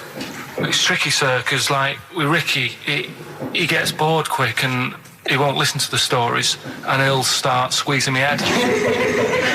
All right. I'm not interested in what he does. That isn't normal, is it, sir? That. I mean, it sure is a bit gay. Is he? Just messes about, though. Do you know what I mean? I try and like come up with good stuff, like monkey news and like quizzes and stuff, but then he'll just, Ricky will just mess about. I mean, on Saturday he did it again. He squoze me head. How do you spell that? Squoze. S-Q... Oh, you're going to show us on the wall. This is a new word to me. Squoze is S-Q-U-O-Z-E. Now tell us what it is. It's when he gets me head and he puts one hand on the back of it, right? And he puts the other hand on the front of it and he just sort of swivels it. Swivel, right down the front. Oh, swivel's not, it's spelled S-W-I-D-R. How many times a day? How many times a day does he swells it? It depends what time he gets in. If he gets in about 12:30, he could get a good 3 in. But I think, I don't really want to talk about. Don't you? Well done, Billy. Big round of applause. Educating Ricky, right? Final one. Come on, Carl. Right, what was it? It was, why don't they just get a diary or some paper or something to write on? Yeah. Because snappy. I couldn't think of a heading for it. It's basically Go on. People who have tattoos. I've never understood it, right? That they have something put on their arm. Right, sorry. Have we started the educate? Is this part of it? Are you educating me? This is something that will be useful in my life that I didn't know about. Yeah. Go on then. No, it's just that they've got a machine out, right, that does tattoos. Tattoos. You come up with a design you want, and you this machine scans it, and you put your arm in this thing, and you press print or whatever, and then it does the tattoo on your hand or on your arm. Like loads of little needles that follow a pattern? Yeah, the computer, basically, yeah. Is it a real tattoo? It's a proper proper one. The fella said... well, as long as it goes out, it pierces the skin with a I just wondered if it's one of those kind of, those kind of... No, it must be lots of little needles or a moving needle that can go along. But how is this cleaned, like, in between each person? Dunno, probably... I don't know. Well, no, it's only that if it's one needle, it's just the head, isn't it? If it's one needle that moves, and does it like loads of little... What are we gaining from a machine doing it? Just because they're going to sort of mess it up. But hold on, how do you keep your arm still? Because your skin moves slightly. So the machine it's sort of strapped to your arm. Right, and so it's spread... the fella said that the tricky thing was in all this... It was the fact that, nobody would let him test it out on anyone else, so he had to do it himself. But did it work? Because the thing is with a tattoo artist, they can see when your skin's moved and they can see what they've done and they keep wiping it and looking, whereas a machine's just got to trust itself. Yeah. So I think one needle could go wrong. If it was a lot of needles, that it just came down, 1,000 needles that was an imprint. Yeah. But obviously I'm asking someone who hasn't delved any further than there's a machine that can give you a tattoo. That's all you've got at the moment, isn't it? Well, basically... That's all you've got? I mean, that's what I've got, because I'm not a fan of tattoos. I don't... But where did you read this again? This was... Internet? This was on the internet, yeah, it was, yeah. Okay. And I just don't understand why people do it. That's what got me attention. Because me... Sorry, what have I learned from this? That if you wanted to get one... you can get one done by a machine now. People say machines are sort of taking over and that, and there's another one. But it's just the fact. I mean, I don't know. So give us the snappy title of this education again. Why don't they just get a diary or some paper or something to write it on? Carl text messaged me in the week, very excited, because he just watched a programme that proved me and you were stupid. Remember we we sort of champion the anti-supernatural. Yes. Skeptical view. We're just absolutely skeptical about things like that. We're atheists. We don't believe in ghosts, anything like that. Anything supernatural. We're followers of James Randi, a genius of our times. But Karl saw something that proved us wrong. I'd like Karl to tell you what this proof was, what he saw on, and look at him. Go on then. It was on Wednesday night. Yeah. I was watching. You see, the problem is I didn't get the full story, so you could pick holes out of it. Sure. Unlike your usual investigations into the supernatural, which are it was called. Can I just say what the programme was called? Mr. Exorcist. Oh, brilliant. So sounds like an academic work to me. Yes. The bit that I caught, I just flicked it over, sort of seeing what's on the telly, and I thought, oh, Exorcist, I've seen it, but there's nothing else, and I watch it, and then I realised it wasn't the same thing. Yeah. I thought, oh, I'll have a bit of this. And there was an old woman and a daughter, and as far as I was aware, the bit I picked up on, they were saying, oh, you know, it's dreadful, and unless you've been through it, you know, you've had ghosts in your house and that, you really don't know what it's like. Yeah, sure. And the main thing that seemed to be getting them down was the fact that the budgie was getting stressed. The budgie was getting stressed? Because animals can sense the other side, can't okay. they? Can they? Yeah. Okay. So, and how was that manifesting itself? You didn't know. What was the budgie doing? I think it just wasn't happy. Right. Did it explain that to people, or no, how did it express that? Budgies are known for being chirpy, aren't they? I said it wasn't chirpy. It normally swings on its little perch and that. And just depressed because it was possessed. It was just sat around in its pajamas. So no. Come on, Steve. Come on, Steve. You're making this a mockery. So the budgie was depressed because he could sense the ghost. Yeah, and then this guy, this Mr. Exorcist, came round. Was that his name? Yeah. Okay. Was he a priest or something? Yeah, he might have been. Yeah. Like did he have like a black coat with a little white collar? That's usually the. He had his coat on, so you couldn't tell. No, sure. Okay. But so he came round and he sort of did his thing, and then was he trying to exorcise the budgie?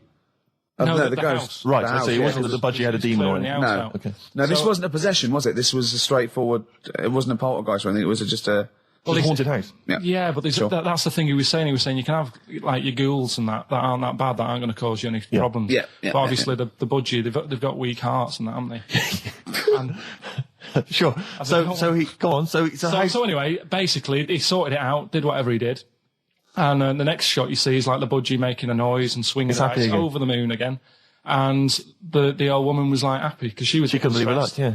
And the priest didn't come in and go, well, you should feed that bird.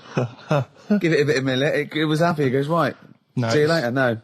It was a... budgies are... my mum's got a budgie.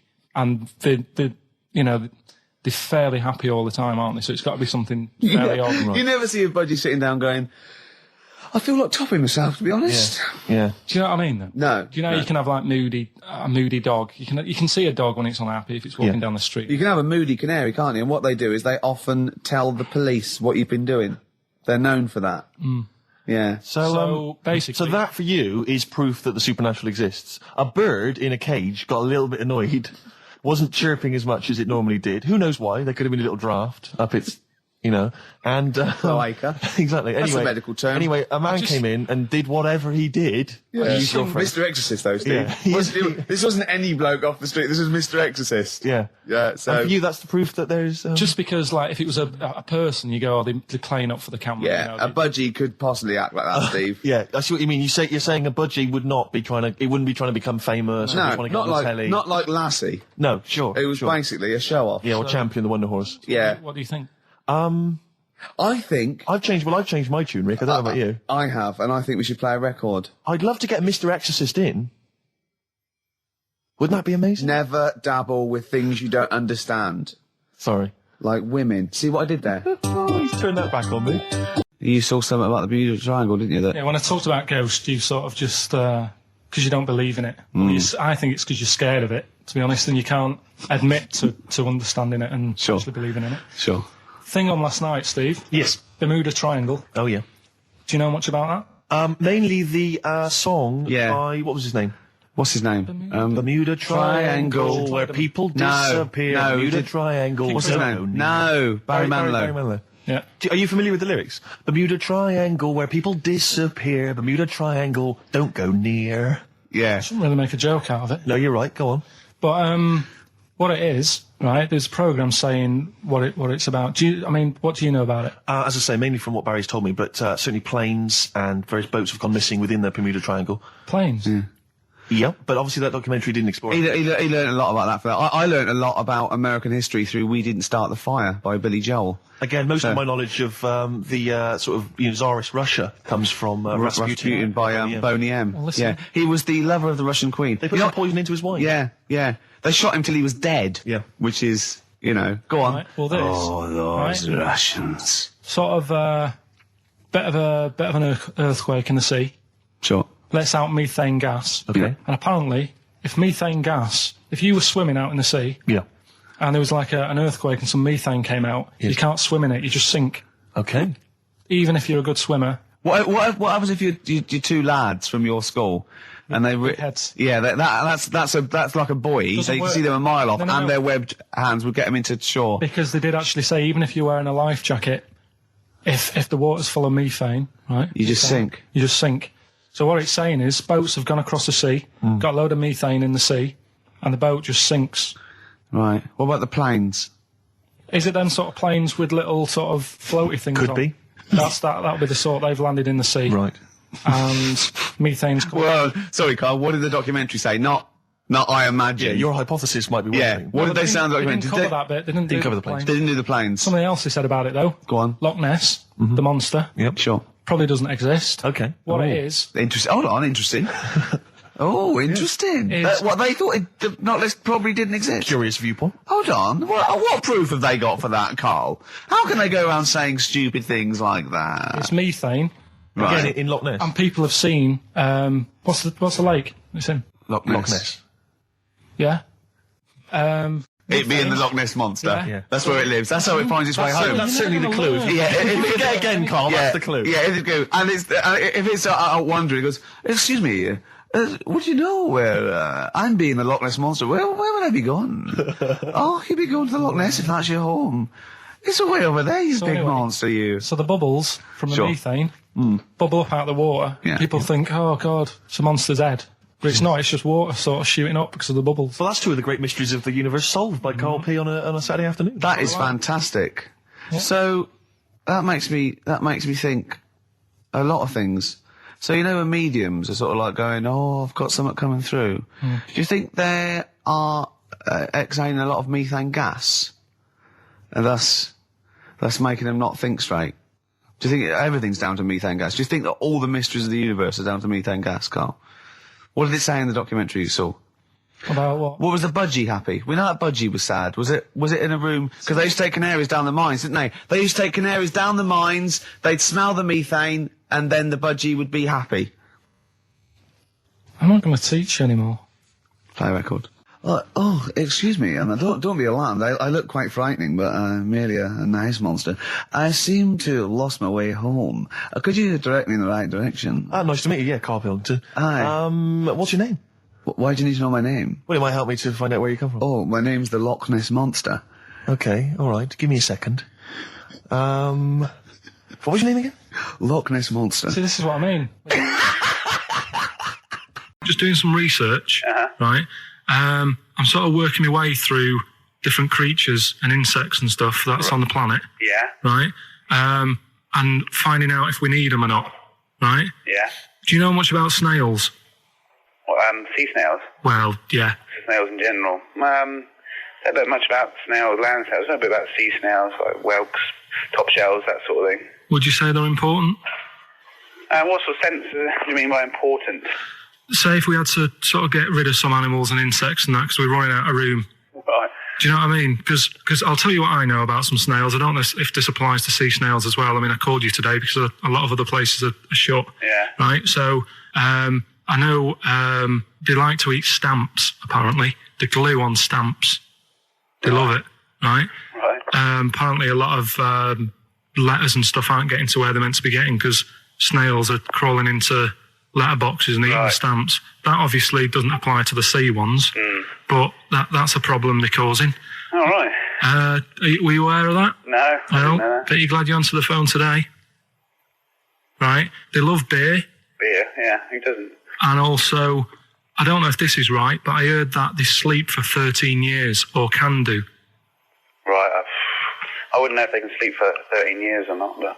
I mean, sea snails are pretty important, yeah, they do quite a good job in the sea. They graze on algae and they provide food for other animals. I mean, you can say that about any fish, you know, or any animal. Why do they exist? Would you be upset if, you know, someone said we're getting rid of them? Oh yeah.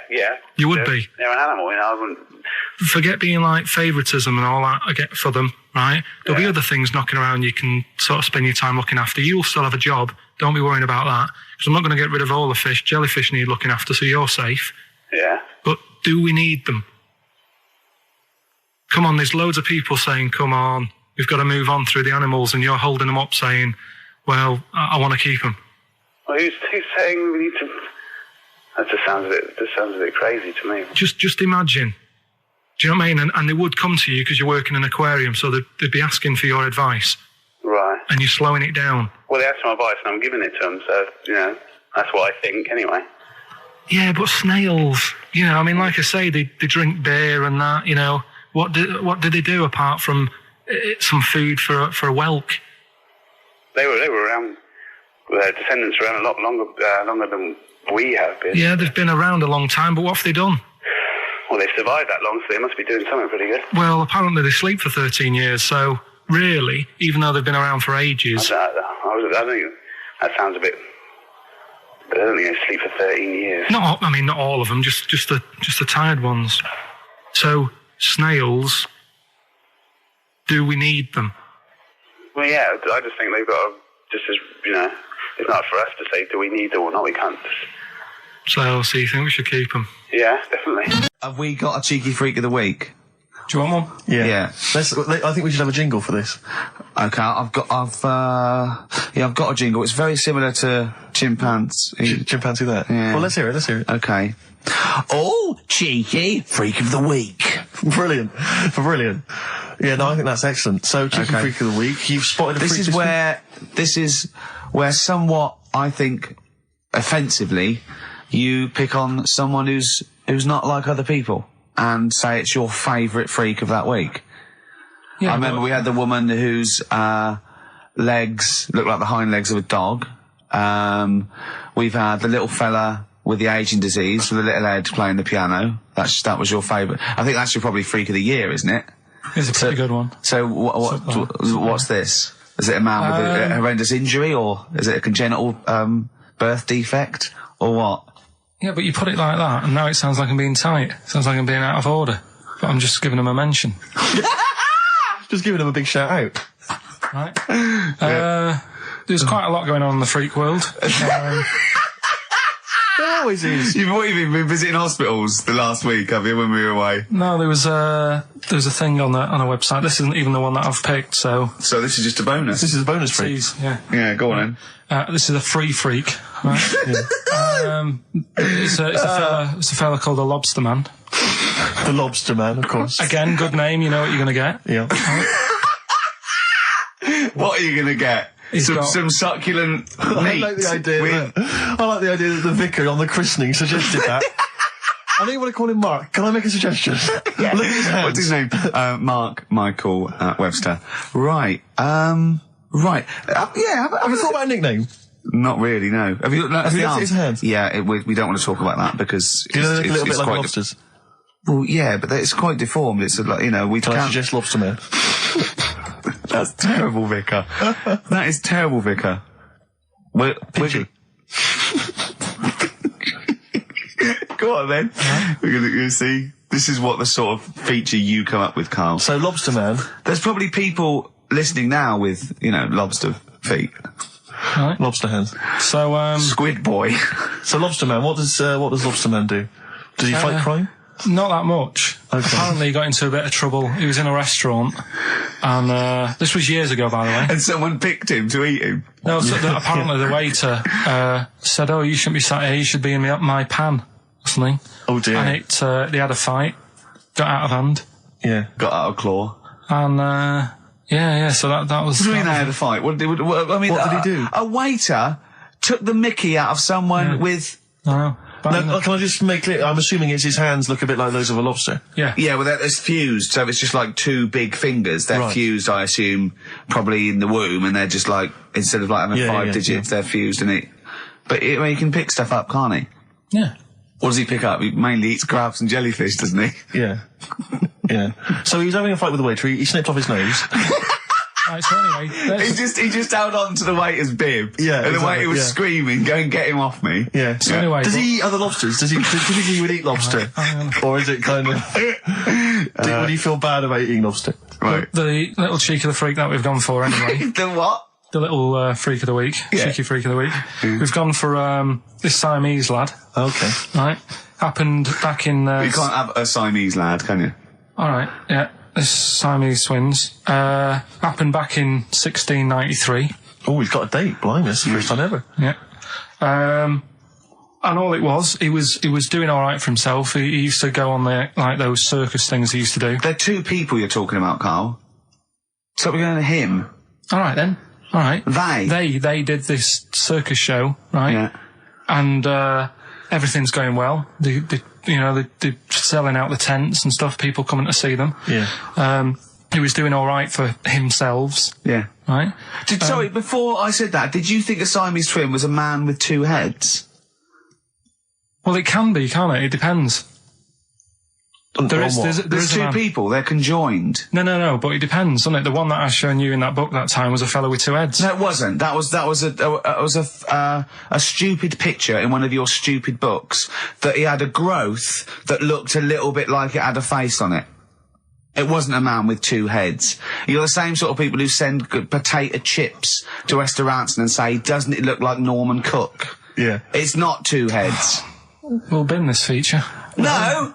No, they're 2 people. They're 2 people. Conjoined twins. Yeah. Right, so these... they just happen to have a similar taste in clothes. Okay. Anyway, so they were doing all right, and it all went wrong when he crossed the road, got run over. The lad with 2 heads got run over. That's it. What? How is that cheeky freak of the week? Just because he got my interest, and I kind of thought, why didn't he just look both ways?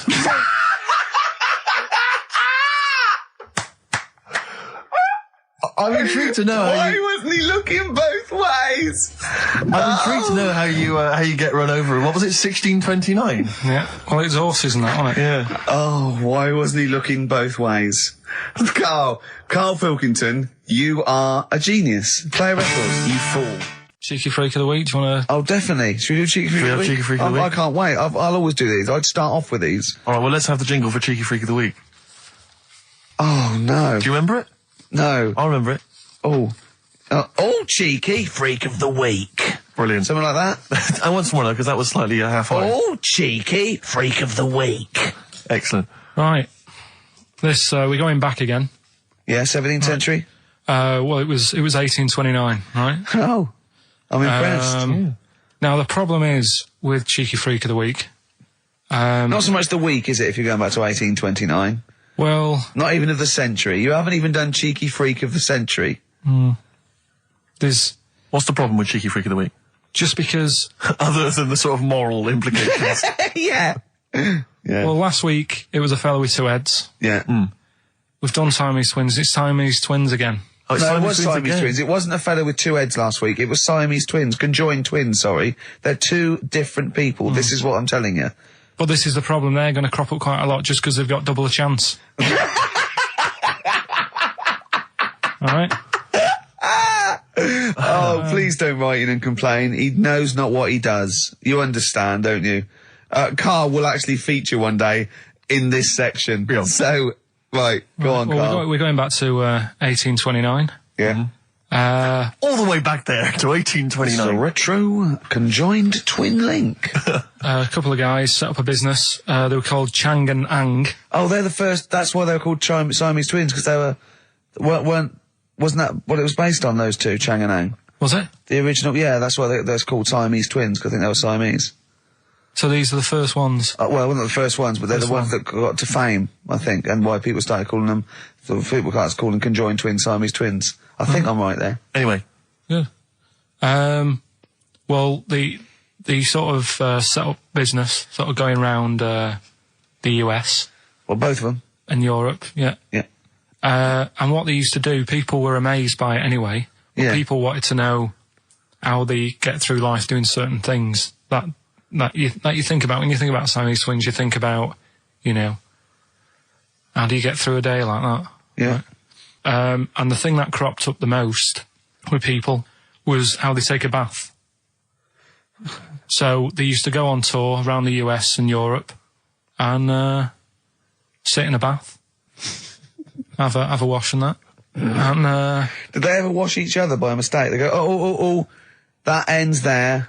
Like those things in supermarkets. They put one of those down and go, oh. Now, as Chang and Ang, they're in the bath, they're washing their own bits, they've got one of those dividers, right? They go, well, that's definitely yours. I marked mine.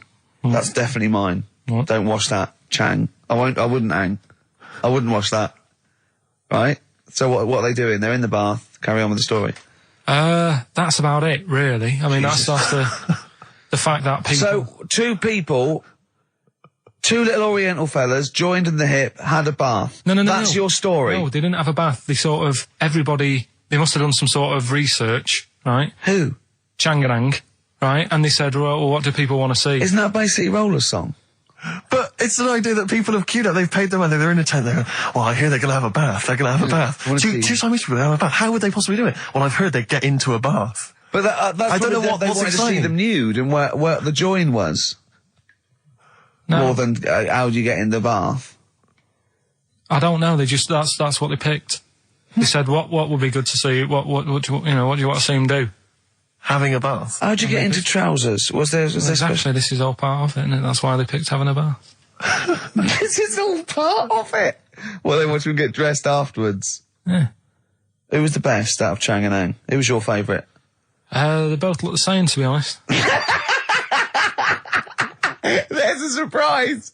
One was a short ginger woman. Oh dear. Is there anything what would be better than having a bath for you when you're seeing them? What would sort of make you go, I wonder? One of them pulling and the other one going home alone. Yeah. I go, look, she's definitely up for it. I'm taking her home and go, what am I going to do? Can I watch? Definitely not.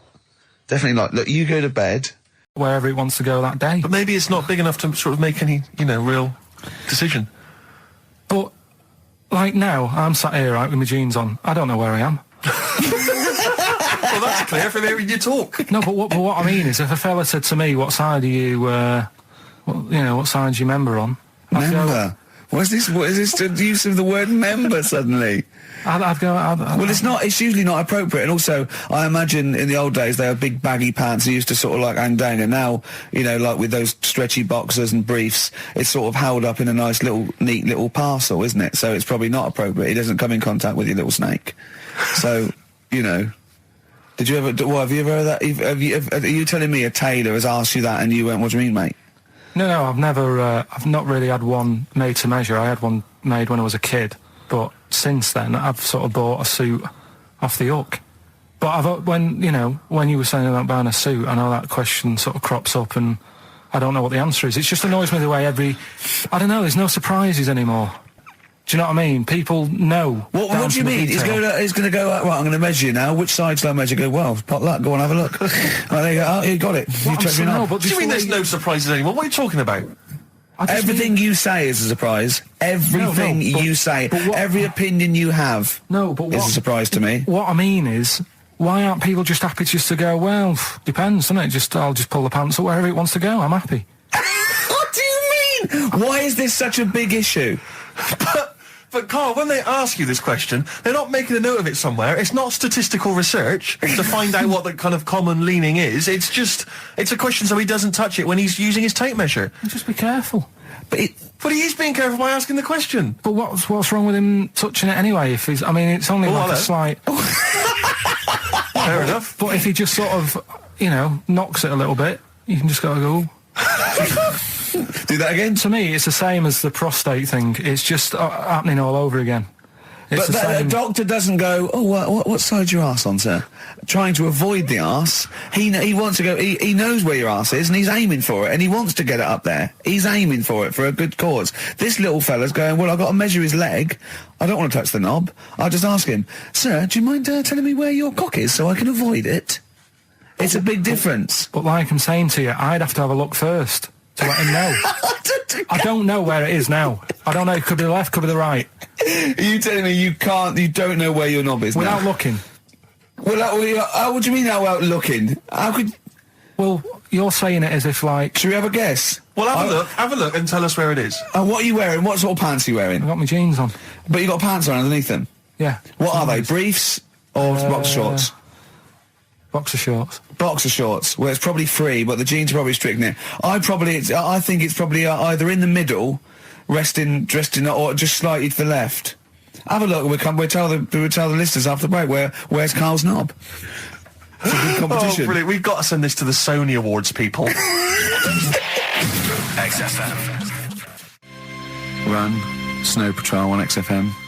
Well, big question. Where was Carl's knob? That's what people have been hanging on for. Yeah. Where was it? Well, I can't believe people have been texting in. Hey, what, guessing where it is? People saying, is it in the middle? Is it in the left? It cost them 10p. It cost them 10p to find out. Just wait, I'm going to give out the answer. You don't win anything, right? Like, strike it lucky. Right? Bottom or middle? Right. It was to the left. Oh! Yeah. I went with the right. That's annoying. See, I thought it would be to the left. If not, maybe if it was all scrunched up, sitting down on your lap right, it might just pop up to the middle. Just pop out, like, you know. Well, next week we'll be finding out where yours is. Where's Ricky's bollocks? Right then, which leads us nicely into knob news. Oh, it's the welcome return of knob news. Right, okay, it's very much like the news at 10. This, isn't it? I do a bong, or in this case a schlong, and he gives me the headlines, the knob news of the day. The big, where have you collected all this knob news? Was there a lot of knob news this week? It was mental this week. The amount of stuff. The way it works, you give us the bong. Yeah. I'll give you the headline. Okay. Steve decides which stories we're going to talk about. And now on XFM, knob news. Schlong. Man grows knob on his arm. Schlong. Man gets doctors to make him a second knob. Schlong. Turkish prisoners made hole in cell wall to produce third inmate. Schlong. Doctors accidentally remove man's testicles. So, well, can I straight away go for the accidental removal of the testicles? Well, it's happened before, hasn't it? We've talked about that before. Well, how did what did he go in for a tonsillitis? What are they called? Tonsillectomy. And he went in the wrong way. What are you talking about? How can they accidentally remove his testicles? It says he didn't look at his folder, and the doctor said to the fella, "Oh, we've removed your testicles and we wanted to take out your prostate gland." So that's what happened. There's the story. This is what I mean. That's why I don't like going to the doctors. It happens, doesn't it? Because all these sort of it's when they say things like, "Oh, it's just we do loads of these operations." That's when they're not concentrating. Brilliant. Do you know what I mean? When they say it's procedure, that's like having a boring job that you do every day when you're not going to be concentrating. I prefer them to go, "This is a tricky one, this." I know what you mean. I sort of do know what you mean. People, you watch TV programmes about, like, you know, removing someone's second head or whatever, and there's like the best surgeons from all over the world. It's televised. They can't make a mistake. They can't go, "We took his legs off by mistake." Whereas the fella who's having a prostate's like, "Oh, do you want to do it? I'm sick of doing that." Yeah. And they're probably doing a crossword whilst they're at it. Of course they are. I've seen that actually in operating theatres. They're doing a crossword. That's what I mean. Yeah. I was just examining some of the other knob news, Rick, a little bit more closely. Man gets doctors to make him a second penis. I'm sure we're all interested in what happened there. Yeah. A German who persuaded doctors to give him a second penis has lost his wife after he showed her the result. Biker Michael Gruber lost his original penis in a motorbike accident, and doctors built him a second one using a mixture of skin, bone and other tissues. Bone? Apparently, the penis worked so well that he was even able to father a child with his wife Bianca. But Gruber was still not happy and asked doctors to repeat the operation and build him a better organ, to which they agreed. From his hospital bed, he said, "I've got 2 penises, but no wife. I'm hoping when I get rid of one of the penises, I'll get her back." What do you mean? Sorry, he had 2 put on. What side does he wear? So he's had both. So he's had 3 then. Yeah. This is probably the thing that happened with Hitler when he had 1 ball, but he had 3 at one point, didn't he? So he just kept one in the other ball, gave his mum one, and kept the other one. Man grows penis on his arm. I mean, why people are constantly losing their penises around the world? I've no idea. But why? I didn't realise it was a bit. What do you mean why on the arm? It's just a graft, isn't it? Yeah, but put it on like your buttock or your side. You can't wear a short sleeve shirt. Why do they've done that before? I don't understand it. Why not just graph it onto the side of your leg or something where it's high up, close to where it should be? I don't know. To get it used to the environment. Like when you were released a duck into the wild. I've never understood that. If there's a doctor, again, we had a doctor last time, if there's someone who can let us know why they put it on the arm. So they can keep an eye on it, presumably. He's not going to work with this knob on his arm. He's probably in a hospital bed and under examination. Right. So what do you think? They pop the knob on the arm, say, come back in 3 weeks. What do you do, by the way? I'm a mechanic. Keep the knob, keep the long sleeve shirt, because the blokes go, why have you got a knob on your arm, mate? What are you talking about? He doesn't go back to normal as a teacher. Sir, what is it, Simpkins? You got a knob on your arm. No, don't worry about that. Do your maths. What do you think this bloke's walking around with a big knob coming out of his arm? Why on the arm? So they can keep an eye on it. So it's not. Well, if he's in bed, just get him to not put any undies on or whatever, and just have a little sly look at how it's going. Even in hospital, if you're in a shared little hospital room, people going, "Oh, I've had heart problems. What's your problem?" He's there with his arm out. He's got his knob out. Yeah, but I don't think it counts as indecent exposure when they're grafting a knob on your arm, sticking that up the bed. Imagine if he's driving, he's just got it out the window. People driving by. Yeah. At the end is that bloke giving me the finger? At the end of the man grows penis on his arm story, it says, a Moscow surgeon said the man will be able to have sex in a few months. He said, women will never suspect. But what kind of a doctor talks like that? Yeah. I'll tell you, it's his cock now, seriously. The birds will never know. He'll be able to go berserk. Yeah. They'll never realise we grew it on his arm. That is unbelievable. Will he have a little scar on his arm, do you think? Yeah, I don't get it. Like I say, 83936 if there's a doctor out there. Or indeed if you've ever or a tailor making you a shirt. What side do you wear your cock on, sir? It's on my left arm. What's this? Bit of stones? Yeah, beautiful. Lay it on me. Sir Isaac Newton, the father of modern physics, he went, is he the fellow with the apple? I went, yeah. He went, there again, see? Why do I need to know that the Earth sucks us towards it, gravity? He said, if I was floating around, it would be a problem. I'd ask his opinion. I went, what about Einstein? He went, again, I've never needed, and this is what he said, I've never needed MC squared in my life. The fella who invented the video, I watch one a day. You know what I mean, though? Give credit where credit's due. Right. And I think that a lot of this stuff that was invented, like when we were talking about inventions, I started to look in books and that, finding stuff out. And there was some fella who got a mention on an invention site just because he came up with the fishbowl. And it's like, is it that hard? Yeah. Do you know what I mean? It's clearly a bowl. Sorry, you're not putting him in the same category as Newton and Einstein, are you? He was on the same list. Einstein was on there. It was saying about him doing that. And Newton with the apple. And who else was in there? Da Vinci, whatever. He was on there. Leonardo da Vinci. Yeah. Is he the one who did Mona Lisa as well? Yeah. Yeah. He said it took him 12 years to paint the lips. I don't think that's that good.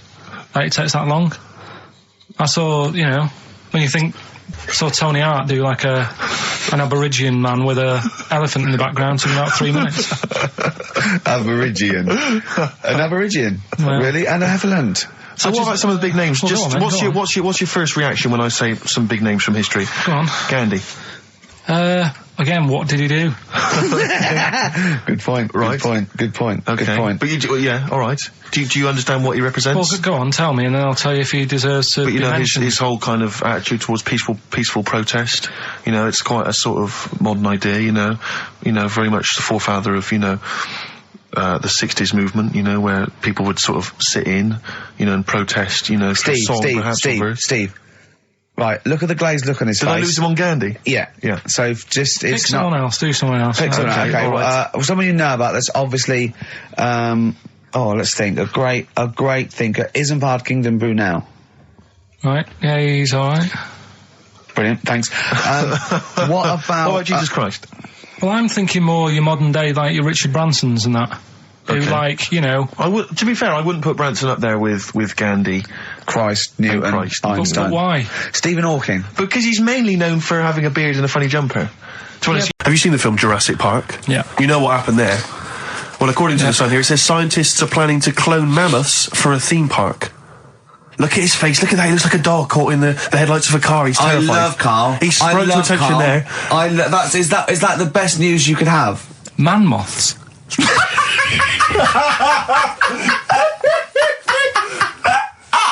Right, yeah, moths. I love the fact that that's why he was so excited that they bred a man moth.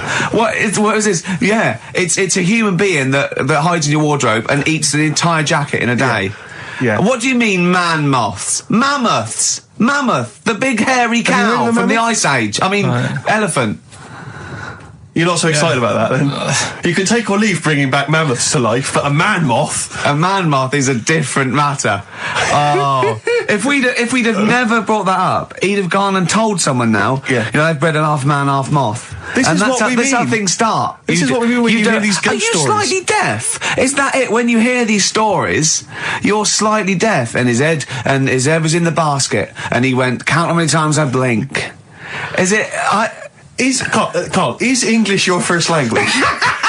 Are you actually foreign? Is that the thing? Yeah. Should we speak when we say slower? foreign, we mean not of this planet. Yeah. Should we speak slower? Would that be a help to you? No, go on. Next what do you make of that? Do you think that's good? Do you think that's good to bring back mammoths? Prehistoric animals? These giant elephants. They're slow, aren't they? It's not as if they're going to get out and run fast and they can't capture them. They'd probably be a fence, to be honest, Carl. They'd probably be a fence. No, but you're asking it as if it could all go wrong, but it couldn't, could it? Well, really? but the point was about Jurassic Park is they thought it wouldn't go wrong. They thought they had it all under control. Have you learned nothing from Jurassic Park, Carl? Dinosaurs would say, think about it before you do it. But with a hairy elephant, it's not going to... Not a concern for you? Would you go along to see him? Would you be interested in that? If it was in the area.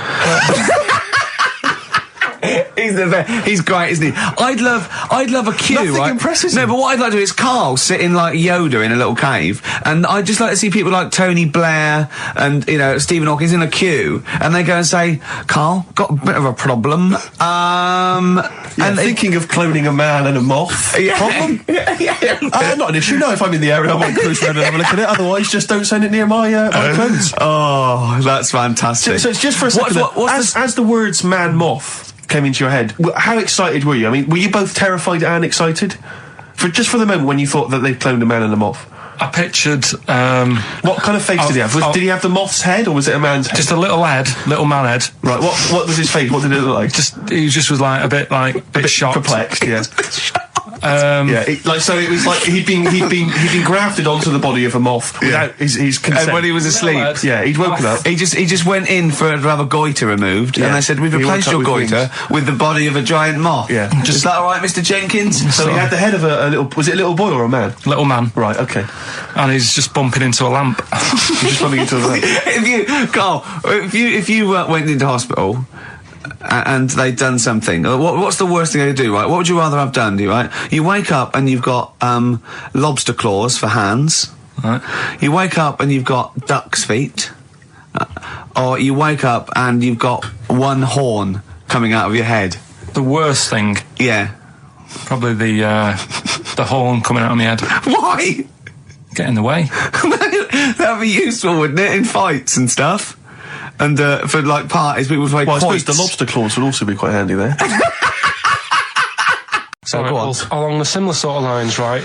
This is quite a few years ago. this fella sort of upset the royal family doing something.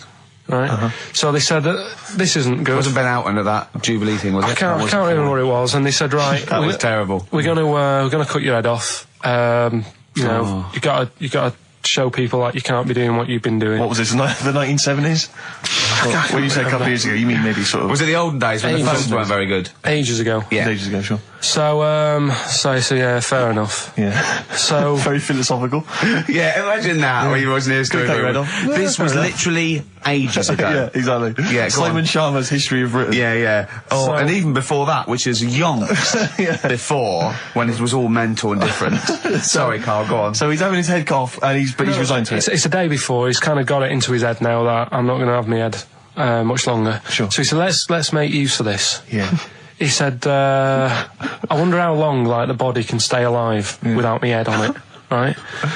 So they were like, I don't know. So, who were?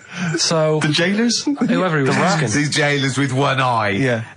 Get up, pal. So he said, no, wait a minute, I've got an interesting scientific experiment, jailer. Well, fair enough. What is it?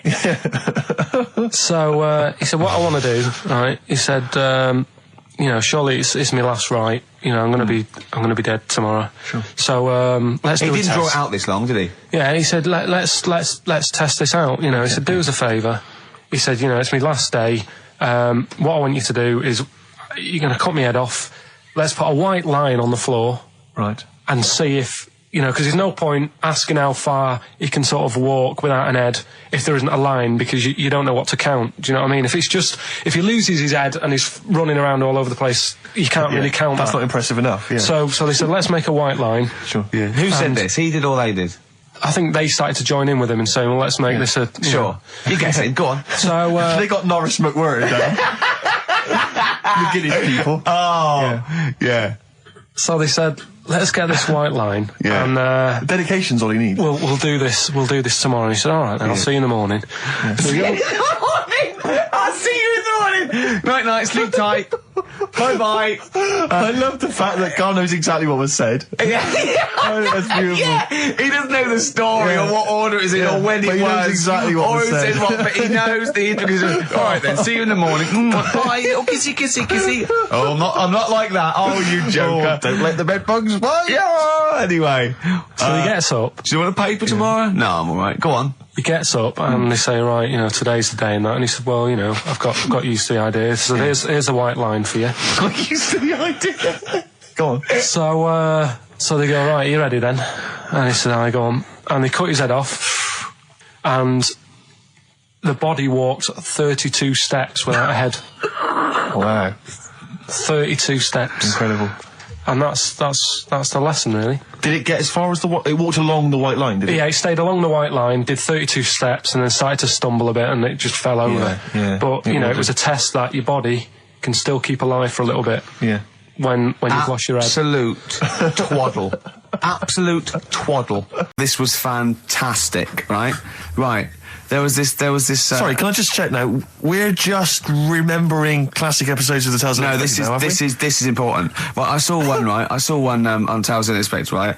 And it was these two gents. What they used to do, they look down the obituaries and they'd blackmail the wife or the son of a dead eminent person, like might be a priest or a doctor, or something, and they'd go and they'd say he bought some erotic stuff from us before he died, and he owes 100 guineas and all this sort of stuff, and they'd pay up because it'd be so embarrassing. They just didn't want them, so they'd just pay him, right? And this one bloke said, who are these people? I'll meet with them. And he goes round there, and they go, your father. He goes, my father could not have bought any erotic material from you. They did it. He goes, he couldn't have. He's blind. Right, and that was the twist. And Carl went, so it was magazines, not videos then. Yeah. Now think about it, Steve. Is that so stupid?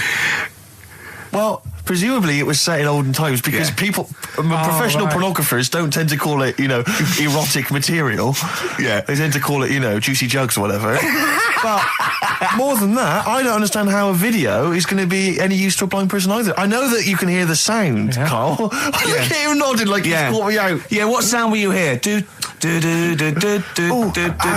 Your meter needs looking at? Yes. Cut. What's then? What's that? Then it's just noises, isn't it? Occasional groans. Yeah. Right. You could listen through the wall at your neighbours. He does. I mean, that's why I save a lot of money. But I thought you were going to point out, Carl, that they could have had a Braille porno. Now, have you thought of that? Look, feel the lumps on that. Exactly. Think about it, Carl. Think about it. You're excited now. Yeah. Your girlfriend's away, Carl. Yeah, but she's great as only under the cupboard. No, she's a good-looking lady. Yeah. He's having a good chat with my dad about stuff he got up to when he was a kid and that. Yeah. Right, because he got up to loads of stuff, and every time I see him, he tells me something, and I thought, it's like, why are you just telling me that now? It's brilliant. Yeah. Right? So, I mean, to me, he's kind of like Ronnie Biggs or someone. He's just the most extraordinary kind of. Well, this happened, right? I can't remember. There was a delay yesterday. There was problems on the Paddington line, and he was saying, trains aren't what they used to be. Sure. He said, I was looking. They used to be horses, didn't they? Well, he was looking in the booklet, and it was saying, you can have your bags collected if you want, but it costs you £5. Yeah. So that's outrageous. Sure, of course. Right, so he said, that's the problem with this country.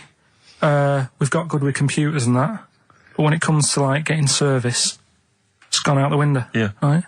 So he said, when I worked on the trains, and he was going on like this, that and the other. So I said, I didn't know you worked on the trains. He said, yeah, when I was 18, right, it was his job to get the coal, right, and chuck it in the engine. Uh-huh. Right? And one day he's in Grand Central Station in Manchester, which is now the GMEX Centre. Right. Right? And that was the main station. And he was in there. The fella who should have been sort of driving the train, right? He said, I'm just nipping to the pub. Sure. So you just stay here, keep the engine topped up and stuff. Yeah. So he's like, For a quick getaway. Yeah. Right?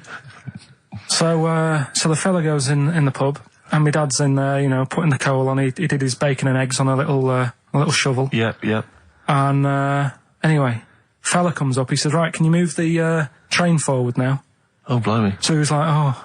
So he didn't want to say, the fella's in the pub, because he'd say, what's he doing in the pub? He should be working, right? So he said, yeah, no problem. I'll sort it out. Right, so he puts it into gear or whatever you do on them trains. Sure, right? puts it into first, yeah. Starts going forward. Now, people who don't know about trains, something that I learnt is if you're carrying a load of coal or whatever on the back of it, they don't have brakes on each carriage, right? It's only the engine that has brakes on it. Uh-huh. So when you pull the brakes on the engine, the whole weight of what it's pulling is pushing you forward. Sure. Right? Yeah. So he doesn't realise this though, because he's just used to cooking bacon and eggs and chucking coal. Of course, and yeah. right? So you've got to slam the brakes on sooner than you would normally. Yeah. Well, you have to anticipate it, I suppose. Yeah. But he didn't know that, so he's pulling in. He's thinking, right, I'll put the brakes on now. Yeah. Right? Puts the brakes on. The train just keeps going. He's going, oh god, it's not stopping. Sure. It ploughs right through the signal box. Right. Loads of damage. Pulling the signal, don't know what they're doing. Yeah. Loads of damage done. Apparently, if it was today's money, it'd be about £3 to £4 million worth of damage. It shut the station off for 4 weeks. But he didn't lose his job. The fella had lost his job, the one who was in the pub. Yeah. He said the funny thing was, he said £4 million worth of damage. He did his ankle, his wrist in. He had 3 weeks off sick and got paid. That's the funny thing, right? Because in our house, there's no one who's religious, right? No. My dad got annoyed when I went to church that day. He was like, what are you doing that for? Of course. I went to see a gig in Liverpool. Remember the band The Christians? Yeah. He thought I'd join some club. Yeah. I said, I've been to see The Christians. He was saying to me, man, what's he doing going out with them? Yeah, yeah. And then the other thing is, because I'm not christened or anything, my mum used to say to me, don't tell anyone that, because there's witches and stuff. I want to go back and see his upbringing. I just want to go back and see him at 7. One day in the life of Karl, age 7. Just to have 3 ghosts visiting tonight. And take him back through time. But we could go with him. We can be some of the ghosts. Yeah, the ghosts of Christmas past. Remember this? That's incredible. Because there's witches. Don't tell what. Just say so she wasn't christened, but she thought maybe someone could take your soul because you weren't christened. It's like there's cults and that, isn't there? And if they find out you're not christened, then I don't think they care. I don't think a lot of cults care. We're talking about embarrassing stories and stuff, and I don't know if I've told this on the radio before. Have I told you, Carl? I'm not sure. But this was when I was working at the BBC. This is not even long ago, and I'd moved to London, and I was fairly new in London. And I was working at the BBC, and I had this BBC hire car, and I've never told it. If there's anyone listening who works for the BBC, I don't know if I can still get in trouble for it. But this BBC hire car, and it was like I'd been ferrying kind of actors and people and production people around all day in this car. And I was driving back, it was quite late, it was about sort of 7 or 8, and I was driving back, and I pulled in to get some petrol to fill up the car every day. And I went into this garage to fill up some petrol, and I was there, and these two blokes came in a white van, right? They pulled into the forecourt, and I was filling up the car, and they went, "Hey, do you want to buy a couple of speakers?" And I said, "Yes, I do."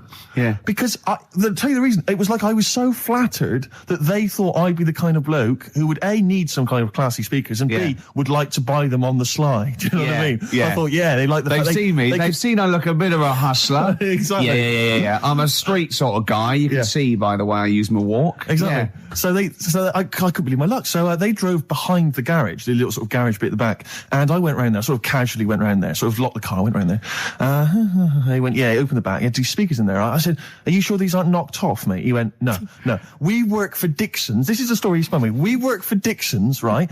And we're delivery men. And if we make a delivery and the person's not there to sign for the goods, then we have to bring them back to the warehouse. But if we can sell them on the way back, then that's really good for Dixon's.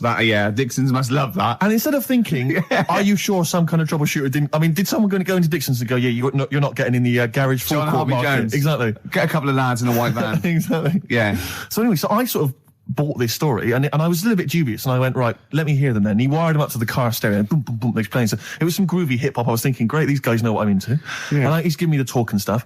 And I said, I'm a bit worried these are knocked off. He went, no, listen, we got a bloke at Dixon's who can confirm this is fine, right? Phone him up, use my mobile, right? And quote this reference number, right? So I phone out, and I goes, I go, hi, some guys here in a garage forecourt trying to sell me some speakers. Just wanted to check. He went, it's fine. I went, should I just read the reference number or whatever? He went, if you want. And X14, and I went, yes, fine. Yeah. Okay. You know what that was, don't you? That was actually Mr. Dixon himself. Exactly. Yeah. Exactly. So I'm thinking, well, they sound great. They're giving me for a knockdown price. I'd say they were like 400 quid. They were like 200 quid or something. It was a good bargain. I was in the market for some speakers as well. Yeah. So while they were loading it's them all kosher. I phoned Dixon. Exactly. I phoned Dixon. That's fine. Yeah. So while they're loading them in the back of the BBC hire car, right, I'm in there paying for the petrol, right, and the guy who's serving goes, all right. He goes, what were you doing around the back with those blokes?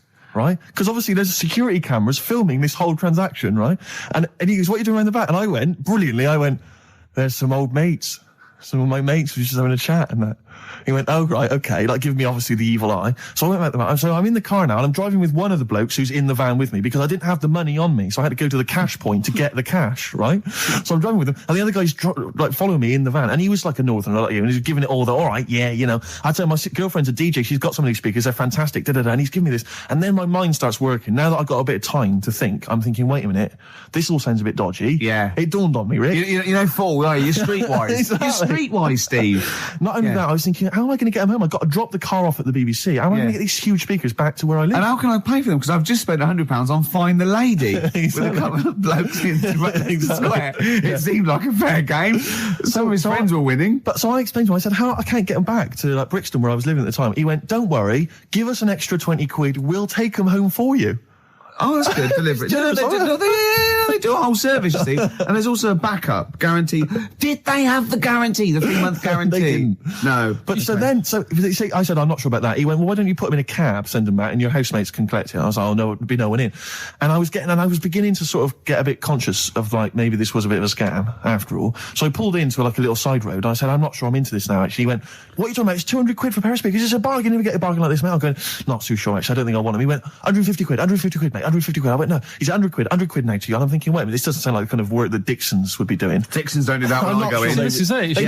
Dixon's never negotiate in that way. When I go there, look around and I leave, they go, where are you going? Exactly. I go, no, we'll have anything then. Have anything for a So quid. I stopped the car and the white van pulled up behind me with his mates in. Sure. And And I said, can you get them out? I'm not interested. And he went, 100 quid, mate. Oh, you, and he was just going, you tosser, you obviously want some speakers. And he was having a go at me.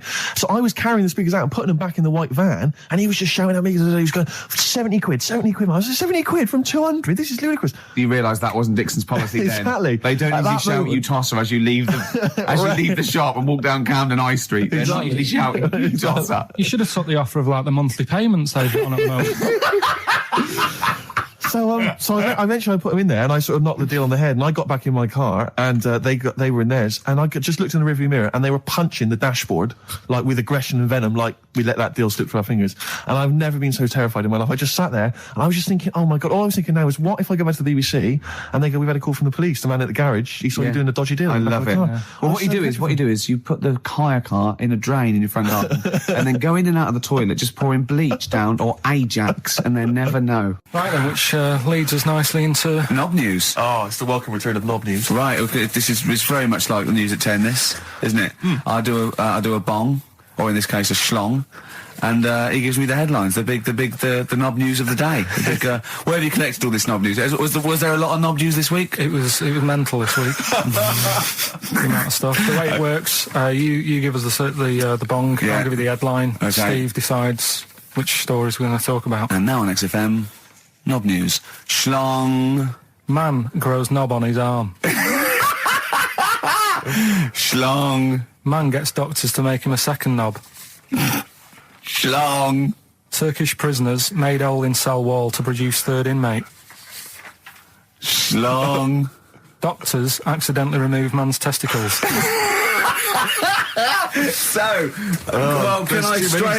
I straight away go for the accidental removal of the testicles?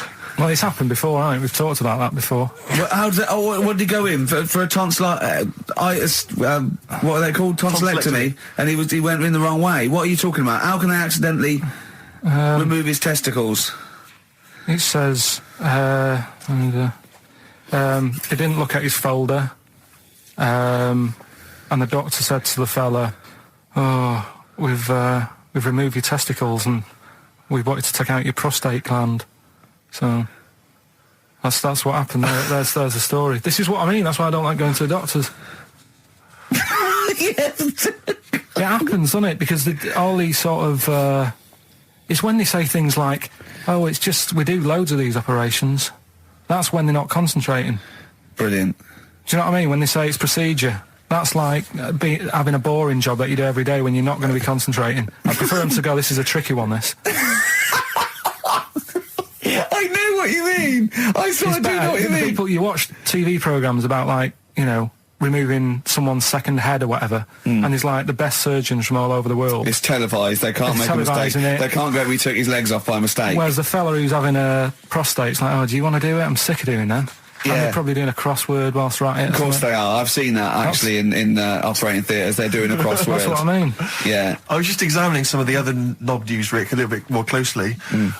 Man gets doctors to make him a second penis. I'm sure we're all interested to know what happened there. Yeah. A German who persuaded doctors to give him a second penis has lost his wife after he showed her the result. Biker Michael Gruber lost his original penis in a motorbike accident, and doctors built him a second one using a mixture of skin, bone and other tissues. Bone? Apparently, the penis worked so well that he was even able to father a child with his wife Bianca. But Gruber was still not happy and asked doctors to repeat the operation and build him a better organ, to which they agreed. From his hospital bed, he said, "I've got 2 penises, but no wife. I'm hoping when I get rid of one of the penises, I'll get her back." What do you mean? Sorry, he had 2 put on. What side does he wear? So he's had both. So he's had 3 then. Yeah. This is probably the thing that happened with Hitler, when he had 1 ball, but he had 3 at one point, didn't he? So he just kept one in the other ball, gave his mum one, and got the other one. It's the re-education of Karl. He's like Liza Doolittle, and now he's coming to, or Lawnmower Man, if you've seen that film. More like Lawnmower Man, if you've seen the film, you'll know what I mean. And his homework was to just study quotes, really, on happiness and stuff, and general well-being. He's not a big happiness quote fan, are you, Karl? Not really. So what have you done? You've come up with something, haven't you? Right, yeah, I told you, right? Because a lot of these are just things you say every day. They're nothing special. So what I'm doing... Well, you say them every day. Well, the sort of things you come out with and you don't even think about it, do you know what I mean? Yeah. They're on the TV all the time. People on the radio are saying these sort of little quotes. Sure. And what I've done is, remember that programme on Channel 4, Faking It? Yeah. Where they got some, like, posh kid to be on a door and all that. What I've done, I've... Imagine if that was the pitch for the show. Dear Channel 4, just gonna get a posh kid on a door or something? Yeah, Yours sincerely, Carl. Come in. Yeah. TV producer. Yeah, go on. So, what I've done, this little book of quotes, happiness quotes, I've picked 2 that are real. Okay. And I've made one up. Right? And we've got to guess. And you've got to guess. Okay, then, go on. Well, I'll tell you what, Rick, why don't we, when we've heard them, we won't confer. No. You'll write down yours, A, B, or C, and I'll write down mine, and we'll see how it Okay, works. Carl, off you go. Right, and just because I'm looking at this book, it doesn't mean I'm actually reading. No, I know. Don't worry, we're clever. No, we know. We can't see yet. Call my bluff. Yeah, go on then. Nothing is worth more than this day. Okay. Yeah. Yeah. All right. Yeah. The way I see it.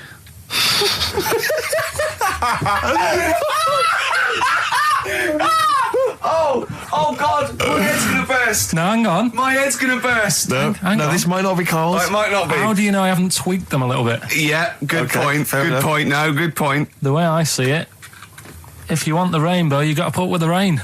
Yeah. Okay. All right. All right, yeah. Okay. Hang on. Yeah. Come on. Cat food. Cat food, come on. It stinks a bit, but if you don't put up with the smell, the little kitten will die. Steve, I don't know what to say. I don't know what to say. Imagine this in faking it. Imagine their faces when he says that, and they're going, "Oh my God." Oh. Carl, play a song, mate. We'll have to confer on this one. Right, Blair. Well, that's just amazing, Carl. Just read them again. Two were real, one was fake. Go on in. Right. First one. Nothing is worth more than this day. Excellent. Next one. What does that mean? Well, cherish now, cherish your time. Okay. Because you can't get it back, and you know that's the way I saw it. Carpe diem, whatever it is, seize the day and all that. Okay. If you want the rainbow, you've got to put up with the rain. Yeah, of course. Yeah, rough with the smooth. You know, it's not all plain sailing, but you know, rainbow's beautiful, but it comes because of the rain, which you might not like. So make the most of everything, and good. Cat food doesn't smell good, but if you don't put up with it, then the little kitten will die. Right, no, Carl, that is a good effort. Now, that one's yours.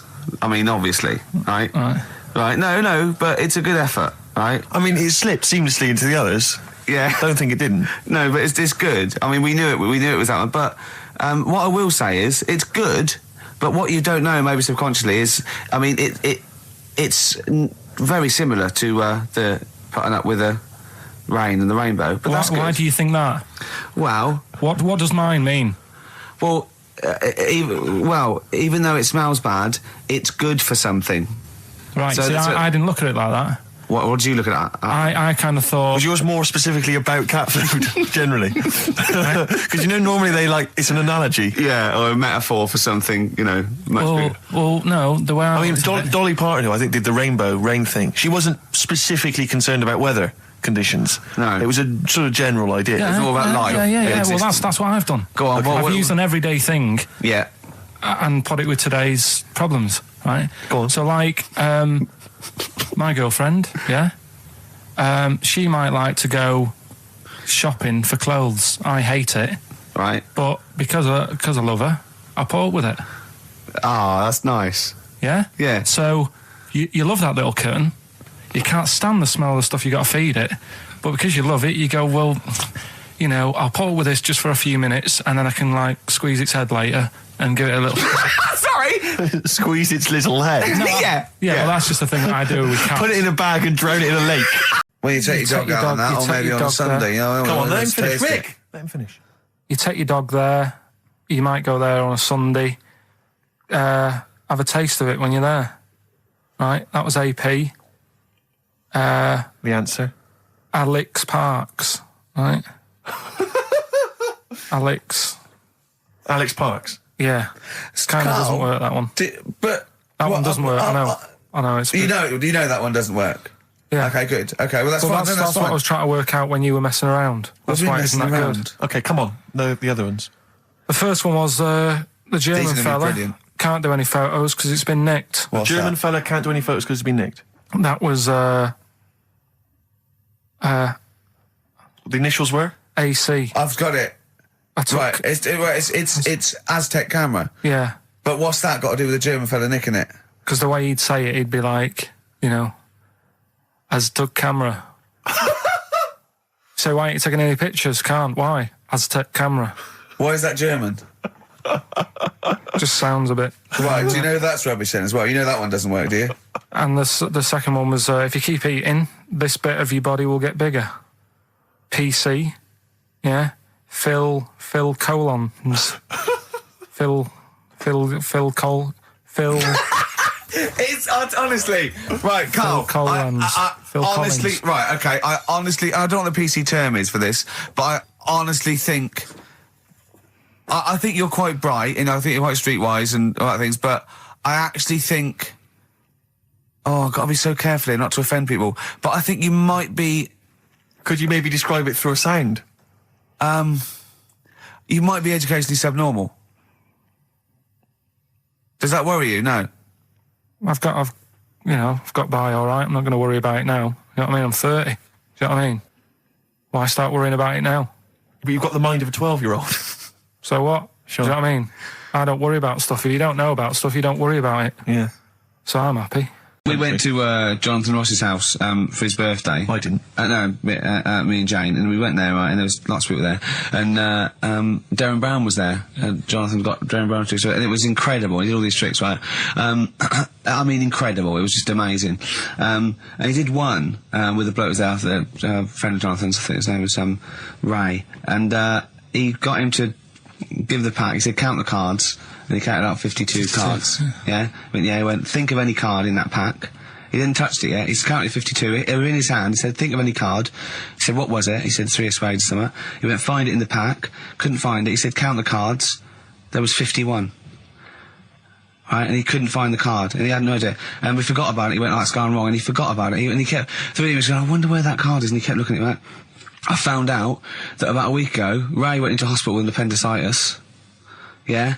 And the surgeon was really so there was something crumpled up. There was a thing, and it was the card. It was the card that was in his thing causing appendicitis. And when he came out of surgery, there was a card from Darren Brown saying, "Was that your card?" That's amazing, don't you think? I mean, that's like incredible. Thing and what? And then a crab went, I know what it is. It's a 5 of spades. It's another wind-up. Yeah. You were going on about Einstein, and I said he's not that good. E equals MC squared. It sounds good, but I've never used it and that. I've never used it! You haven't used 2 and 2 equals 4, Carl! The fella with an apple fell on his head. It could have been anyone sat under that tree. Do you know what I mean? It's just annoying. Lucky. And Newton gets all the credit for his laws of the universe. Well, other people were working whilst he was having a lunch break under the tree. So in a way, it's like he didn't deserve to have that success story. Again, forget the apple and the tree and whether he was sitting down having a lunch break. It's totally irrelevant. Yeah, but what I'm saying is there's certain things that will just happen. It's like, I think we were talking, when we were out eating the other week, we were talking about Noel Gallagher. Well, this is the reason the monkey discussion came up, right? Noel Gallagher. I don't know what to say. I don't know what to say. Rick, I don't want to misquote Noel. I'll be like Herbert Lom in Clouseau. I'm going to get a twitch whenever he opens his mouth.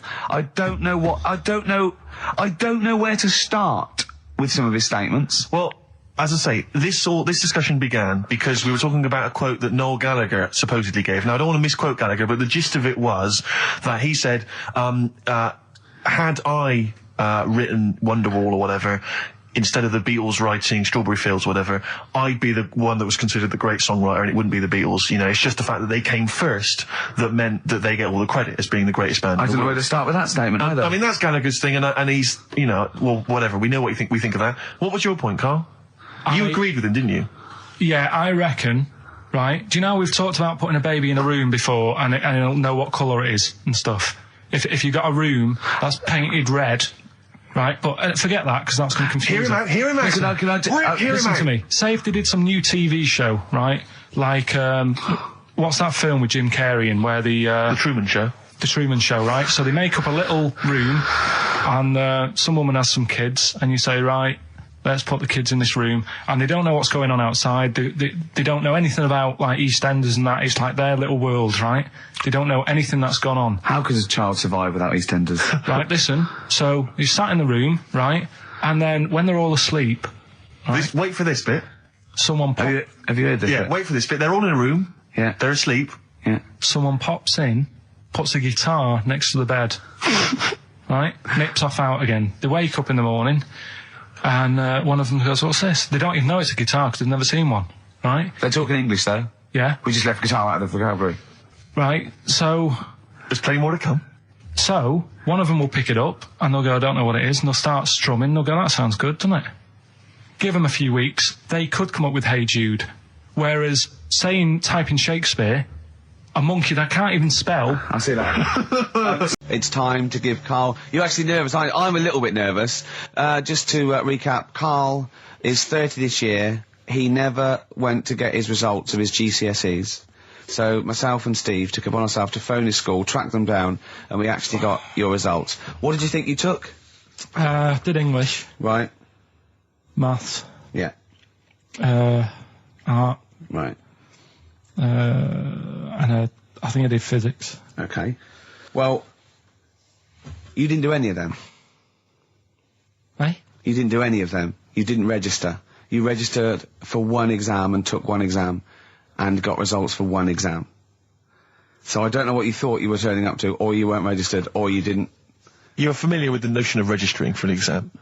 You have to kind of officially register in order to be eligible. What do you mean, register? I turned up for a couple. Yeah, you can't just show up. You have to register for them. You have to pay this because it costs the school money, so they have had to have paid for you if they thought you were going to pass. You can't just turn up on the day and ask for some paper at the front. I never got a letter telling me that. Well, that's because you were never at school. But you did somehow register or registered for one exam. You registered for history. It's a topic that you've always been interested in. I was saying to Ricky before, World War II, I loved it. Not the actual event. No, the study of it. all the stuff like, about the Anderson shelters and stuff like that. Yeah. And the bombs and that. Mm-hmm. And then when I took it, it had nothing to do with that. It was more about the Tudors. So the Second World War didn't come up? You mean there were no questions about the Anderson shelters? Nothing. That's devastating. So what are you expecting the result to be? Is that it? Yeah, it's the only one you took and registered. As far as the school is concerned, or certainly it's the only one that counts. It's the only result. It's the only one that counts. Yeah, you've got... Did you register for yours? Yeah. Yes. I've got certificates and everything. So what, do you do that before the exam? Do you have to go somewhere and sign something, or...? Yeah, you don't check your results and then decide if you want to register. It's not like Millionaire, when you look at the question and go, I think I'll take the money. Yeah. You go... No. But anyway, you must have registered for one, or maybe your teacher put you in for it. I didn't do it. They must have been confident. They must have been confident. They must have thought your best bet was history. Right, so... What did they get? You got an E. Which I think, technically, is a pass. E? It's a bad pass, but there's F, and there's U. You're not going to be doing a PhD. You can get an F, right, which is fail, and then a U, which is ungraded. Now, I don't know why the U exists, because F means you failed. U is like them going, you not only failed, but you wasted my time. So... We're annoyed that you took this exam. So you thought they'd register me to get an E? Well, they didn't. I think they were hoping... It was rather like you with the lottery. They were hoping for something better than nothing. See, I assume that the man who registered for that thought he can scrape an E if Anderson shouters come up. Yeah. Well, that's it. You've got... Now, what I'd like to do, Karl, is... I've started your re-education. You've read a book on Rasputin. I'll be asking you a few questions about that later. I've got another book for you to read next week. Next week, I'm not in the mood. What? Not in the mood. Oh, come on. Look, what's that? What does that say? It's that fella, it's the picture of the bloke that he used to use for Citizen Smith. Yeah? Che Guevara. Yeah. Yeah. He was quite happy, I think, when he found out that Robert Lindsay was involved. He went, yeah, of course you can. No worries, yeah. What are your feelings, Karl? What do you think? Are you depressed? I'm just a bit annoyed because I'm sure I turned up for more, so it just wasted my time. Listen, they don't matter. I'm sure you're doing very well. You know, you can educate yourself. GCSEs are merely a step on the ladder to help you, not just for education, but, you know, they're more vocational than anything else. You're doing very well, and you're reading books. Don't worry about it. He was one of my best mates. Was he really? Yeah. Seriously? Yeah. What do you reckon he's doing now? Do you still keep in touch? When my mum and dad were still in Manchester and they had a bookie shop, he used to go in because the bookies was next door. I know the way you paint a picture. If you did this in your history exam, Carl, you will walk it. Go on. So your parents had a butty shop. There was a bookies next door. Yeah, and he liked having a bit of a gamble, so he used to. I think he works for some insurance company. Do you think that his fiancée Beth knows he's got a gambling problem? Or that his 2-year-old son Lewis? No. Yeah, they live in Cheadle Holme. Hume. Cheadle Hume. He must be doing well. He's still supporting the Blue Army and frequents the shrine on a fortnightly basis. Funny thing with him is, right, when I used to stay over at his house, and his dad was a copper, and I remember his dad came down and said, right, I want to see you two. I was like, oh God, what's happened? And got us round the table.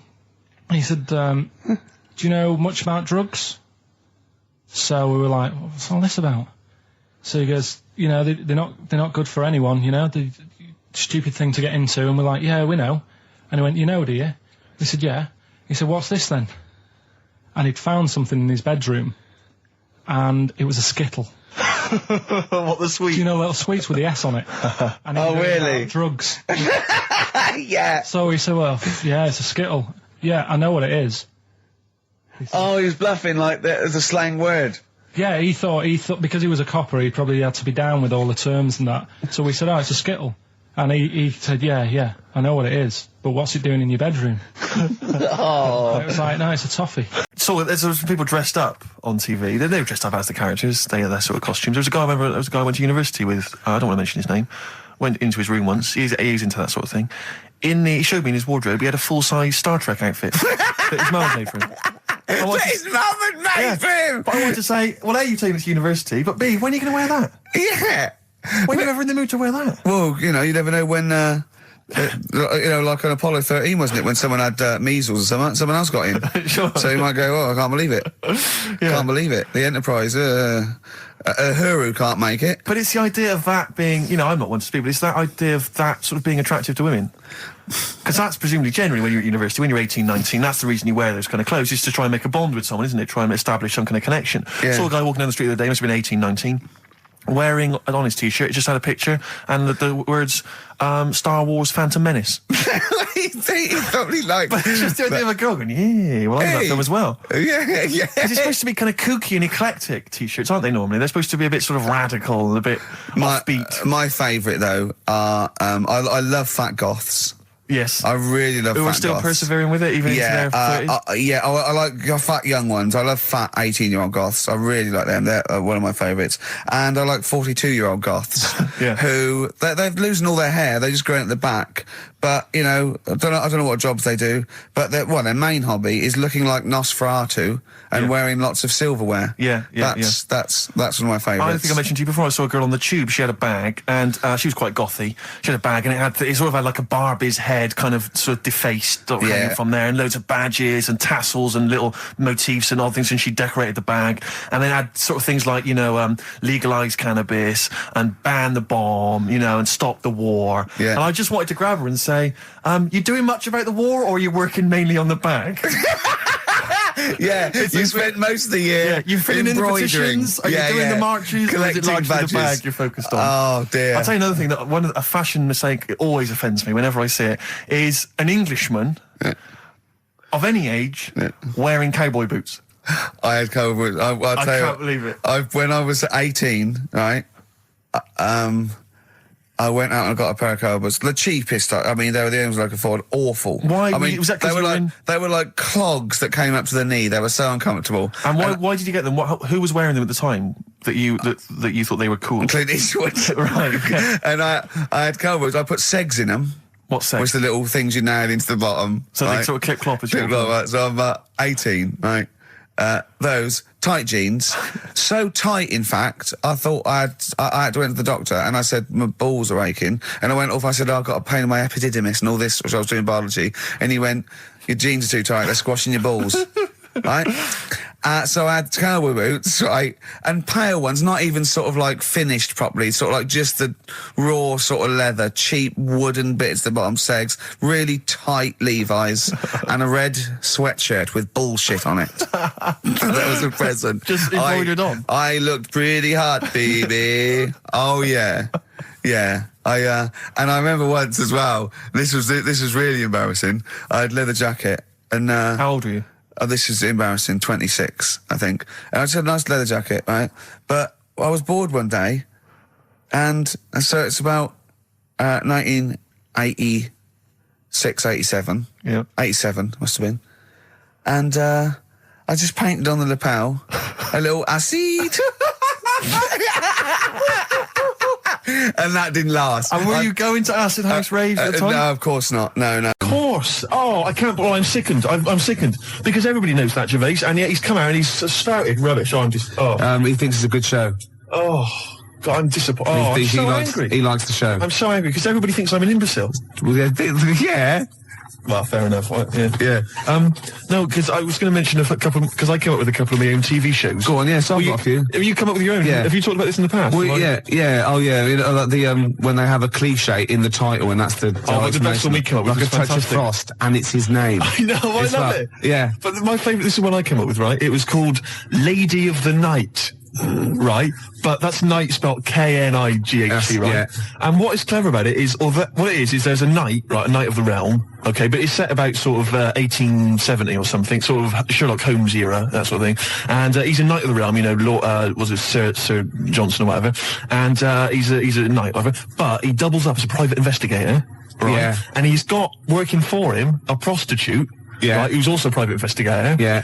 And it's called Lady of the Night, you see, and it's double meaning because clever, it's a pun. Because she's a lady of the night, and she's a lady of the night. It's a night. It's fantastic. Brilliant. And they go around, but seriously, they go around investigating like crimes, sort of Whitechapel and stuff, and it's brilliant because you know, obviously she's a prostitute, whatever, and he's a knight, and there's a bit of sexual tension, Gervais obviously, and obviously got all the Victorian elements and everything, and obviously they can't associate with one another openly in the streets because that would be, you know, he's obviously got to maintain a certain reputation. Yeah. So it's Lady of the Night, and there's all the intrigue and tension. What do you think about that? You thought this through? I thought that through. That is fantastic, using all your technical knowledge and your film study and your... I came up with one, starring naughty Samantha Janus as a nun, with Diana Rigg as a Mother Superior, and it's called None the Wiser. That's beautiful. And they're naughty. And the great. And the None sequel, the she gets pregnant and she has to go and work in the kitchen, right?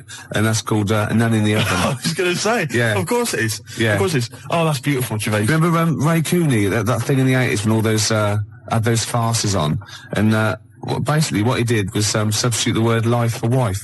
He had Run for Your Wife, right? And wife begins at 40. Beautiful. Doesn't make any sense, does it, grammatically? No. I just thought of one like, I said to Claire a few weeks ago that it would be like a stage play and there'd be loads of people jumping in and out, like, of hospital beds. But in one of the beds, one of the wives, she just wanted to die because had no quality, and it's whose wife is it anyway? That'd be good, wouldn't it? That's nice. Yeah, Brian Ricks. Oh, that'd be beautiful. I love that. Touch of Frost. It's so clever. And the other one is, loads of lawyers with their wives jumping in and out of bed with just underpants on taking drugs, and it's this wife. That's beautiful. Yeah, that's great. That's a nice touch. So let's have some competitions then. But you know, I've got a whole game show as well, which I could mention. Go on. Do you want me to mention it? Well, should we play? I used to write when I was at school. Oh yeah. Now I didn't watch sort of kids programs when I was growing up. I watched sort of crap adult ones. You know, I mean, ITV on the telly from 12 midday through to like midnight, and I'd watch all the police series, Police Story, Charlie's Angels, Steve Austin, and Teen Knight Rider, yeah. And I wrote this essay at school, and I just couldn't stop, and I started serialising it. And every time I just kept writing, I was sort of like, you know, people were reading it at school, and it was about a cop, a New York cop, who was as hard as, you know what I mean? Yeah.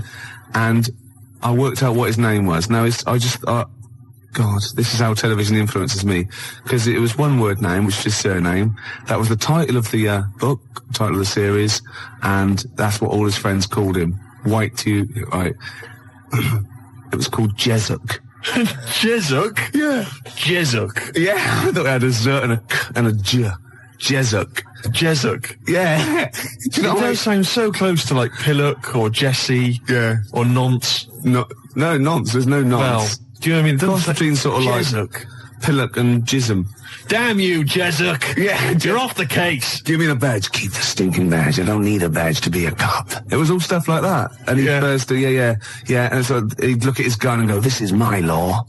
My God, it's Jezuk. How did he find us? Jezuk. Yeah, it was great. There'd be shootouts and everything. Oh, fantastic. Let me just ask, did he have perhaps have a broken marriage? He was hard-boiled. He played by his own rules. Didn't he? Yeah. I imagine. Simultaneous with this. He was a bit of a drunkard as well, had a bit of drink. No, he didn't drink, oh, no. Good, he was a good-looking fella. But he was letting himself go. He was a bit hard-bitten. Yeah. And the other thing I was sort of simultaneous, which was more of a novel. I wasn't serious. I was actually writing a novel, and I got like 3 exercise books, right? It was about this kid, right? Oh, God. Right? He saw his parents just brutally murdered for no reason by a gang of outlaws, yeah? And he buried his father, and he knelt down on the grave, and he said, looked up, and he goes, as God is my witness, I will avenge thee. And then he sort of went to the store, and he got loads of bullets, and he practiced, and he was the fastest gun. He was only about 16. Yeah. His name was Jody Barnes. Jody Barnes is all right, yeah. Yeah. Imagine, that's nice. Yeah. Oh, fantastic. Have you still got any of those exercise books? I hope not. That would be the incredible. teachers used to sort of like, I imagine going, yeah, it's good. I imagine them passing around the, he's done another one. Gervais has written another episode of Jezuk. Yeah. But I say, seriously, if you brought one of those in and read it out, I'd be entranced. Imagine it. Seriously, that'd be great. Do you think the your mum ramblings of a twisted 14-year-old brain that only ever watched ITV cop shows. Do you think your mum might still have some copies of Jezuk? No. Was it like sort of, the initial one was like Jezuk, then it was like Jezuk abroad, Jezuk in Paris, Jezuk on safari. Yeah. Here comes Jezuk. My mum, Return of Jezuk. I liked that Jezuk. He's a proper man. Yeah. It's not like you. But Mum, I invented Jezuk. You're a Nazi. You couldn't be like Jezuk. He's in my mind. Return of Jezuk. Here comes Jezuk, son of Jezuk. Oh, it's fantastic. What if Jezuk met Jody Barnes? They'd get on. They'd have no quarrels. They could team up. Oh, it'd be fantastic. After the break, a little bit of Lars. Teen Jezuk. Steve. Yeah. You know we gave away those CDs. Hey, great giveaways. Just good radio, isn't it? We've got CDs to give away. Tickets and that's good radio. Do you remember who won them? What, last week? Yeah. Well, no. Right. I've got to get them back. What, are these the CDs that we took from the library? Yeah. I've got to get them back. 0171 580 2000. If you won those CDs, could you give us a call? Well, why should they bother? They're probably busy listening to them. Do you know what I mean? You can't give something away and then take it back. Yeah, I need big time. I've got to get them back. We've had a bill for the computer as well. That's mine. No, it's not yours. It is mine. It's not yours. I procured that. That is mine now. No, that technically counts as ownership. Listen, Gervais, it's not yours, all right? I've told you this before. I've explained this to you 100 times. What? All right, if you urinate on something, it is not yours. It does in the cat world. That's what cats do. That is what cats do. They go around their territory. That's theirs. They urinate on it. That computer's mine. If a cat urinates on something, right? Yeah, in its cat philosophy, it owns that. I agree. That's a sort of what's it called? A sort of territory thing. What's the difference? You're not a cat. No, I know. You're not a cat. That's discrimination. No, you're not a cat. You can't live life by cat rules. Well, I've got loads of stuff like that. My flat's full of stuff that I've got like that. What? Yeah, I've got 2 telephone boxes. Right. I've got a cash point machine. Yeah. Glyn was furious. He was getting out money. Right. Side of a church. That's yours. Yeah. 2 BMWs. Well, I had 2. I've got 1 now. What happened? The second one, the owner caught me, and he started doing the same. And because I started first, I finished first, so he finished last, so it was technically his again. Is that how it works? Yeah. If I piss on something, then that's mine. Yeah. But if someone else pisses on it, then that's theirs. Yeah. Is that how it works? Could you say urinate? This is XFM 104.9. They are mine They're now. not yours. They are. They're not. They're my shoes. Yeah, and they're mine now. No, they're not. I can't believe. This is why I don't want to do this anymore. Why? I can't believe you. They're my shoes now. That is ownership. That counts. In the cat world, they're my shoes now, and some of the carpet is mine as well. In the cat world, yeah. Wow. You cannot live your life by the rules of the cat world. I can. What does your girlfriend? What's this?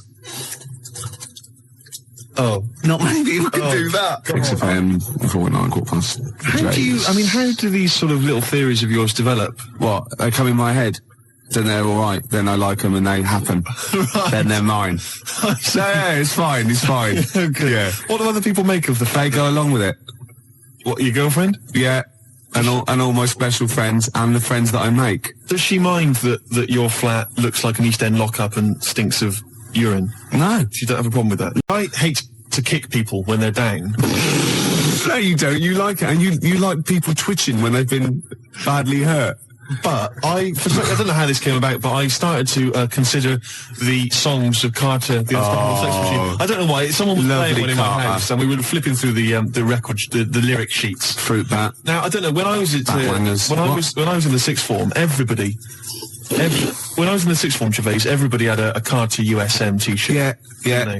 And I imagine you probably. By the end of the 80s, early 90s, all events officers, A&R men. Yeah. What were you doing about that time? You'd have been what? That was when you were claiming benefit while still working. Yeah. Yeah. You had the wheelchair and everything. Yeah, the tartan blanket. Nice. Fantastic. See, everybody had a Carter USM T-shirt. I didn't have one because I didn't. No. Do you know what I mean? That wasn't me. It was all a bit cliquey, and they didn't like me for it. Yeah, it wasn't because of that, though, was it? It was because they sort of had like symmetrical heads. They were running in their human packs, weren't they? And just ostracising you. Go, oh dear. Those start. Yeah. Right. I'm just looking through the lyric sheet. This is from the album 1992, the Love album, right, by Carter. Yeah. Just give you a taste of some of the lyrics. Yeah, go on. Which we thought were so profound in 1990 or whatever. I never did. This is from the track "Look, Mum, No Hands." I should point out that many of the titles of their songs are appalling. There's obviously my favourite, possibly the worst, is "The Road to Domestos." That is the worst name for song I've ever heard. I mean, what's that supposed to mean? Anyway, take this lyric out. This is one of the lyrics. Go on, I'm ready. Go on. He flies through the air with the greatest of ease, that daring young man in the blue dungarees. What the hell does that mean? Oh, is that supposed to be profound? Oh, she flies like a bird in the sky high. That ugly old tart with a sty in her eye. This is quite a nice one. Listen to this. Is clever. This is bloody clever. Go on. What they done? What's Fruit Bat done here? If we club together, with all the diamonds. Hey, hold on. I'll stop you there. Club. Go on. Diamond. That's so far. Oh no! Wait. Oh, come on. Go on. If we club together with all the diamonds we've saved, we could look to our hearts and say, hold on, hearts is a suit in the... Oh, go on, clubs, diamonds, hearts. We could look to all our hearts and say, we've got it in spades. What does that mean? Spades. Hold on, what does that sentence mean? If we club together with all the diamonds we've saved, we can look to our hearts and say, we've got it in spades. I don't know what that means. I've no idea, but that's the kind of brilliance. So see what they did there? They got all those... It's incredible. Let me just. There's a good great one here. Could they do it with Signs of the Zodiac? Parts of the body. Here we are. I've been GBH'd and ABH'd for a packet of B&H. I've been taken and I've been driven away. My telephone is always ringing and my number is XXX directory. Call 0898 333 talk dirty to me. That is some of the worst lyrics, Gervais, surely, that you've ever heard. Unless you knew different. 0171 580 2000. I've been thinking some of my own as well. The worst lyrics you've ever come across. Oh, there's going to be arguments. 0171 580 2000. Or you can fax us 0171 580 1234. And think realistically, because I hate it when you see in like the Melody Maker Enemy and they ask one of these pop stars, what's the worst song of all time? And they go, the Birdie song. Or no, it's not. It's something by Carter or Suede or David Bowie because they're in that framework. They're potentially. Do you know what I mean? Exactly. Don't go for chirpy, chirpy, cheap, cheap. Go for something like that because that is disgusting. Let me just say this is my final one before we go away, which is, yes, sorry, boy, there's nothing worth living for, but it really ain't worth dying for, so just say 3 Hail Jesus and Mary chains. Early in the morning, I put breakfast at your table. Make sure that your coffee has a sugar and cream.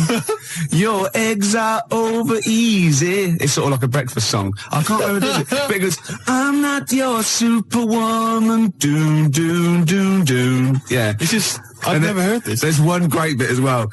He goes, now you say your juice is sour. It used to be so sweet. And I can't help but wondering if you're talking about me. Isn't that great? Oh. Sorry, look, this juice is a bit sour. It used to be so sweet. Oh, fine, I'll change it. No, let me explain. This juice, yeah, it's sour. It used to be sweet. Well, it's what we've always had. No, you're not listening. You're not listening. I think you're an ugly pig. I want to leave you. So, I mean, he didn't state it. Your eggs are over easy. Oh, who's that by? No, I didn't ever heard it. You've made it up. I'm not your superwoman. Dude. 0171 580 2000. I just thought of another one as well. So, do you remember John Waite? I ain't missing you at all. Missing you since you've been gone away. And he's worried about people that think that he's really not missing her. So, towards the end, he goes, I can lie to myself. Oh, he was lying all along then, wasn't he? Oh, got any more Carter lyrics? Well, I'm still wading through them, Gervais, and it's just making me quite low. So, I'll try and dig out a few more for the next time we have a chat. But I would say that Emma, of course, who helps us out here, she's mentioned track. What was it, Emma? What was yours? It was YMCA. YMCA. I've got a worse one. Have you? Oh, hold on. Oh, what's that another one? That's worse. Oh God, yeah. Well, Emma, we'll save that one. Emma's was you can get yourself clean, you can have a good meal. You can get yourself clean, you have a good meal. Well, I don't have a problem with it, you see, because I just think it's a wonderful thing. You know, the YMCA doesn't get enough publicity, good press. Yeah. And the Village People did them a favour. I mean, why on earth they wrote that song? Well, to publicise the YMCA. I mean, who thinks? I don't know. People have done the police force. You know, they've done. Hold on, wait a minute. This is very good. But I think you mean this. So you don't know what that song is. You think that they were actually some sort of advertising for the YMCA, were you? Well, I don't know. It just seems really odd to me. Well, if I remember at the time, the YMCA complained at the time because the connotations. It's just a PR thing for the YMCA, I imagine. It's like that one that in the Navy. Yeah. Do you know what I mean? The sort of PR thing for the Navy. It's just bizarre. When they were dressed up as sailors and stuff. Yeah, well, whatever. Whereas usually they sort of like construction worker with a nice moustache, aren't they? Yeah. Traffic cop. Yeah. Jumpers. And, what? I don't, I'm worried about the Red Indian chief. Am I supposed to be reading? Supposed to be reading between the lines or something? I don't understand. I mean, I don't really understand. I mean this seriously. Okay, I don't right. understand what you're talking about. Okay, this is fine. Well, obviously, there were gay connotations. It's like a gay icon record, isn't it? YMCA in the Navy. That was the point of it. What did you need? One of them dressed as Judy Garland. What? I don't understand. What was your problem with that? What? There's no. I don't understand why that suggests that people are gay. I don't. It doesn't necessarily. It's high camp, isn't it? It's been adopted since as well. But the four of them, there's a guy dressed as a motorcycle cop. There's no reason why he should be gay. There's no reason why anyone should be gay. There's a builder. Yeah. Right.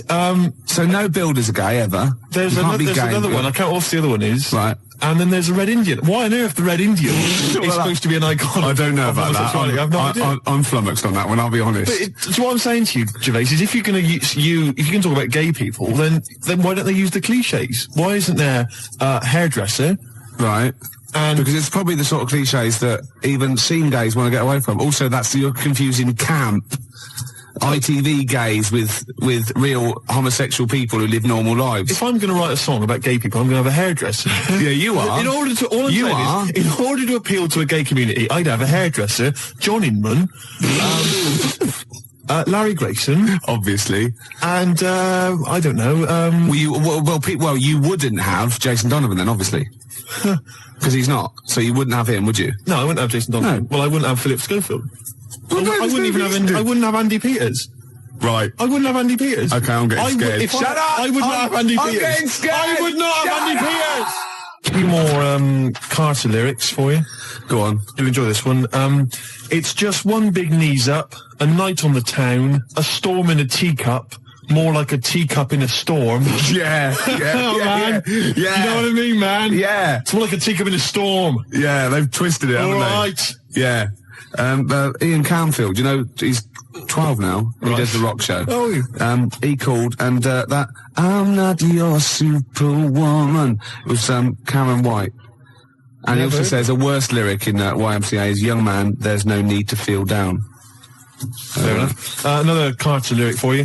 The tequila sun is rising. And listen to me. The tequila sun is rising and the Harvey's Bristol moon is shining. Because they've got Harvey's, shine on Harvey's moon. Yeah. And somehow Harvey's Bristol moon is shining.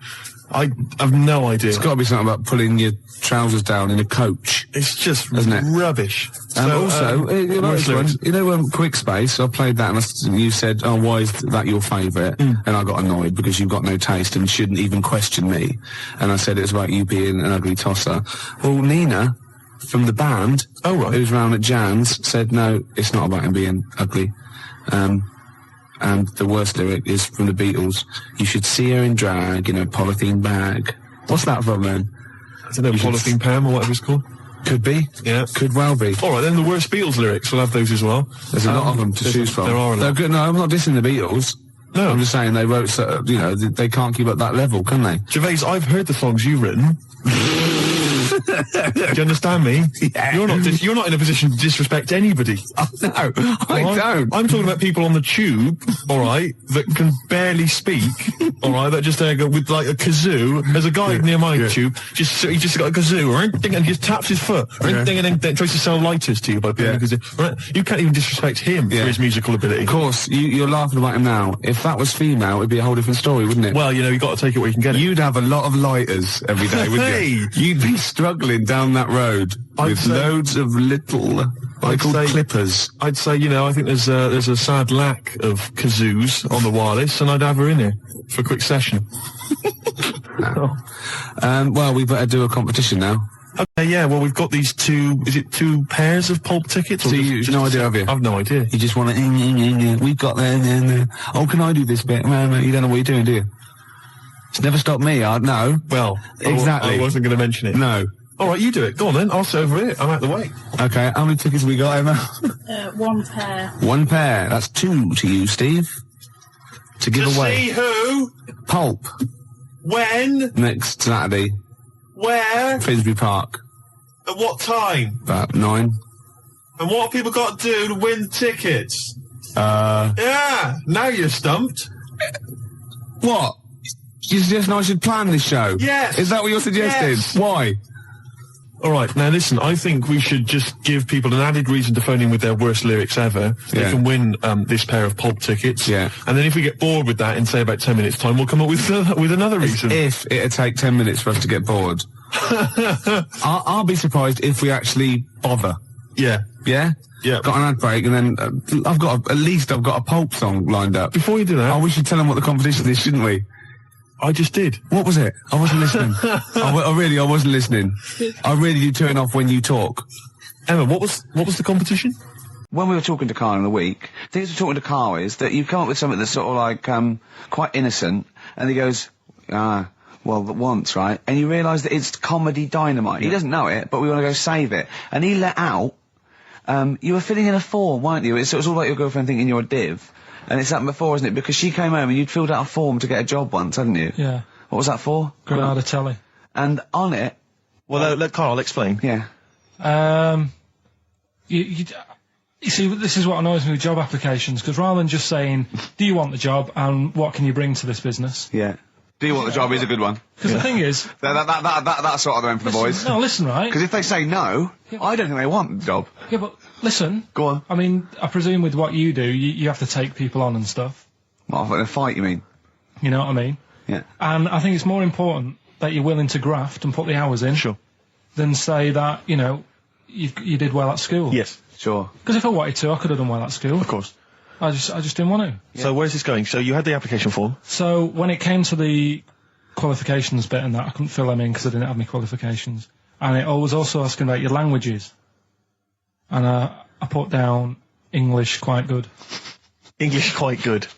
And his girlfriend came over and seen the form that he'd sent off. This was a copy of it. Yeah. And so she went, oh, you know what I mean? So that's what started, you know, the disappointment. So they're going to get that and think that you're not English. I don't think I've got it. It was ages ago. Right. How long ago was it? Oh, well, it was when I was still in Manchester, so 5 years ago. I don't think you've got to know. No, I think you'd... There could be a long list. I mean, there's probably a lot of admin problems in that organisation, but they probably...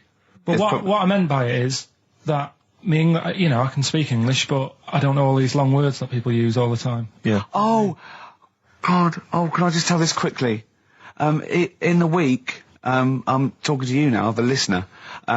Usually I don't. Yeah. Karl said, about embarrassing him on air and that, and he's worried about his education, and he was worried about not knowing long words. Like, we come up with any long words.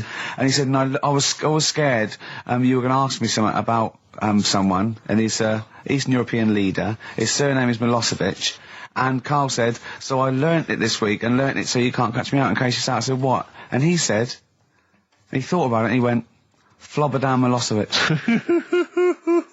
Got the surname right, though, didn't he? So what's his name? Right? What's his name? That's how Bill and Ben would address this leader. How would they have said it? Flobodan Milosevic. What's his name? Slobodan Milosevic. Yeah. Well done. Chris Campling did a review of the show. Right. And basically said that Karl Pilkington is a creation of Gervais and Merchant. Well, if only that were the case. He said he started off saying he liked the show. Yeah. He was excited. Said it was a good show. A lot of the jokes. I'm already questioning his critical faculties. Yeah, exactly. And basically said that we didn't contribute much, or seemingly didn't seem to contribute much, and we couldn't sort of like ad lib or anything. We just laughed at, particularly me, laughed at Karl Pilkington, who was coming up with some, you know, quite funny stuff. Yeah. Right? But then he does a twist on it. He goes, but the thing is, we're the puppet masters. He's a created person. We've created the persona Karl Pilkington for our own amusement. Right. He bases this on simply that we talked about... What was it we talked about? The Chinese not aging well, and he heard him talk about that on my DVD. But clearly I say, Karl, remember when you were talking like that? It's a news, or remember in the week, and so he thinks it's all scripted now. Imagine if this show was scripted. I'd be ashamed. Yeah. If this show was scripted, I would send back the BAFTAs for the actual shows we've written, and I would say... I'm not having a go at Chris Campling. He's nice about our other work. He likes The Office, and he likes my stand-up and everything, and he likes the show, but he's saying... Because we're not spontaneous, we scripted this and invented Karl. So he's like, you know, we've invented another Gareth. If we had created Karl, I would not have squandered a character that good on this poxy radio station. Absolutely. Also, does he know that we spend about 3 months on half an hour script? So how long does 2 hours of drivel? But the main thing is, as if this could be scripted, it's dreadful. It's shocking. Or maybe this is scripted. Hang on, you've lost me there. Let me just check the script. Maybe Chris Campling does not exist. Maybe I've made him up. I don't know what to believe. See, the name doesn't wash with me. What was his name? Chris Campling. Sounds odd. That's something that I made up, isn't it? Campling's almost like a joke. It's almost like a gay name, isn't it? Oh, he's a Campling. So I think this is scripted. Yeah. I think I've probably made this whole link up, and Karl is a creation. Campling, that's not a real name. I made it up. I should have come up with something better. Yeah. Sorry. Down to the River by Bruce Springsteen on XFM 104.9. So, that little fella in the Times thought Karl was just a puppet. We created him. He's an actor. What's his actor's name? Brent Hogwell. we got him from Spotlight. Brent Hogwell. This stupid, dopey Mancunian accent, he just puts that on every week. Yeah, exactly, yeah. Yeah, he speaks rather like Hugh Grant. Yeah. And we just got this whole world around him. We set a whole... What do you think about that? He had his head shaved, especially. Exactly, yeah. So, yeah, would he think that, you know, maybe if he's looked online and seen me head, and he's noticed how round it is and that, does he think it's sort of been... sort of, you know, morphed into that shape just for the show, just for 2 hours on a Saturday. Yeah. You spend 5 hours in prosthetic makeup like John Hurt in The Elephant Man. Everything about him was made up. Yeah. We created him, because I remember coming up with Auntie Nora. Oh, yeah. You said, Rick, we need another character. I said, what about giving him an Auntie Nora? Doesn't sound convincing, I said. Yeah, and you said, what is it about? I said, well, I don't know, she farted for 5 minutes and she's got a fanny like a split tennis ball. No one's gonna believe that. Yeah. Oh, that brings us neatly. Well, let's put that to bed now. So, Chris Campling, honestly, we do not script this shambles of a show, and Karl Pilkington really is like this. If you want, you can meet him. I'd love to send Karl for a drink with Chris Campling. Can we do that? And then he'll eat his words. Chris, if you're listening, honestly, this isn't a stitch-up. As I say, I'm not having a go at you. It's a very well-written article. It's very, very fair. You're just complimenting on his grammar. Yeah. It's a very well-written article, Chris. No, I'm saying we're not having a go. It's not like he snagged us off. I would just love him to meet Karl Pilkington. People in the street come to me and say, is Karl like that? And I so want them to meet him. Yeah. Or maybe he can send in, if he's online, he can send in 5 subjects for Karl to talk about that we couldn't possibly know about, just so he knows that we just really do throw things at Karl. Karl, you know our mate Johnny, he's a Doctor Who fan. Yeah. Do you remember, he bought the Doctor Who magazine, and he went to the toilet, and Steve got post-it notes and put geek on every page, and Johnny opened it on the tube, right, and it had geek and everything, and Johnny bought in the new Doctor Who magazine, I think this week's or this month's, right, and they've done the perfect Doctor Who fan, right, what the geek is, right, and it looks exactly like Steve. Alright, don't have a go, Rick. It does, and he went, and I'm going to try and put it on the website. It's amazing. It's got your hair, glasses, it stands like you, it's sort of dressed like you, and it's only, it's hilarious, and he was, I mean, I'm insulting you now, it sounds like an insult, but if you'd see it, you'd laugh. Well, Rockbusters, right? Yeah. Right, here we go. Just a little bit annoyed. Just 3 clues. We've lost all the energy in this show, haven't we? Well, I can't get over that insult. I'm just a little... No, we did though. It just came out, no, I can be honest with you. It came out of left field. I wasn't expecting an insult. No, but I think there was a sense of camaraderie on this. Just email in ricky.gervais@xfm.co.uk. I'm just annoyed. I can't what are we doing? I'm just reading out the clues. Should we put this, let's put this one in for the Sony Award. Let's put this show in for the Sony Award. Play a song, Carl, because I need to discuss things with him. I've talked before about him Edit slagging it down. Get this down to 3 minutes. It'd be a great show. Rockbusters in a minute. XFM. Lonesome Day by Bruce Springsteen from his new album The Rising on XFM 104.9. Ricky Gervais, Steve Merchant, Karl Pilkington. Foreman just phoned in and said to Karl, stick up for yourself. Don't listen to that Merchant. He does my head in. He's so arrogant. I don't think I'm arrogant. I think I'm mean. Yeah. I just think I'm sort of objectionable. I don't think it's arrogance. I think it's sort of nastiness. Yeah. I'm just not a very nice person. But believe me, I'm not arrogant. I think I'm pathetic. What were you talking about earlier about glasses as well, and Steve taking his glasses off? What was that? What are you saying that in front of him now for? Was it an insult? It wasn't really an insult. Carl, what were you up to? No, what was it? I genuinely don't remember. I genuinely don't remember. Right, Steve, I'm not having a go. Right? Just saying how people, it's a bit weird that you've got glasses because you've got a good pair of eyes on you. Right? That isn't an insult. What were you talking about though? What was it? Why did it was the fact that people who wear glasses always look a bit weird without them on. It's like, you know, they should wear glasses. Okay. Why did we get round to this? What was we talking about? What were we talking about? I don't know. I don't know. I don't know what that was. It sounds like an insult, even it wasn't intended as one. It wasn't. It sounds like an insult, Carl. It does, yeah. No, it wasn't. I should be allowed to punch you every time you insult me, no? No, but I'm not. I'm doing it. I'm going to give you a dead arm. Look, Steve, it's you. You always even if it wasn't, you intended it to be one. What you? Oh, that was real. Play a record. Yeah. But it's mad. Every time you insult me from That's mad. Oh, is this the Cardigans? Great, brilliant. I didn't even say anything. That makes me feel better. I can enjoy the rest of the show. Yeah. Before we carry on with anything, I should just tell you, we're on the subject of emails. There's one emailer we're always looking forward to hearing from.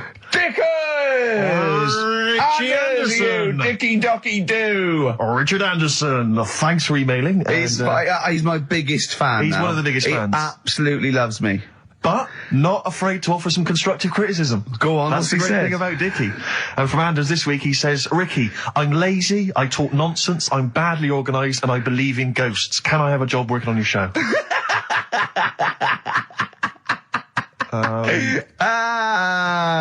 Possibly, Anders. Maybe send in a CV. Or email us. He's put a little bit of all of us in that, hasn't Exactly. he? Oh, I'll ask you if he's a goggle-eyed freak, Steve. All right, calm down. Well, no, I didn't mean there's no need to get insulted. No, I didn't necessarily mean you, did No I? need to get nasty. Well, Also, I was thinking about that actually, Steve. Oh, God. Just talking of the old. What? What? Talking to the what? No. Do you know, like? This better be good. No, you don't have that many girlfriends. And that. what do you mean? Carl, why are we on this? I was defending you in the whole monkey discussion. Come on, what's your point? What's your point? What's your point? No, what's the point? What's the point? I just was thinking, if there was an infinite number of Steves? you're an odd-looking fella. Come on, Carl, get to the... No, you know I know that. I've told you that loads of times. What do you mean, you know I know that? Well, there's no point pretending anymore. Steve, I'm flabbergasted. But also, you don't like spending money, right? He's mean and weird looking. Valentine's Day. Are you sort of, you know... You've got to love him now, haven't you? What are you happier with? The fact that no girls like you enough, right? This is really mental. Or are you happy because you don't have to spend any money on a card for someone? A little from column A, a little from column B.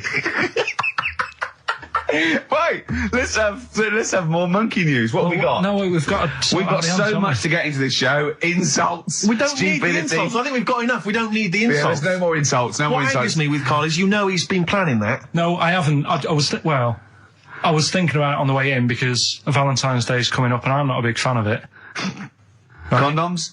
You bought your girlfriend a box of condoms for Christmas. I don't think you can have a go at me. To be fair. No, but I don't just treat her on Valentine's. I'm always... Do you know what I mean? You don't even treat her on Valentine's. You don't even treat her at Christmas or on her birthday. When do you treat her? Hang on a minute. Wait a cotton picking minute there. Oh, why I order. Wait a minute. What was that? Tiffany dog. I treat your girlfriend better than you, and I've only met her twice. I took her out last night and she enjoyed herself. Where'd you go? Until she had to write the check. Where'd you go? Where'd you go? To a chippy. A really... Play a record! Is it a chippy? No, a quality one. Right. Oh, God! Under a fiver for two. Oh, nice lots. wrapping. Not newspaper, greaseproof paper. And bread.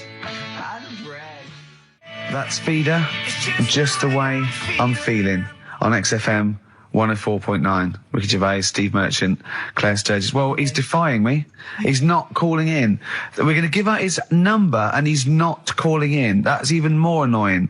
Who does he think he is? I don't know who he thinks he is. I'll tell you what I'll tell you who he is. Yeah. He is a little bold Mancunian. Let's never That's let him who he forget that. is. I don't know who he thinks he is, but there's the fact. Just, Carl, call in, because you're annoying me and Steve. He's been slagging you off as well, Steve. Well, go on. What's in the week, you know, he was slagging you off. I mean, in the week, I was joining in and laughing along, but now I'm thinking but now I'm thinking that you're more on my side than he is. Thanks very much, Rick. I'm glad to see you've come round. He said he was. I was in the pub with him and Johnny. Oh right, so there's a little audience. Good. And he went, have you seen Men in Black 2? I went, no. He said, have you, Johnny? He went, no. He went, there's a thing in it that looks just like Steve. And I went, what? He went, it's a thing, he's got really gangly arms and bulbous eyes, and it just works really fast in the Aliens registration thing. And I went, all right. I said, we'll bring that up Saturday. Since he's not here, you know, what do you think of that? Well, the reason is, I think the problem I have with is this, that if I was to say things like that about Carl, I'd destroy him. He'd be a broken man after I'd finished with him. Call in, Carl, or Steve's going to say a few things about you. I'm going to get a couple of home truths out there. I can't believe it. I cannot believe it. Yeah, we were, you know, at the time I was joining it, we were having, you know, slagging you off on other things as well. Sure. But now I'm thinking, maybe maybe you were wrong. Maybe I was taking the mickey out of the wrong person behind their back. If you receive any phone calls from people you don't know, we don't know anything about that. Instantly, we don't know why why that is happening. That is just going to be a weird, spooky thing. So, Graham, and it was all a con, so Carl could get Mondays off. Poor Graham, the station's struggling enough as it is. Yeah. It's like running around like a headless chicken. Yeah. No one's listening. That's why I don't bother talking on a record then, because there's no loss to London. Sure. Right? It's pointless, this show. We don't do it for the money. We don't do it for the kudos. I don't know why we do it. No. Is there anything on telly at this time? I could have had a lie in. I know. But it's all a ruse to get Mondays. He's got Mondays off now because he has to do the show 2 hours, right? And he's still getting paid, and it's all a con because he knows that he's holding him over a barrel, and it's like, oh, we've got to keep Carl happy. Right? I had Mondays and Tuesdays off before Duncan got involved. You know what I mean, though? And it's like poor Graham, who's the MD that in charge of the thing, probably pulling his hair out, worrying about the station, right? You know, it's a sinking ship. And then Karl Pilkington, well, I'll do it, but I want Mondays off. He's probably sitting home now. His family, he's probably ridiculed by his wife. His kids almost certainly would have lost all respect for him. He's been fooled by Karl Pilkington. He calls his mates and goes, oh, I'm busy, Graham. I don't, I just can't think. It's embarrassing. But do you know what I mean? And you think it's funny, and you think you've got one over him. He's going, Mondays off for 2 hours. Yeah, you do. You think, and now you're embarrassed. We've said it on air. But you're only conning yourself in the long run. Because, do you know what I mean? I hate that sort of, the world owes me a living, how much can I get, what can I get out of the world? What are you going to give back to the world, Carl? What are you doing now then? Are you going to prepare Mondays? No, I told you, what have you prepared for this show now? You've had 3 months to prepare. Yeah. What have you got? What have you got for us? Okay, what's happened in the last 3 months? What? In this place or just my life? Well, what have you got for us? With 3 months, we're cloning about, you get Mondays off, you're getting paid for it, you've got a cushy deal, you're having a laugh, you're taking the piss out of the management, right? So, what have you got for us? Give it to us. I've kind of, updated Rockbusters a bit. Right, brilliant. Yeah. Right, so, and you said don't mess with it. If something's good, don't mess with it. What do you mean it wasn't good?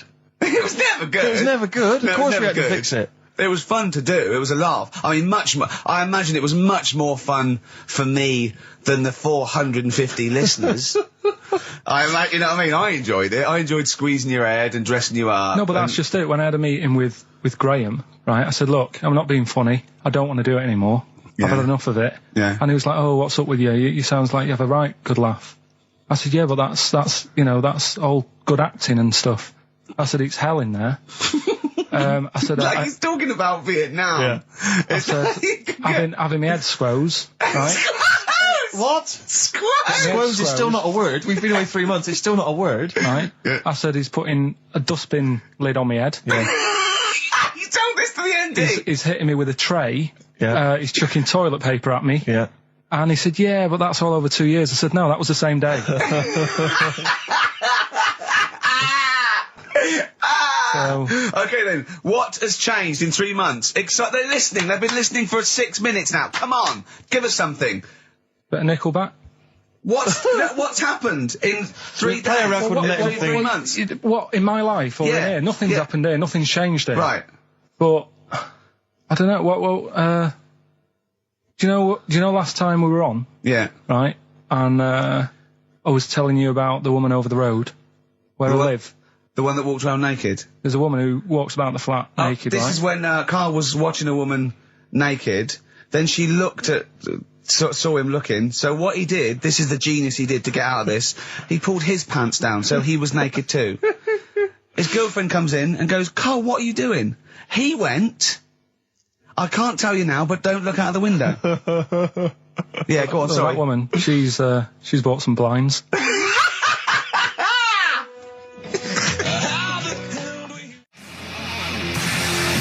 Darkness. I believe in a thing called love on XFM 104.9. I'm Ricky Gervais. You're Steve Merchant. Sure. That's little Karl Pilkington over there. Where is he? There he is. There he is, yeah. All right. Yeah. Hey.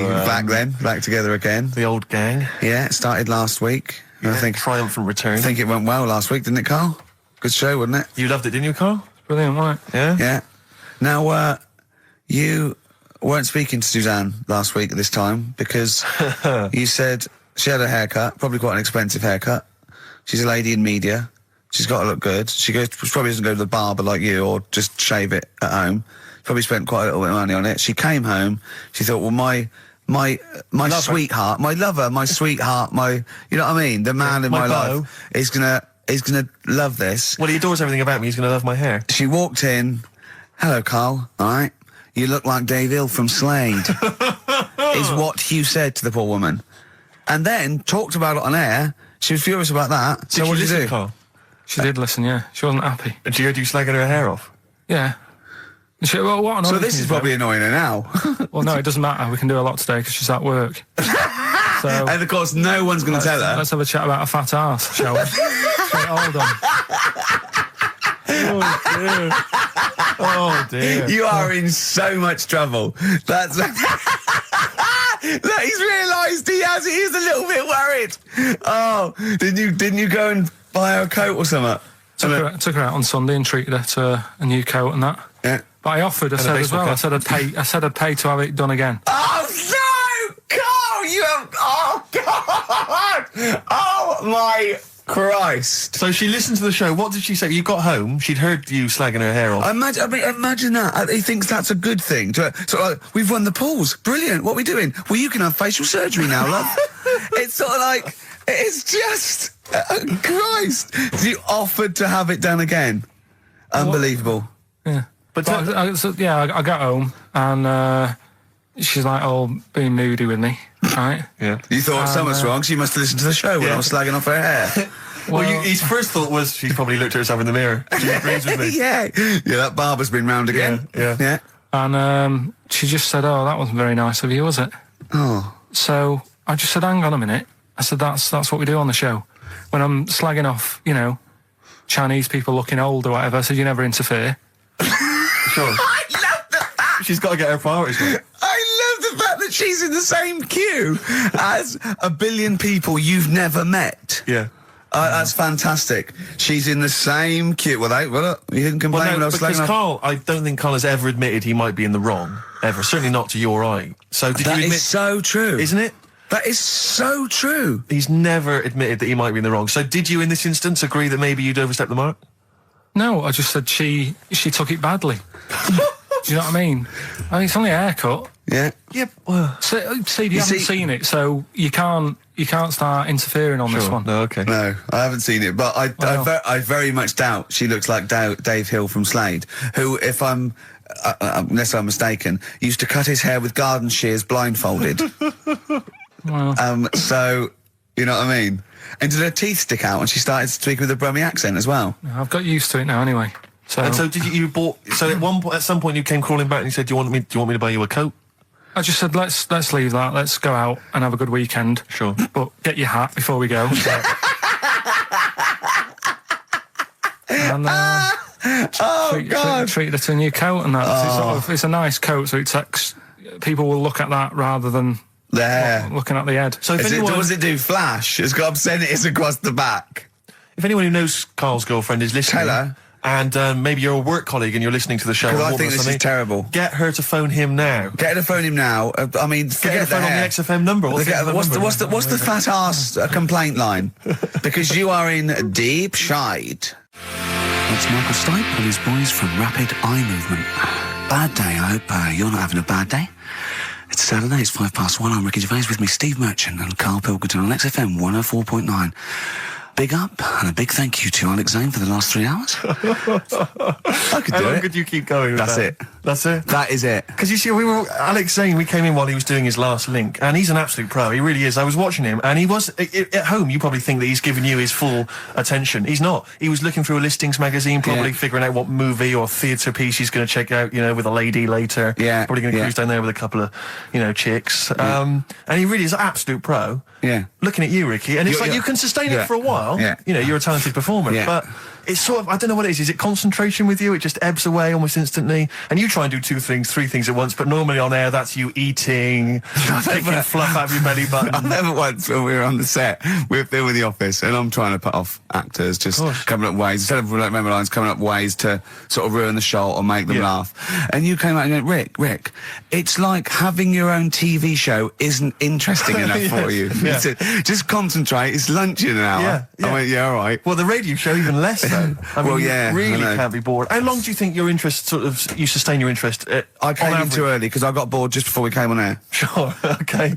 I came in too early. I got to stop getting the cabs quite early. Yeah, so you're bored now, I think I've got to get here about 5 to 1, and then I think that'll last me till about 1:30. Again, as he was saying that, he's not giving you his attention. He was kind of leaning back. He's put his feet up I've got now to on be the comfortable, desk. haven't I? And this CD rack's in the way. Sure. Well, you get yourself comfortable now. Get yourself settled. And then sort of... Because a lot of people will move them... Jet, are you going to be my girl on XFM 104.9? I'm Ricky Gervais, with me Stephen Merchant. Over there, little roundy bald head of Karl Pilkington. Good news and bad news. Good news is, boys are back in town. We're here for 2 hours. Hello. Bad news is, we have no monkey news, gay fella news, or little Chinese fella news. Really? We're going to try and, leave that for a week, and then maybe come back to it. Yeah. It was Why do good. I get the feeling that within 20 minutes we'll be talking about little gay Chinese monkeys? Carl, think of that. We have got monkey news. Have we? Oh, yeah. So we've already broken that promise. Oh, okay. I thought we were going to try and sort of talk about something else. I just done Jonathan Ross show, and they don't talk about the same things every week. It's weird. It is weird. But, or as Carl says, weird innit? Yeah. So, gave this show about 5 plugs. Nice one. Yeah. So, I think we'll get upward of 800 people listening. Oh, double. For the first 2 minutes. Yeah. And then turning back. They're already switching over. I'd have thought so, yeah. I spoke to my friend yesterday. He's a little bit of an old fella, and he said that for his own amusement, he had an iPod in his car, and he bought a little sort of transmitter, and he could transmit the music from his iPod to sort of just beam it, kind of as he was driving along, to sort of passing cars. What do you mean? It's Make weird. their radio play it? Well, but if they had it in the right frequency, yeah.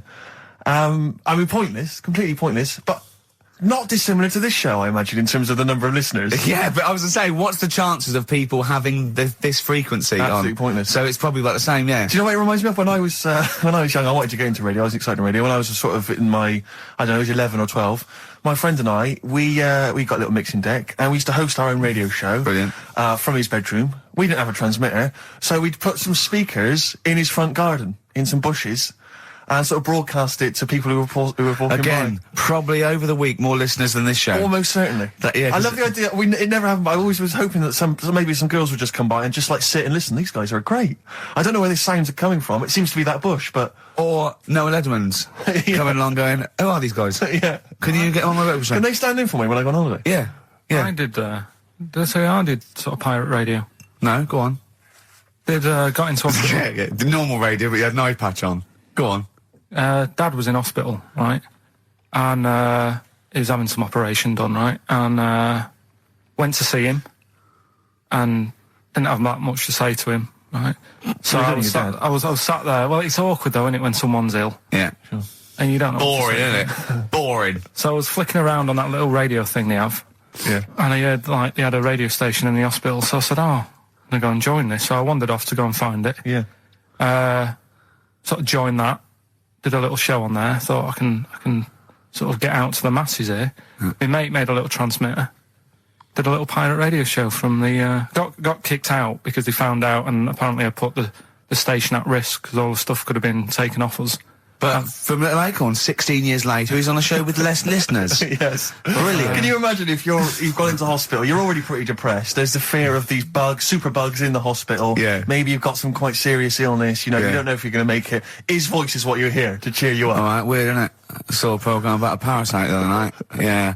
Apparently, they get in through your eye and eat their way up through your genitals. Anyway, You here's think you've got it Radiohead. bad? Yeah, exactly. Play a record, Carl. Stone Roses, yeah? Oh, Fool's Gold. Classic. Stone Roses, Fool's Gold. XFM, 104.9. Brilliant. Can't help but notice you've brought some sandwiches in, Rick. What's in them there? Cheese and onion. Cheese and onion? Yeah. Because I've never, ever seen you make sandwiches before. I've seen you take a piece of bread out of a loaf and sort of fold it in half. Crumbs everywhere. Well, Jane made that for me because I was in a bit of a hurry. I didn't think for a minute that you Why? made Because it looks neat. Well, they're wrapped in the tin foil. A knife has been used. As opposed to chewing round the baguette. Exactly. Yeah, breaking it in half. Yeah. Albert Steptoe. Yeah, brilliant. Yeah. Nice. It's great, but the onions are strong. Are they? Making my eyes water. Yeah. If I go and breathe on you, it'll cure any sort of skin disease you might have. Skin disease. We watched that, Carl, that Carl was raving about that thing about parasites, about worms coming out your brain and that. And I watched What is this? Is it a TV show? Yeah, called Body Snatchers. Right. And it was pretty fascinating. And, I mean, amazingly shot as well. I mean, it's got to win an award for photography. Yeah. And there was one bit that this little girl had been bitten by a mosquito and it laid her eggs, and it went to the doctor. She had a lump on her neck, like a boil. And they pulled it out, and it was like a bullet, this maggot. And they put it down, and it was wriggling in her blood, right? But the hole left was sort of aesthetically pleasing. You know, like that feeling you get, like, I once had ingrown hair, and I quite liked it when I pulled it out. And it's a perfect little hole. And I thought, I wouldn't mind having those as long as they sort of like healed over. What are you talking about? I don't know, it's weird, isn't it? But why would you want a hole in your body? No, it's got pulling something out, sort of like pulling something out of your body. It's I sort don't of know what you're cleansing, talking isn't it? No, but it's sort of like, I don't know what This is it, you watch one programme recommended to you by Carl, you've turned into Carl. You want a hole in your body? No, it was like, you know, like squeezing a really good sort of like spot. I mean, I haven't squeezed spots for ages, and I'd never had spots, but maybe that's it. I didn't have spots. Right. And I always thought that'd be nice, squeezing a spot. I don't know what you're talking about. Why would these things be pleasurable? Why would an ingrowing hair? That's great it was good. Fun. That was good, because I got it. It was like a little lump, and I pulled it, and then it pulled out, and it was like left a little. I know what you mean. Because I get thick hairs around there. Yeah. Like, really. Oh, when they come out, it's like a bit of wax. Yeah. Like putting out a little candle. And I love that. What? Yeah. Because I've got not much hair on my head. No. Right? It sort of grows thicker on my face. No, not true. Sure, but go on. Yeah. No, it does. Not true, baby. Go on. No evidence for that. Just made it up. So it grows sort of thicker on my neck and that, and now and again I'll see like something that's like a twig. Right, it's really thick. Yeah, you feel it, and then you think, oh, I'm going to have that, and then you work at it, and then when you get hold of it, it's brilliant. It's like pulling out, it's fantastic. It's waxy and build up, and it pulls it out, and it stretches your skin, and it leaves a hole. I've just realised why we talk about Chinese people, monkeys and gays every week. Why? Because this is the sort of replacement. This is what we've got if we're not talking about them. But it was great as well. And there's this parasite, right, that lives in a fish, right? And what it does, it changes the fish's behaviour. Because to breed, it has to get its body temperature up, so it has to get into a bird.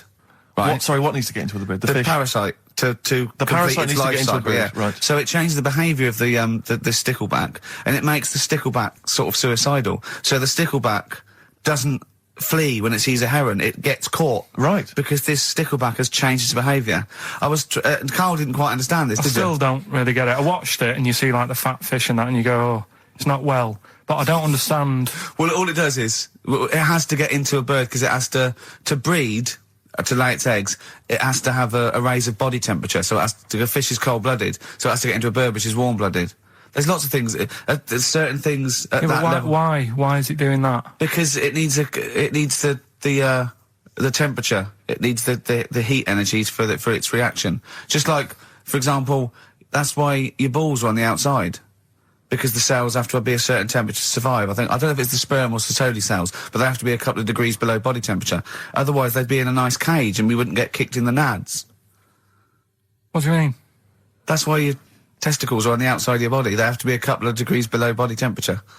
Yeah, but that isn't why they're there. You see, this is like the chat we had last week about the giraffe having a long neck. What do you mean? They're there because that's where they happen to be. They didn't go, right. Well, that's what evolution is. It's a selection process. It's not a will.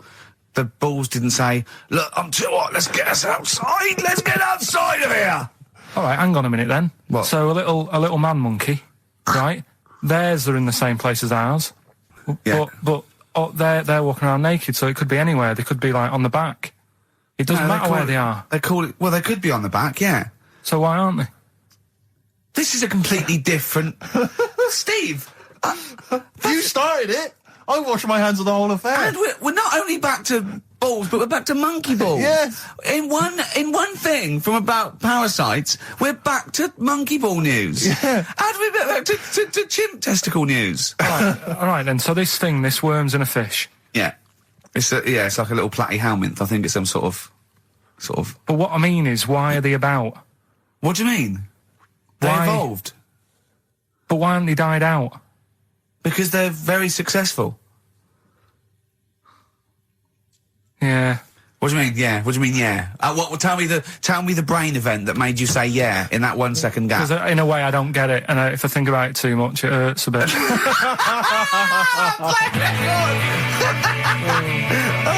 They've just been around for years, Carl. Yeah. Like Cliff Richard or something like that. Yeah. Roll Over DJ by Jet on XFM 104.9. I'm Ricky Gervais, with me Steve Merchant and Karl Pilkington. All right, Karl? Bit miserable today, Carl. Let me explain why. Go on. Steve, and to you, the listeners.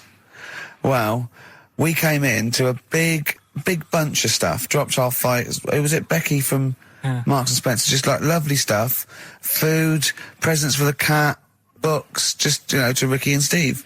Ricky and Steve who do the show, right? Ricky Gervais and Steve Merchant. GQ presenters of the year. Creators of The Office, right? Award winning. Carl's looking over. I go, well, maybe, it's not for you, no. And then he told me why he's grumpy anyway. Go on. Do you know what XFM are giving everyone? How long have you been here? About 6 years. What are you getting for Christmas from XFM? 2 CDs. Is that of your choice, or do they choose them? There's a list of about 30. Right. Tell them what you chose. 30 CDs. I've gone for Kings of Leon album. Yeah. And the best of Bob Marley. Haven't we, like, given them away in the past or something? Or you could have burnt them off, couldn't you? You could have done copies. Illegal, but you could have done that. Anytime you wanted. I don't think Bob Marley minds if you bootleg his CDs. It's out of order, though, isn't it? It is bad. Although is that always the case? Has it always been the truth of all the time you've been here? No, it has been better than this. Yeah, although you do get paid quite well and you do have an easier time. Yeah, but don't give me the CDs then. If it was a milkman, you don't go, have 2 bottles of semi-skimmed. Happy Christmas. Yeah. That is a valid point. Do you know what I mean? Have you complained? Who is it who made this decision? There's no point. No point, is there? Why? Just no point. I don't like moaning anyway, just... Has it come from up top? Is it like from the capital people? Just everyone. That's what everyone gets. Yeah. Yeah, but will Christian get 2 CDs for getting up at 4:30 every day for about 5 years? And keeping this station afloat. Probably. Yeah. So, that's why I'm a bit fed up. What you listen to first, Marley or Leon? Well, you have a bit of Marley. I'll tell you what Marley's good for, as well. You're going to have a little beach holiday, aren't you, over Christmas, going to Lanzarote? Listening to that on the beach, you'll realise how wise XFM are in the long run. You know, you go, well, look, they could have given me 400 quid, right? I'd have spent that. But this is, you know, the legend lives on. It keeps on giving. So, you're probably, you know what I mean? Think how much what you got to think of is how much all his great songs took, not only from the depth of his soul and, you know, all his sort of angst and knowledge and love, and then all the studio time, the marketing, and they're just giving you one like that. They go, don't worry about that, Carl, just have it. And you go, what? All the time we spent with Bob Marley and everything in there. You know, have it, Carl, have it, Carl. And Notice. Yeah, have that. Thanks, well done. Carry on. We're still going to pay you for the work. Yeah. That's just something on top. Here's a little piece of Bob, free. Yeah, so don't moan, it's extra. So, they didn't have to give you it at all. Play a record, you ungrateful little swine. Some people, like the homeless, aren't getting anything this Christmas. This is my favourite Elvis Costello track of all time. It's Alison. This wasn't on the list. Do a bit of research in a week, find stuff, news, history, anything that's interesting. 3 stories. I give them a nice little headline. You take your pick. Between now and 3, you're going to learn 3 things. Yeah? Yeah. So, the headlines are, I'll be no buying one of them. Give us that again. I'll be no buying one of them. Nice, okay. Yeah. We've also got hippopotamus. Okay. Okay. And can you believe it? Can you believe it? Well, I'm going to go with hippopotamus. Hippopotamus? Hippopotamus. Right, well, this one, it's... I'm not going to take the credit here. I heard Christian talking about this on breakfast, right? Because it's a good story that happened. Basically, I don't know if I told you about it last week when we were having our spaghetti, but I think you did. Right, I know what it is. I know what this is. Okay, I've not heard this. Right, there's a little midget. Right, there's a circus. I'm loving it already. Circus going on somewhere. I think it was in America. Yeah. And is that present day or old times? I'm talking like in the last 3 weeks. Okay. Right, little midget. Circus, really packed out show. People are loving it. Right, Steve, you're asked the same question I did. I know. So there's a little midget jumping up and down on a trampoline. That's what circus is. Right. I pay good money to see it. So everyone's clapping, and he's getting carried away. Because he can't believe he can't believe they're loving it. I didn't know they'd like a little person on a trampoline, but they love me. But you know what it's like when, if there's a crowd of people sort of encouraging you to sort of go higher and stuff. Yeah. And I'm sure he knew it was getting out of hand. But he was jumping and he was coming down the road going higher, and he's going really high in the air, right? So he's doing this, crowd are clapping. There's a hippo, right, just sat next to the trampoline, getting ready to come on and do his act. Oh, right, I thought he was in the audience. It's getting ready to do his act, Steve. Yeah. So he's a ventriloquist.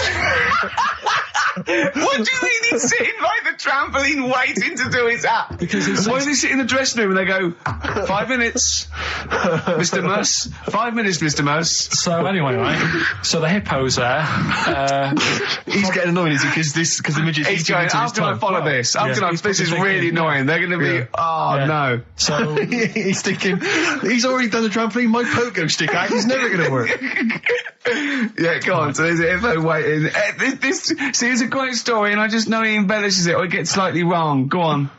So there's a midget jumping up and down. The hippo's getting annoyed. The crowd are going mad. The midget's loving it. Can't believe his luck. Although you think he probably knows he's dicing with danger. Yeah. So next thing you know, they're all saying higher. He gives it one big, heavy sort of landing on the trampoline. Goes really high, but goes off at a funny angle. Oh, hypotenuse. Okay. Yeah. And sort of flies up. Hypotenuse! Sure. Flies off at a funny angle.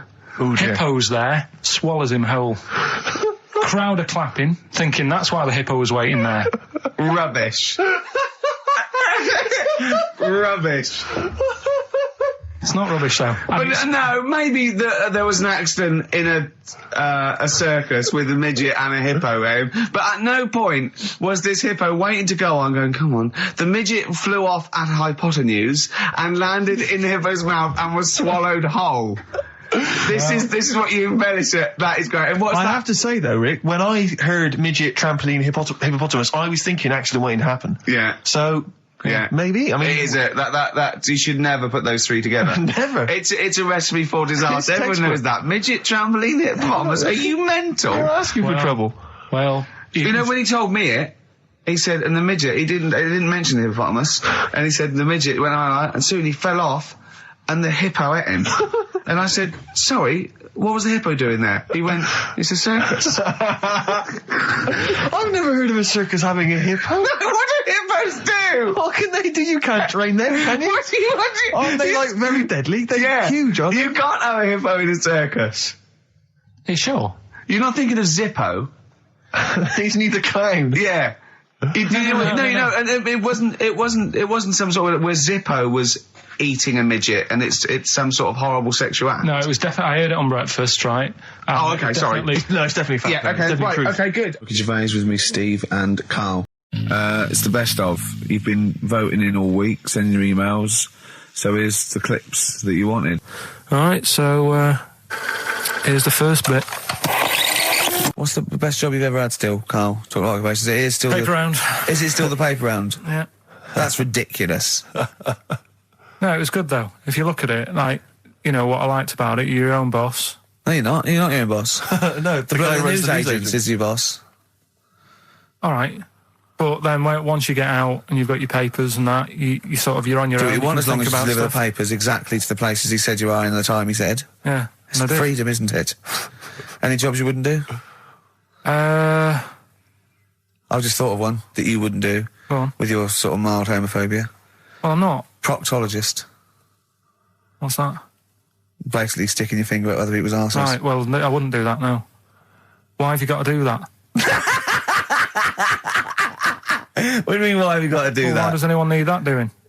They got to look if they've got an arseache or something.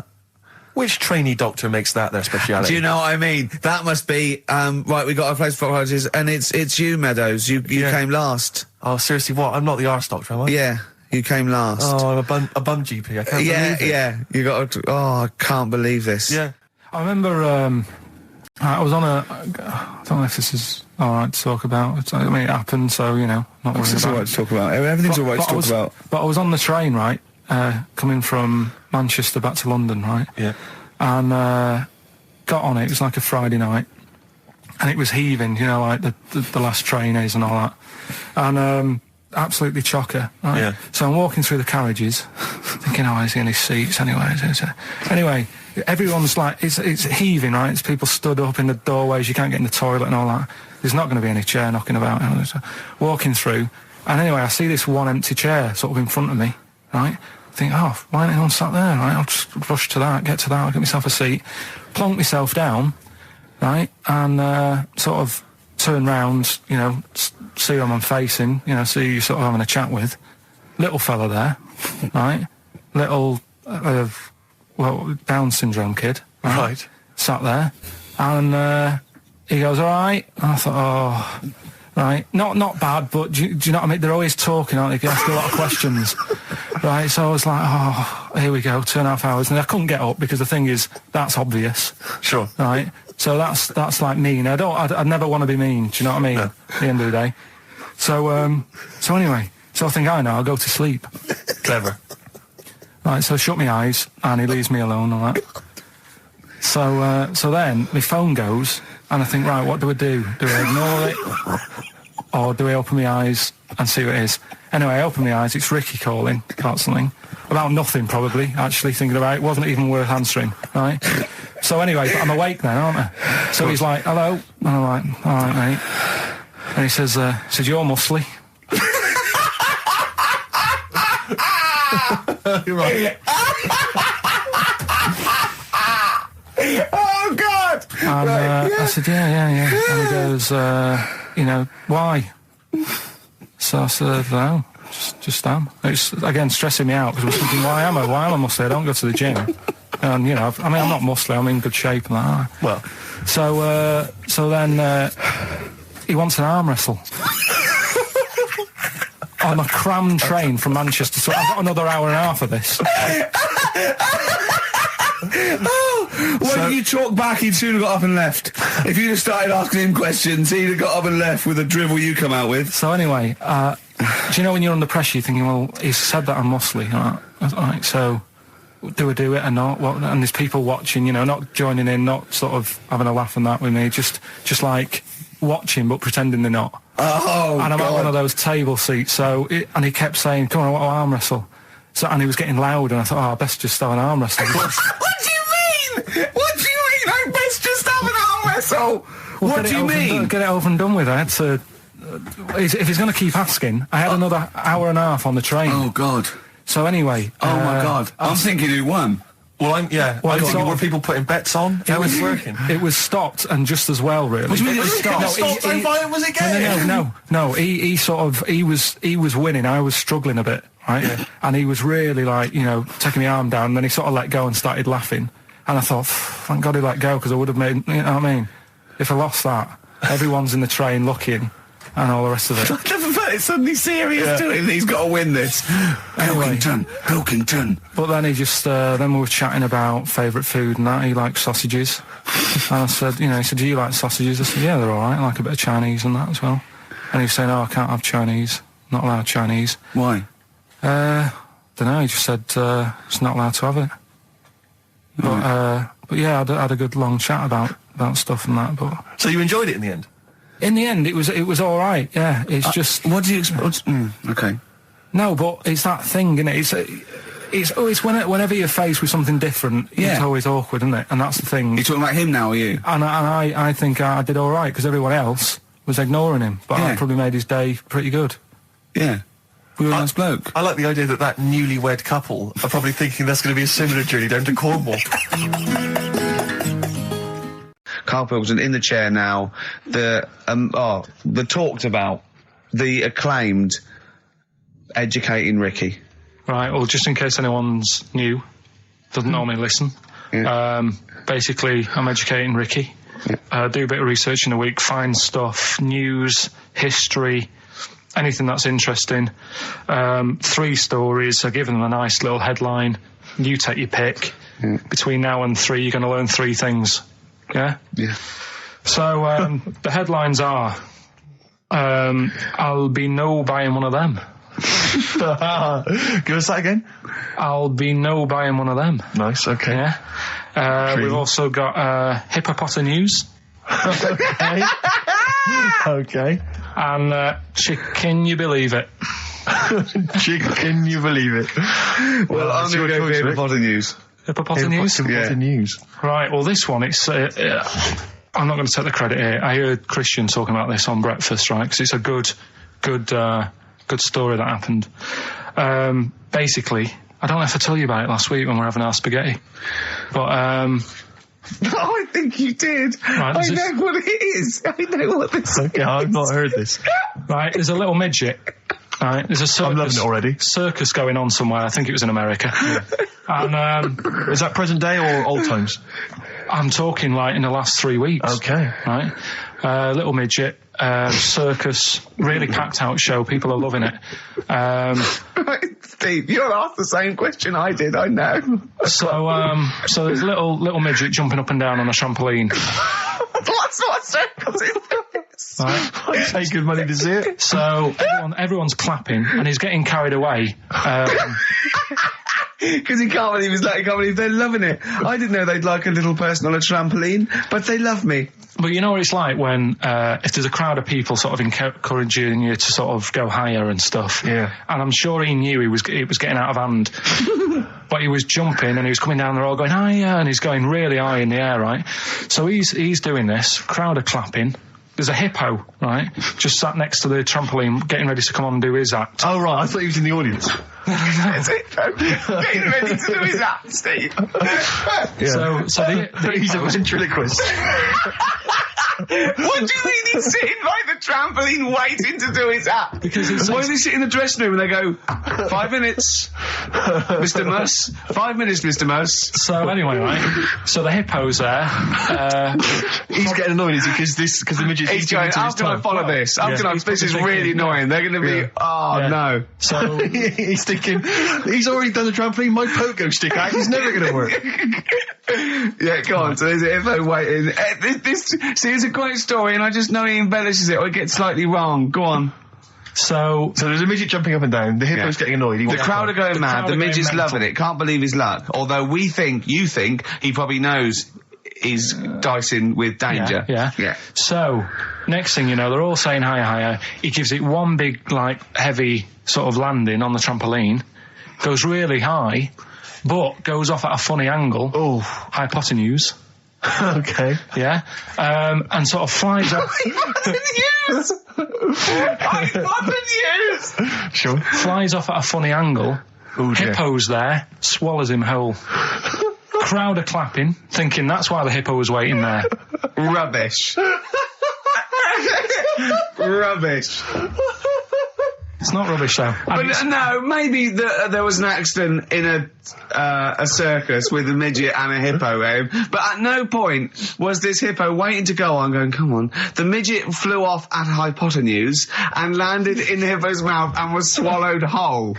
This is what you embellish it. That is great. And I have to say though, Rick, when I heard midget, trampoline, hippopotamus, I was thinking accident waiting to happen. Yeah. So. Yeah, maybe. I mean, it is that you should never put those three together. Never. It's a recipe for disaster. Everyone knows that. Midget, trampoline, hippopotamus. Are you mental? You're asking for trouble. Well, you know when he told me it, he said, and the midget, he didn't mention the hippopotamus, and he said the midget went on, and soon he fell off, and the hippo ate him. And I said, sorry, what was the hippo doing there? He went, it's a circus. I've never heard of a circus having a hippo. No, what do hippos do? What can they do? You can't train them, can you? What do you... Aren't they, like, very deadly? They're huge, aren't they? You can't have a hippo in a circus. Are you sure? You're not thinking of Zippo? He's neither kind. Yeah. No. It is a bit like being Dennis Norden, playing some great moments from the show. I was just imagining Dennis Norden one day, sort of just like waking up out of his stupor. He's doing this, and he'd go into the producer and go, I've just seen a couple of my programmes. I just saw It'll Be Right on the Night 18. It's shit. It is terrible. Why didn't someone tell me?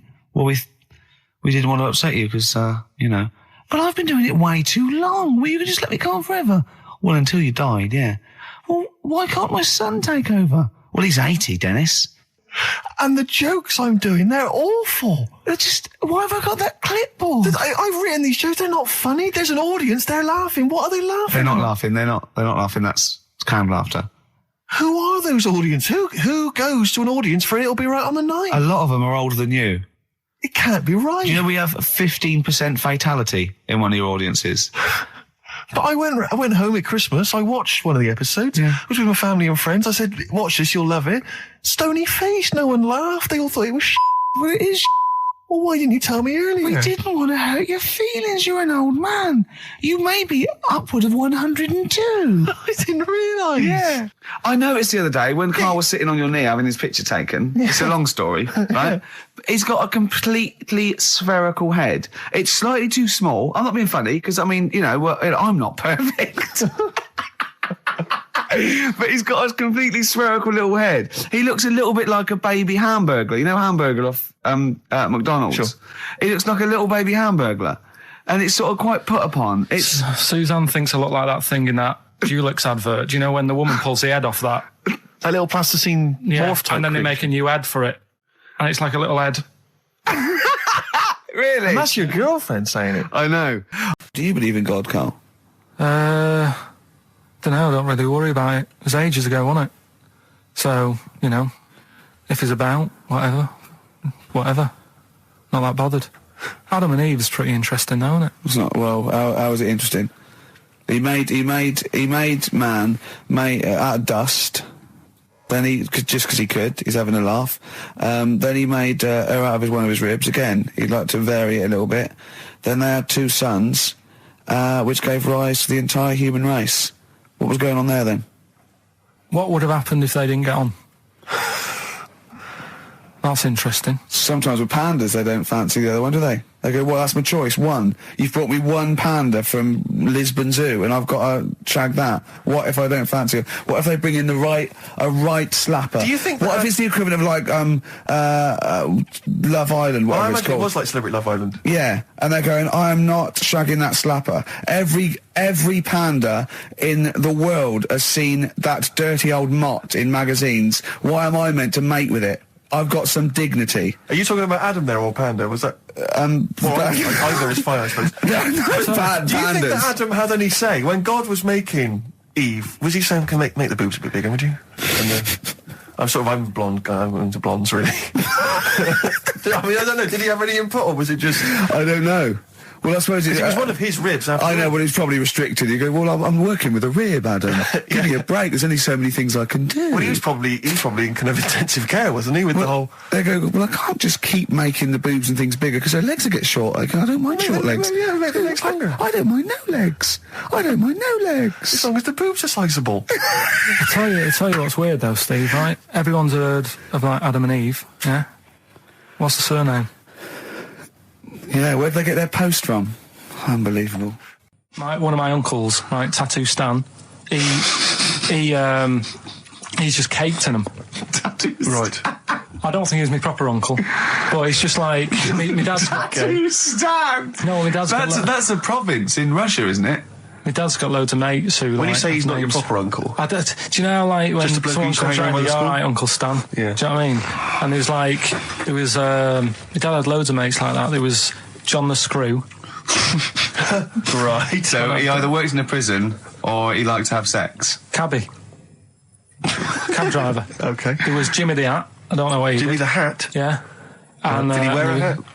No. No. There was Fred the Veg. You sure he wasn't a relative? Sorry. Fred the Veg used to get us like big bags of potatoes and that. Fred Veg, okay. And there was Tattoo Stan. Right. And he was just caked in them. And I used to always look at him thinking, why have you done that? I must have only been like, 6 I or suppose 7. if you're born with a name like Tattoo Stan, exactly, you're destined, aren't you? Were Really? they like a 1950s gang? I'm worried about. I'm worried about doing a bank job. What was his name? The Hat. What was his name? Jimmy the Hat. I'm worried about Jimmy the Hat. Yeah. Not having a hat. I don't understand it. Are you sure he didn't have a hat? Not when I met him. Did he ever wear a hat? I didn't see him that much. Do you think it was a joke, like, when your mate's sort of like, 8 foot and huge, you call him Little John or Tiny? Do you think? Well, the fact that he never wore a Yeah, hat. they went, hold on, I've noticed something about Jim. Go on. No hat. And I go, oh, true, let's call him Jim the Hat. Jimmy the Hat, yeah. But my Uncle Stan, he had like loads of them. He did them himself. Oh dear. And it was always that thing. God. What was it? Things like he had like the cross, cut here, made in Britain. And if you're going to do them yourself, I'd say at least make sure you're sort of a good drawer. Yeah. And don't do it in the mirror so it comes out backwards. Well, that was the other thing. But like, I remember he did. Names are all right. He had like all his kids' names down his arm. And, what are they called? Yeah. Oh, God, it's Tattoo Stan Jr. Yeah. And Paul shits to bed. I'm trying to. Wabbai Kate. Yeah. But he had Frankie never amounts to anything. Oh God! So he had like Johnny, I don't think he's mine. So he did all this. I don't even know why I'm telling you about tattoos. Embrace, glorious day on XFM 104.9. Rick, there may be listeners tuning in thinking they've got something better to do, for instance, switching off the radio and just staring blankly at the wall for the next half an hour. But no, because what they're going to miss is our grand finale to this, which is, of course, sponsored by Lindauer's, the sparkling wine solution to a hot summer's day. Yeah. That we're going to be firing a cork. Did you just make that up? Yeah. Pretty good. Good. They're going to be firing a cork at Karl's head just for the sound. I just think it's sound. Huh? It's not happening. Yes, it is. You said no. We've said it is now. We've promised it to the listeners. Yeah, come on. I'm not happy with it. Why? Because the pain. Well, I've never had it done, so I don't know how painful it is. Well, what reason to do it then? Yeah, we've got to try it out, haven't you? You're perfect. It's like a little cowbell or wood block. That's what I'm hoping for. Yeah. I'm hoping for pop. And I'm going to film it for my website. Brilliant. So go to that this week, rickygervais.com, and see Karl Pilkington getting hit. A high-powered cork coming out of Lindauer sparkling wine. Lindauer sparkling wine. And of course, if you want to send us anything in, and perhaps next week that you feel we could actually that'd be great. That's us to do. This is like interactive because a lot of people plan the show. Like Dr. Fox plans his show. We sort of come up, we riff on the. So that's a great idea. Send stuff in that we could harm Karl with. Yeah, we harm Karl. We do a jingle. Harm Karl. I've always wanted one of those George Foreman grills. I've always wanted one of them. I know, but that's too much, isn't it? What if we just pressed his head inside it? We'd have to put it on. Put it on. See. Just squeeze his head inside it. I've got to do that thing with a tea towel one day. You know that thing I did with a tea towel? You put a tea towel around his head, right, tie it. I put a wooden spoon in, and you only have to turn it like a couple of inches, and it kills you, doesn't it? Yeah, sure. It really is, yeah. So we'll be firing a cork at Karl's head. I'll be filming it for the website. So that's coming up about 10 to 3. Look forward to that. Yeah. Do you know what? I'm loving this. This is my. Just being in a room with him. I just can't. I want to squeeze his head. XFM 104.9 playing Green Day. The studio's falling apart. I know, his microphone broke.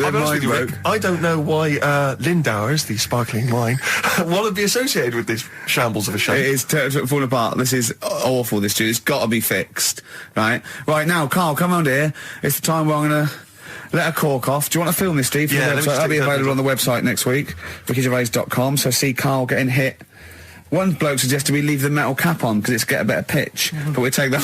He's straight. It's dead out. Let's get the camera ready. Get the camera ready. Ready? So if you just joined us, we are using some Lindauer's sparkling wine to basically, what can I say? We fire a cork at Karl's round head. Hang on a sec. Let me just put the headphones on. All right, film this then. Okay. It's in position. Look. Just firing up. Okay, Karl, come on there so we can see your head a little bit. We want to get the noise, the microphone there. Right, ready? Hold on. Good. So you're just doing it. Hold on. Now it's in position. What if it? Ready? Yeah. Oh God! Oh no!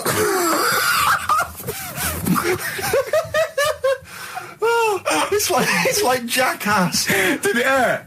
Behind me. What do you mean? Did it hit you? I sort of just. It went off. It went off course. Did it? Just glanced. Did it? Right, Lindauer, you're going to send us 8 more bottles, please. Yeah, we're going to get this right. Wait, what were you thinking during the quiz then, when the questions were coming out? What were you thinking of? Well, what it was, right, just before the quiz started, I had to go to the toilet, right, because the rule is, right, people who don't go to it Once it starts, phones off, Oh, yeah, no you more can't leave toilet. the room, They yeah. take it dead serious, don't they, Yeah, right? yeah. So I went to the toilet. Now, I'm not being out of order here, it just got me thinking, right?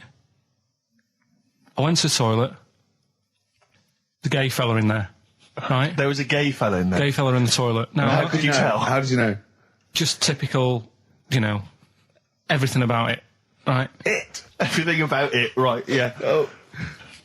What, Just large imagine- handlebar moustache, leather cap. Butt plugs, amyl nitrate. Could I just say that these views do not reflect the views of the management of XFM or me and Steve? Or Go on, most Carl. of the people in this country. Go on, Carl. What's your problem? Yeah, but this is what I'm worried about, really. But this is why I only got Danny Minogue right, right? Because this was floating around my mind. Went She's to a the big toilet. gay icon, Now, isn't she? go into the toilet. They have like men's cubicle and they have women's cubicle. Yeah.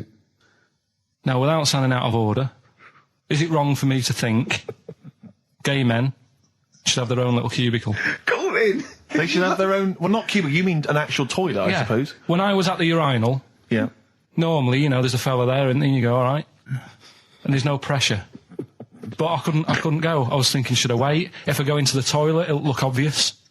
Yeah. I had loads of pressure and But this was what were going you on. worried about? I'm so sorry. What were I'm you so concerned sorry, about? viewers? I'm so Well, sorry. it's like, right, listen, when I was a kid, right, and it's all right for you to go into women's toilets when you're a kid, it's like, oh, it's a bit cute, Yeah. right, as long as you're not, like, over 15 or something, right? Right. But when I was a kid, I went into a toilet, and women, when they use their little cubicles, they don't shut the door. Some of them just sit down on the toilet, Yeah. right, and you see everything.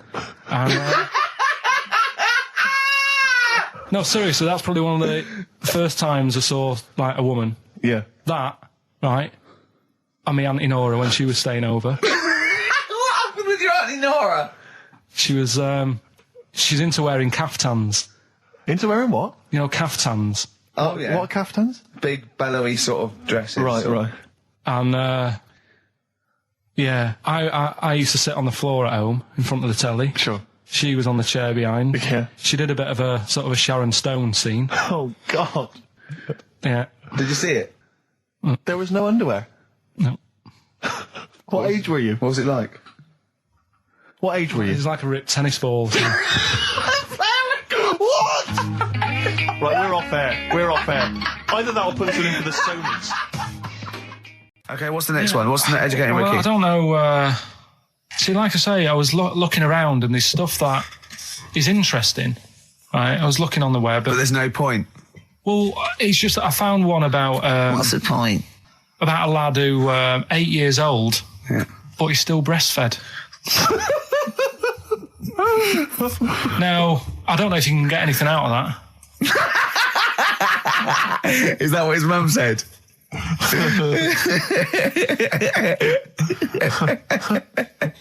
So, What do you mean? I don't know if I can get anything out of that. You don't need to. No, it's just that, Where did you read that? that was on the internet.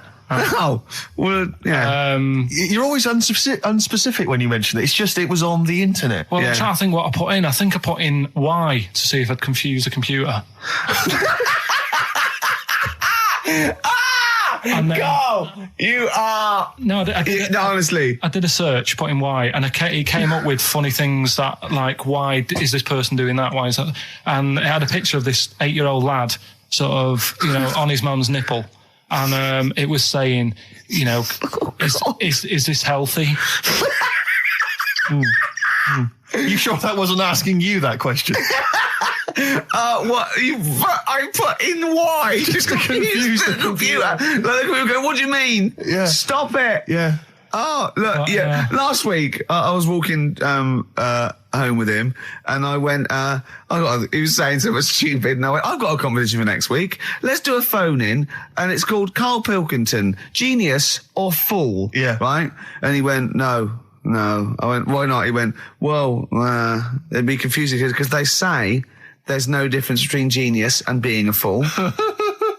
They do that, don't they? No, but it's rubbish. And people say there's a fine line between madness and genius. And, it's a ridiculous soundbite. They don't say there's a fine line between a genius and an idiot. Well, the people who do are idiots. Yeah. So what would you do there, though, just to sort of wrap that little thing up? What would you do? That lad loves his mum's his mum's milk. What are you asking me to come up with? No, I'm a just title for the story. No. It's just what would you do? Right. What do you mean? What would I do? Well, it's causing a bit of a problem in the area. Right. What area? In America, I think it was. Oh, America are a problem, are they? George Bush is worried about this kid who's breastfeeding at 8. Imagine it like this, right? Right. No, so, Carl, what are you asking me about this spurious story you saw on the internet? I saw on the internet. There's an 8-year-old lad. He likes his mum's milk, and it's saying, "Is this right? Should it?" No, be it's going not. on? But what do you want Ricky to do about it? It's not his responsibility. Yeah. No, but the little town that he lives in, they're all causing an uproar, right? Going, this isn't right. You know, I can't let my kid play out in case he's in the garden with his mum getting a bit hungry, right? So, what should they do? Because his mum's saying, well, he likes it. Yeah. And he, you know, what do you do? I don't know the laws. No, but I'm not asking you to sort out the laws. I'm just saying, if you lived in that neighbourhood, what would you say? If you went up to him and said, look, everyone's getting a bit fed up with this, look. I'd say, what would I do? What do you mean, what would I do? what are you asking me?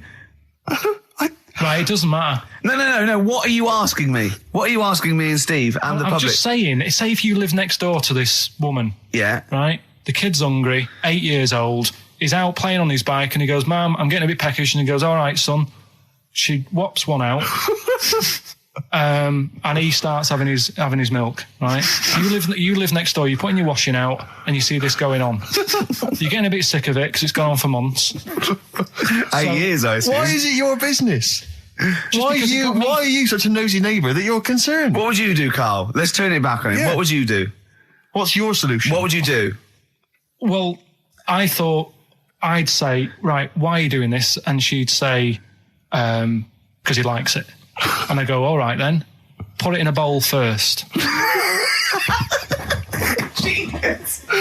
And you think that would sort that out?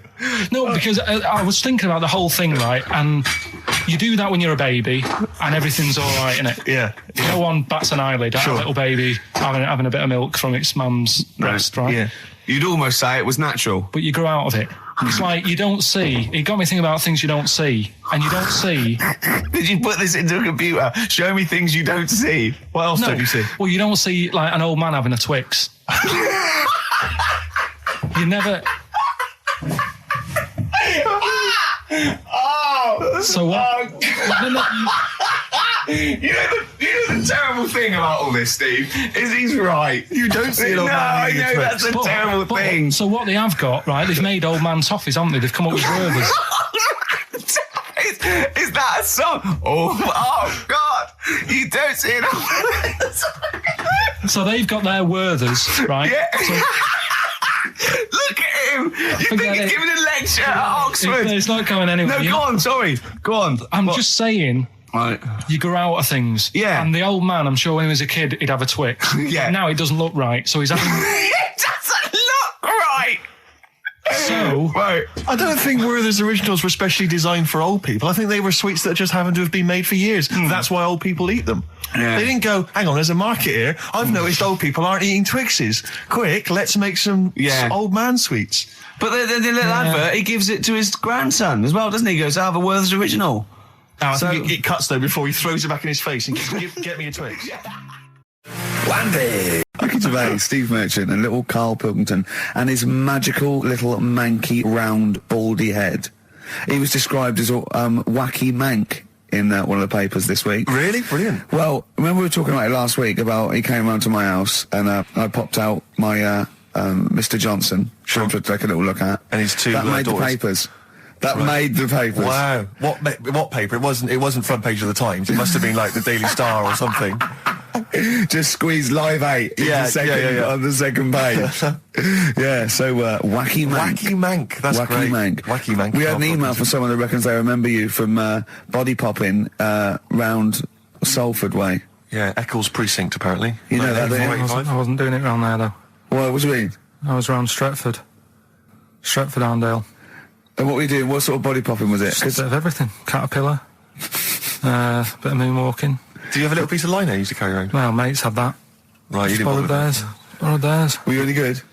But you weren't breakdancing, were you? You weren't spinning on your head and stuff. You were more body popping. Well, I hope he wasn't being on his head, because you know that can sort of it can give you brain damage and things. Well, it can give you brain damage. Also, it can wear your head down, and also it makes your head perfectly round. Yeah. Because the gravity is pulling on. But all- if you keep on doing it, obviously it's going to wear your hair out, yeah. So you become sort of like a stupid, bald, and roundy-headed. Yeah. So I very much doubt that you did do any of that. Did you, Carl? Didn't do any of that. So you're shooting off in a minute, aren't you? Well, yes, because we were trying to make poverty history, Carl.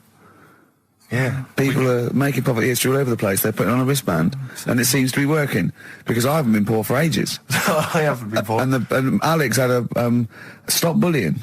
Alex was wearing a stop bullying wristband, and as he himself said, he seems to have sorted that out. You haven't been bullied for I haven't ages? been bullied for years. So wristbands work. I saw one in a shop window the other day which said, stop child abuse.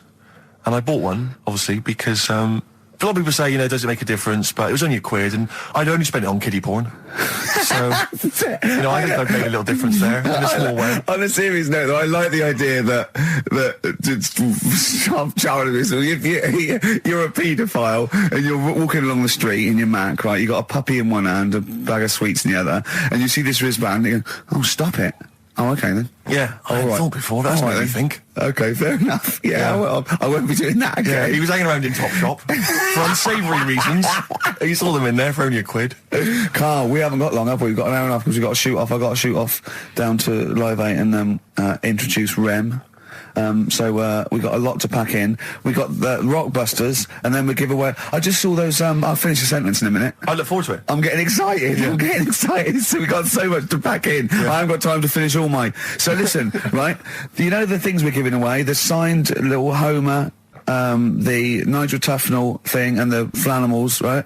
Looks brilliant. They've done a brilliant job, the people who are XFM. So take back all you were saying about them, Carl. And also we should say as well, you've still got a chance to win that, because if you get today's Rockbusters, you go straight into the hat for the big draw, so you've still got a chance to win all those top prizes. Play a record. Bit of Monkeys. Yeah. Monkeys. Pleasant Valley Sunday. Alright, do you like that, Carl? It's alright, yeah. What's it about? Well, if you heard, it was a sort of description of, typical suburbia, isn't it? Here in status symbol land. It's a sly dig. When the monkeys get a bee in their bonnet about something, you better not. You do not want to be on the receiving end of that. Yeah. We've got a good song with a story later. Go on, what we got? Don't want to tell you yet. All right. Now, is it as pitiful as last week's, where you somehow misheard that Eric Clapton song? What was the Eric Clapton song? Well, Wonderful Tonight, and he was convinced it was about a bloke in a wheelchair for no reason, no evidence at all, other than she's walking around with me. Yeah. Well, yeah, walking around with me. No. I walk into a room and everyone's head turns to look at her, which you didn't seem to Helps him to bed. Is he drunk? He's had a few. Never mind. Yeah, well, you're totally wrong. Big day, Carl, though, isn't it? Because there's lots going on, and I know Carl's it's very, very important for him that he champions Live 8. I don't know what's going on. I don't know what. I am sick of it, to be honest. Sick of what? Just sick of reading about it. Sick of this Live 8 thing. Sick of it all. Brilliant. Fed up with it. What annoys you particularly? It's not only that today, though, is it? On the way in today, right?